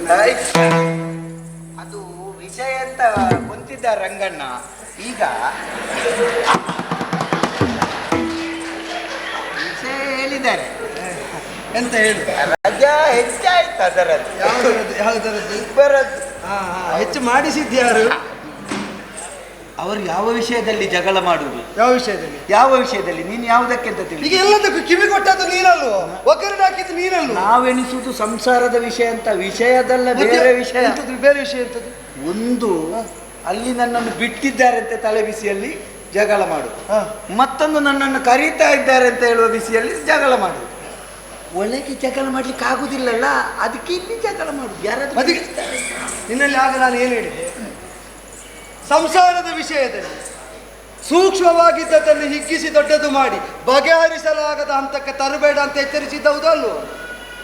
ಹೌದು, ನಾನು ಹೇಳಿದ್ದೆ ಕೃಷ್ಣ. ಅಧಿಕ ವರ್ಷ ಯಾಕೆ ಕಳಿಸಲಿಲ್ವ? ಇಲ್ಲಿ ಕಳಿಕೊಳ್ಳುವುದಿಲ್ವಾ? ನಾನು ಹೇಳಿದೆ. ಸಮಸ್ಯೆ ಬಂದ್ರೆ ಯುದ್ಧ ಆದ್ರೆ ನಿನ್ನನ್ನು ಕಳಿಸ್ತೇವ, ನಾವಲ್ವ ಮಾಡುವುದು? ಮತ್ತೆ ಬೇರೆ ಮನೆಯಲ್ಲಿ ಕುಳಿತುಕೊಂಡು ದೊಡ್ಡ ದೊಡ್ಡ ಮಾತಾಡ್ತೇವೆ. ನೀನು ಮಾತಾಡಿದ್ದು ನಿನಗೆ ಹೊಡಿದ್ದೇನೆ, ನೀನು ಮಾತಾಡಿ ಇಷ್ಟು ಮಾಡಿದ್ದು. ಹೊಗಳಗೆ ಹಾಗೆಲ್ಲ ಕಟ್ಟಿದವನಾದ್ರೆ ಅದನ್ನು ಉಳಿಸುವುದು ಹೇಗೆ ಅಂತ ಗೊತ್ತುಂಟು, ಅವರನ್ನು ರಕ್ಷಿಸುವುದು ಹೇಗೆ ಅಂತ ನಿನ್ನಿಂದ ಪಾಠ ಕೇಳಬೇಕಾಗಿಲ್ಲ ನಾನು. ಅದನ್ನು ಹೇಳಿದ್ದು ಯಾರು ಯಾರಿಗೆ ಕಟ್ಟಿದ್ದು ಉಳಿಯುತ್ತದೆ ಅಂತ ಹೇಳಿದ್ರೆ ಅವಳಿಗೆ ಗಂಡ ಅಂತ ಹೇಳಿದ್ರೆ ಎಂತ ಅದು ಗೊತ್ತುಂಟ ನಿಮಗೆ? ಅಲ್ಲಿ ಕಟ್ಟಲಿಕ್ಕೆ ಜಾಗ ಅಂತ ಹೇಳಿ ಇಲ್ಲ ಅಂತ ಹೇಳಿ ನಿಮ್ಮ ಗುತ್ತಿಗೆ ಕಟ್ಟಿದ್ದ, ಇದಾದಿತ್ತು ಅಂತ ಹೇಳಿ ಕಟ್ಟಿದ್ದು. ನಿನಗೆ ಇವತ್ತು ಇನ್ನೆಷ್ಟು ಕಾರ್ಯಕ್ರಮ ಉಂಟು? ಇವತ್ತು ಇಲ್ಲ, ಇನ್ನು ಹೋಗುದು. ಎಲ್ಲಿಗೆ? ಹೆಂಡತಿ ಗರ್ಭಿಣಿ, ಹಾಗೆ ಸ್ವಲ್ಪ ಕೆಲಸ ಉಂಟು. ಅದು ಕೆಲಸ ಮುಗಿಸಿದ ಮೇಲೆ ಆದದ್ದಲ್ಲ, ಮತ್ತೆ ಈಗ ಇನ್ನೆಂಥದ್ದು ಕೆಲಸ? ಅಲ್ಲ, ಅದು ಬೇರೆ ಕೆಲಸ, ಇನ್ನು ನಡೆಯುವುದು ಬೇರೆ ಕೆಲಸ. ಇವತ್ತು ಒಪ್ಪಿದ ಕಾರ್ಯಕ್ರಮ ಏನಾದ್ರೂ ಇದ್ರೆ ನೀನು ಹೋಗಬಹುದು. ಹೋಗಬಹುದಾ? ಇಲ್ಲಿ ನೀನು ಇದ್ದರೆ ಇದು ಹಾಳಾಗುವುದಲ್ಲದೆ, ಇದನ್ನು ನೀನಾಗಿ ಹಾಳು ತೆಗೆಯುವುದಲ್ಲದೆ ಇಲ್ಲಿದ್ದ ಏನು ಬೇಜಾರಾಗ ನೀನು ಹೋಗು. ನಾನು ಹಾಳಾಗ್ತೇನೆ, ಹಾಗಿದ್ದೇನೆ. ಹೌದೌದು, ಅದನ್ನೇ ಹೇಳಿದ್ದು. ನಿನ್ನನ್ನು ಎಲ್ಲಿಗೆ? ಅದಕ್ಕೆ ಅಲ್ಲ, ನನಗೆ ಆ ಭೀತಿ ಉಂಟು. ನಾನು ಅದಕ್ಕೆ ಬರೋದಿಲ್ಲ ನಿಮ್ಮ ಜೊತೆ. ಬೇಡ ಬೇಡ, ಆಯ್ತು, ನಾನು ಬರ್ತೇನೆ. ಇದರಲ್ಲಿ ನನ್ನ ತಪ್ಪೇನಿಲ್ಲ ಕೃಷ್ಣ, ಏನಿಲ್ಲ. ನೀನು ಮತ್ತೆ ಮತ್ತೆ ಹೇಳಿದ್ರೆ ತಪ್ಪು ಪೂರ್ತಿ ನಿನ್ನದು ಅಂತ ಇಲ್ಲದವನೇ ಇಲ್ಲ ಇಲ್ಲ ಅಂತ ಹೇಳಿ. ರಾಮ ಸೇರುವುದು ಕಷ್ಟ ಧರೆಯೊಳು. ರಾಮ ರಾಮ ರಾಮ ರಾಮ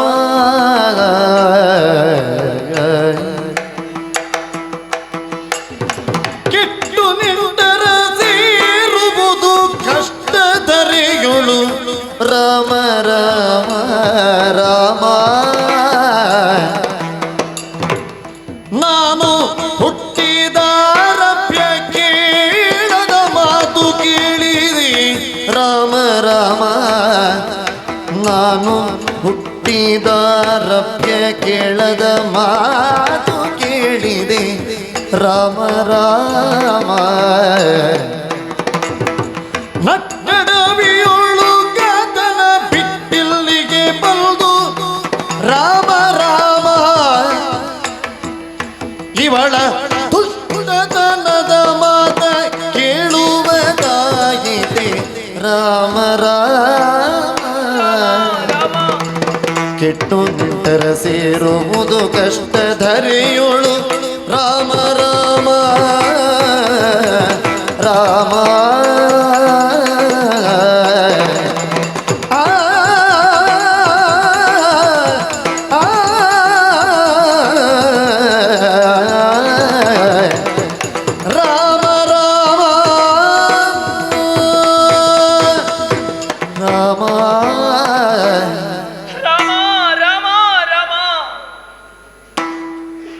ನನಗೀಗ ನಿನ್ನ ಹೆಸರು ನೆನಪಾಗಿತ್ತಾ ಇದೆ ರಾಮ. ಅದಕ್ಕೆ ಕಾರಣವೂ ಉಂಟು. ನಿನಗೊಬ್ಬಳು ಮಡದಿ ಇದ್ದಳು, ಸೀತಾ ಮಾತೆ, ಆದರ್ಶ ನಾರಿ, ಲೋಕ ಮಾತೆ.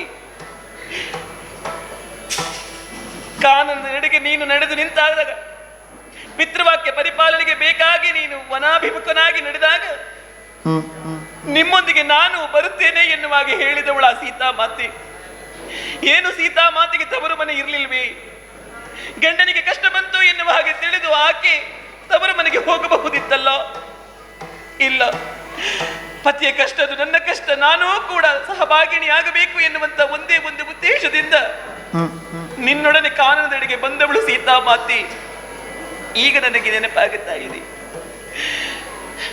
ನಾನು ನನ್ನ ಪತಿದೇವರಿಗೆ ಕಷ್ಟ ಬಂದರೂ ಕೂಡ ಈ ತವರು ಮನೆ ಎಡೆಗೆ ಬಂದೆ, ತವರು ಮನೆಯಲ್ಲಿ ಉಳಿದೆ. ಆದ್ದರಿಂದಲೇ ಈ ತುಚ್ಛ ಮಾತುಗಳನ್ನು ನಾನು ಕೇಳಬೇಕಾಯಿತು. ನನ್ನ ಅತ್ತಿಗೆ ರುಕ್ಮಿಣಿ ದೇವಿ ಹೇಳಿದಂತಹ ಮಾತುಗಳದು ಅವಳ ಬಾಯಿಯಿಂದ ಬಂದಂತಹ ಮಾತುಗಳಲ್ಲ. ಸಮಸ್ತ ದ್ವಾರಕಿಯ ಮುಖವಾಣಿಯಾಗಿ ಅವಳೇ ಹೇಳಿದವಳಿಂದ ಆಡಿಸಿದ್ದದು. ಹುಟ್ಟಿದ ಆರಭ್ಯದಿಂದ ಇಂತಹ ತುಚ್ಛ ಮಾತುಗಳನ್ನು ಕೇಳಿದವಳಲ್ಲ ಈ ಸುಭದ್ರೆ. ಆದರೆ ಇದ್ದು ನಾನು ಇದನ್ನೆಲ್ಲ ಕೇಳಬೇಕಾಗಿ ಬಂತಲ್ಲ. ಇಲ್ಲ, ಕೆಟ್ಟು ನೆಂಟರ ಸೇರಬಾರದು. ಯಾವ ಕಾರಣಕ್ಕೂ ಕೂಡ ಕಷ್ಟ ಬಂದರೆ ತವರ ಮನೆಗೆ ಹೋಗಬಾರದು. ಪತಿಯ ಕಷ್ಟ ಅದು ನನ್ನ ಕಷ್ಟ ಎನ್ನುವಾಗೆ ತಿಳಿದು ಪತಿಯೊಂದಿಗೆ ನಾನು ಹೋಗಬೇಕಿತ್ತು, ಕಾಮ್ಯಕಾವರದಲ್ಲಿರಬೇಕಿತ್ತು. ರಾಮ ರಾಮ, ಈ ತುಚ್ಛ ಮಾತುಗಳನ್ನು ಕೇಳಿ ಬಿಟ್ಟೆನಲ್ಲ, ಸಹಿಸುವುದಕ್ಕಾಗಿ ಏನ ಮಾಡಲಿ ತಂಗಿ ಸೌಭದ್ರೆ, ತಂಗಿ ಸೌಭದ್ರೆ, ತನಗಾದ ಮಾನ ಭಂಗವನಿನೇ ಬೇಳು ಸೌಭದ್ರೆ. ಆನರ ಕೈಯಾಗಿ ಬಾಜಯ ಕೊಟ್ಟು ಮುಂದೆ ನಾ ವಿರೋಧವಾಗಿದಿನಲ್ಲಿ ಸೌಭದ್ರೆ. ಏನ ಮಾಡಲಿ ತಂಗಿ ಸೌಭದ್ರೆ, ತಂಗಿ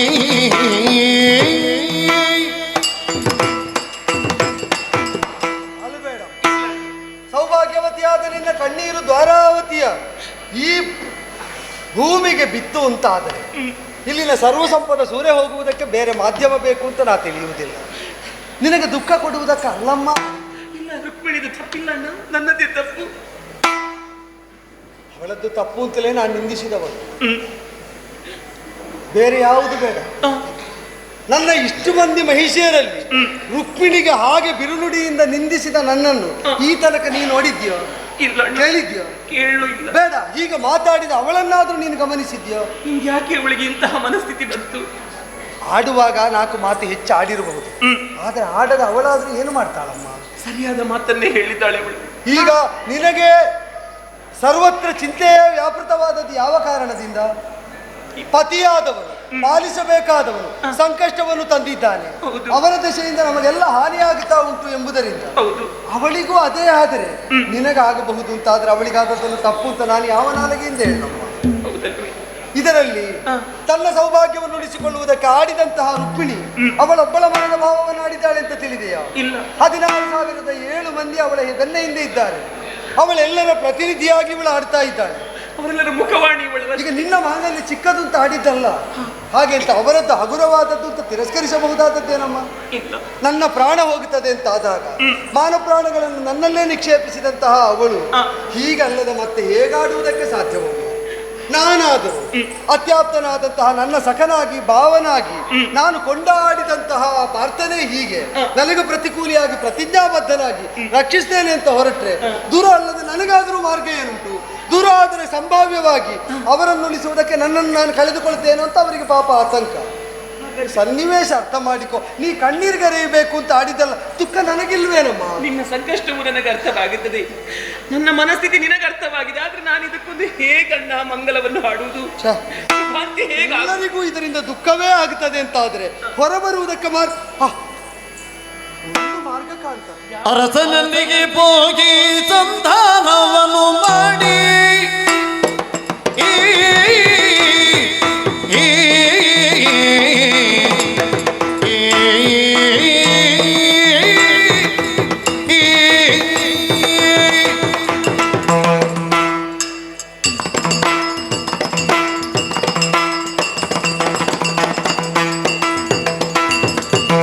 ಅರಸನಲ್ಲಿಗೆ ಹೋಗಿ ಸಂಧಾನವನ್ನು ಮಾಡಿ ಭರದಿಗಯನಗೊಂಡು ಬಾರಿಸು ಭದ್ರಿ. ಕುರುರಾಯ ಪರಿಹಾಸ್ಯ ಮಾಡದಂದದಿಯೇ, ಕುರುರಾಯ ಪರಿಹಾಸ್ಯ ಮಾಡದಂದದಿ ನರನಿನ ನಿಲ್ಲದೆ ಹೋಗಿ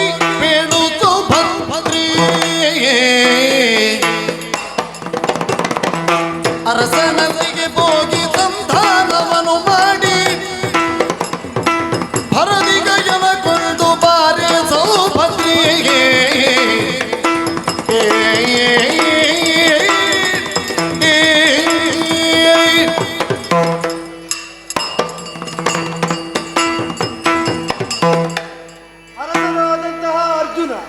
ಮನದ ರಸ ಎಂಬ ಭಾವ ನಿನ್ನಲ್ಲಿ ಇದ್ದದ್ದರಿಂದಲೇ ನೀನಿಷ್ಟು ವ್ಯಾಕುಲ ಚಿತ್ತಳಾದದ್ದಾದರೆ ಹ ಸಮಸ್ಯೆಯನ್ನು ಸೃಷ್ಟಿ ಮಾಡಿದವನಲ್ಲಿ ಪರಿಹಾರ ಸೂತ್ರವನ್ನು ಅಪೇಕ್ಷಿಸುವುದು ತಪ್ಪೇನೂ ಆಗುವುದಿಲ್ವಲ್ಲ? ಇಲ್ಲ ಅಣ್ಣ. ಸಾಂಸಾರಿಕವಾಗಿ ಯಾವ ಜಂಜಡಕ್ಕೆ ನಾವು ಸಿಲುಕಿ ನಲುಗುತ್ತಾ ಇದ್ದೇವೆ ಅಂತ ಮನವರಿಕೆ ಮಾಡಿಸುವುದಕ್ಕೆ ಅವ ತಾಳ್ಮೆಯಿಂದ ಕೇಳುವಂತೆ ಹೇಳುವವರನ್ನು ಕಳಿಸುವ ಅಂತಿದ್ದೇನೆ. ಹೋಗಿ ಬರ್ತೀಯ ಅಂದರೆ ಕಾಮಿಕವಾಗಿ ಪತಿದೇವರಿದ್ದಲ್ಲಿಗೆ. ಹೌದು, ವನವಾಸದ ಕಷ್ಟ ನಷ್ಟಗಳಿಂದ ನೀನು ಪೀಡಿತಳಾಗುವುದು ಬೇಡ ಅಂತ ಸೌಖ್ಯವಾಗಿರುವುದಕ್ಕೆ ಕರೆತಂದದ್ದು ಹೌದಾದ್ರು ದ್ವಾರಕೆಯ ಸೌಖ್ಯಕ್ಕೆ ಭಂಗ ಬಂದ ಕಾಲದಲ್ಲಿ ಆಪದ್ಬಂಧುವಾಗಿ ನೀನು ಮನಸ್ಸು ಮಾಡಿದ್ರೆ ಮಾತ್ರ ಈಗ ಏನಾದ್ರೂ ಪರಿಹಾರ ರಮ್ಯವಾಗಿ ಸಿದ್ಧವಾಗ್ತದೋ ಏನು? ನಾನೀಗ ಕಾಮ್ಯವಕ್ಕವನಕ್ಕೆ ಹೋಗಿ ಈ ಪ್ರಕರಣ ಸುಖಾಂತ್ಯವಾಗುತ್ತದೆ ಅಂತಾದ್ರೆ ನಾನು ಹೋಗುದಕ್ಕೆ ಸಿದ್ಧ. ಹೋಗುದು ಅಂತಂದ್ರೆ ನಾನು ಹೋಗುದು ಅಲ್ಲಿ ಉಳಿದು ಬಿಡುದಲ್ವೇ? ನಿನಗೆ ಹಾಗಲ್ಲ, ಗಯನನ್ನು ಇರಿಸಿಕೊಂಡದರಿಂದ ಬಂದ ಕಷ್ಟ ನಷ್ಟಗಳೇನು, ಅದರಿಂದ ಸಂಭಾವ್ಯವಾದ ವಿಪತ್ತೇನು, ಇದನ್ನು ಮನವರಿಕೆಯಾಗುವಂತೆ ವಿವರಿಸಿ ಆ ಗಯನನ್ನು ಬಿಡಿಸಿಕೊಂಡು ನಾನೀಗ ಕರೆತಾರದಿದ್ದರೆ ಭವಿಷ್ಯದಲ್ಲಿ ಏನಾಗುತ್ತದೆ ಎಂಬುದನ್ನು ಎಚ್ಚರಿಸಬೇಕು. ಪಾಂಡವನ ಪತನ ಹೇತುಕವಾದ ಕರ್ಮವನ್ನು ಮಾಡುವುದಕ್ಕೆ ಕಾಯ್ತಾ ಇದ್ದ ಗುರುರಾಯ ಪರಿಹಾಸ ಮಾಡಿ ಅತ್ಯಾಪ್ತರಾಗಿದ್ದ ಕೃಷ್ಣಾರ್ಜುನರು ಪರಮ ವಿರೋಧಿಗಳಾಗಿ ಪರಿವರ್ತಿತರಾದದ್ದನ್ನು ಕಂಡು ಪರಿಹಾಸದ ನಗುವನ್ನು ಹೊಮ್ಮಿಸುವುದಕ್ಕೆ ಅವನಾಗಿ ಆಸ್ಪದ ಮಾಡಿಕೊಟ್ಟಂತಾಗ್ತದೆ. ವಿರೋಧಿಗಳು ಚಪ್ಪಾಳಿ ತಟ್ಟಿ ನೆಗೆಯಾಡುವ ದುಸ್ಥಿತಿಯನ್ನು ತಾರದೆ ಇದನ್ನು ಇಲ್ಲಿ ನಮ್ಮೊಳಗೆ ಮುಗಿಸೋಣ ಅಂತ ಹೇಳ್ತಾರೆ. ಆ ಗಯನನ್ನು ನೀನೆಲ್ಲಾದ್ರೂ ಬಿಡಿಸಿ ತಂದೆ ಅಂತ ಆದರೆ ಅಂದರೆ ಸಂಧಾನವನ್ನು ಮಾಡಬೇಕು. ಮಂಗಲ ಅಂತ್ಯವಾಗ್ತದೆ. ಯಾರ ಮಾಂಗಲ್ಯಕ್ಕೂ ಭಂಗ ಬರುವುದಿಲ್ಲ, ಆದ್ರೆ ನೀನು ಮನಸ್ಸು ಮಾಡಬೇಕು.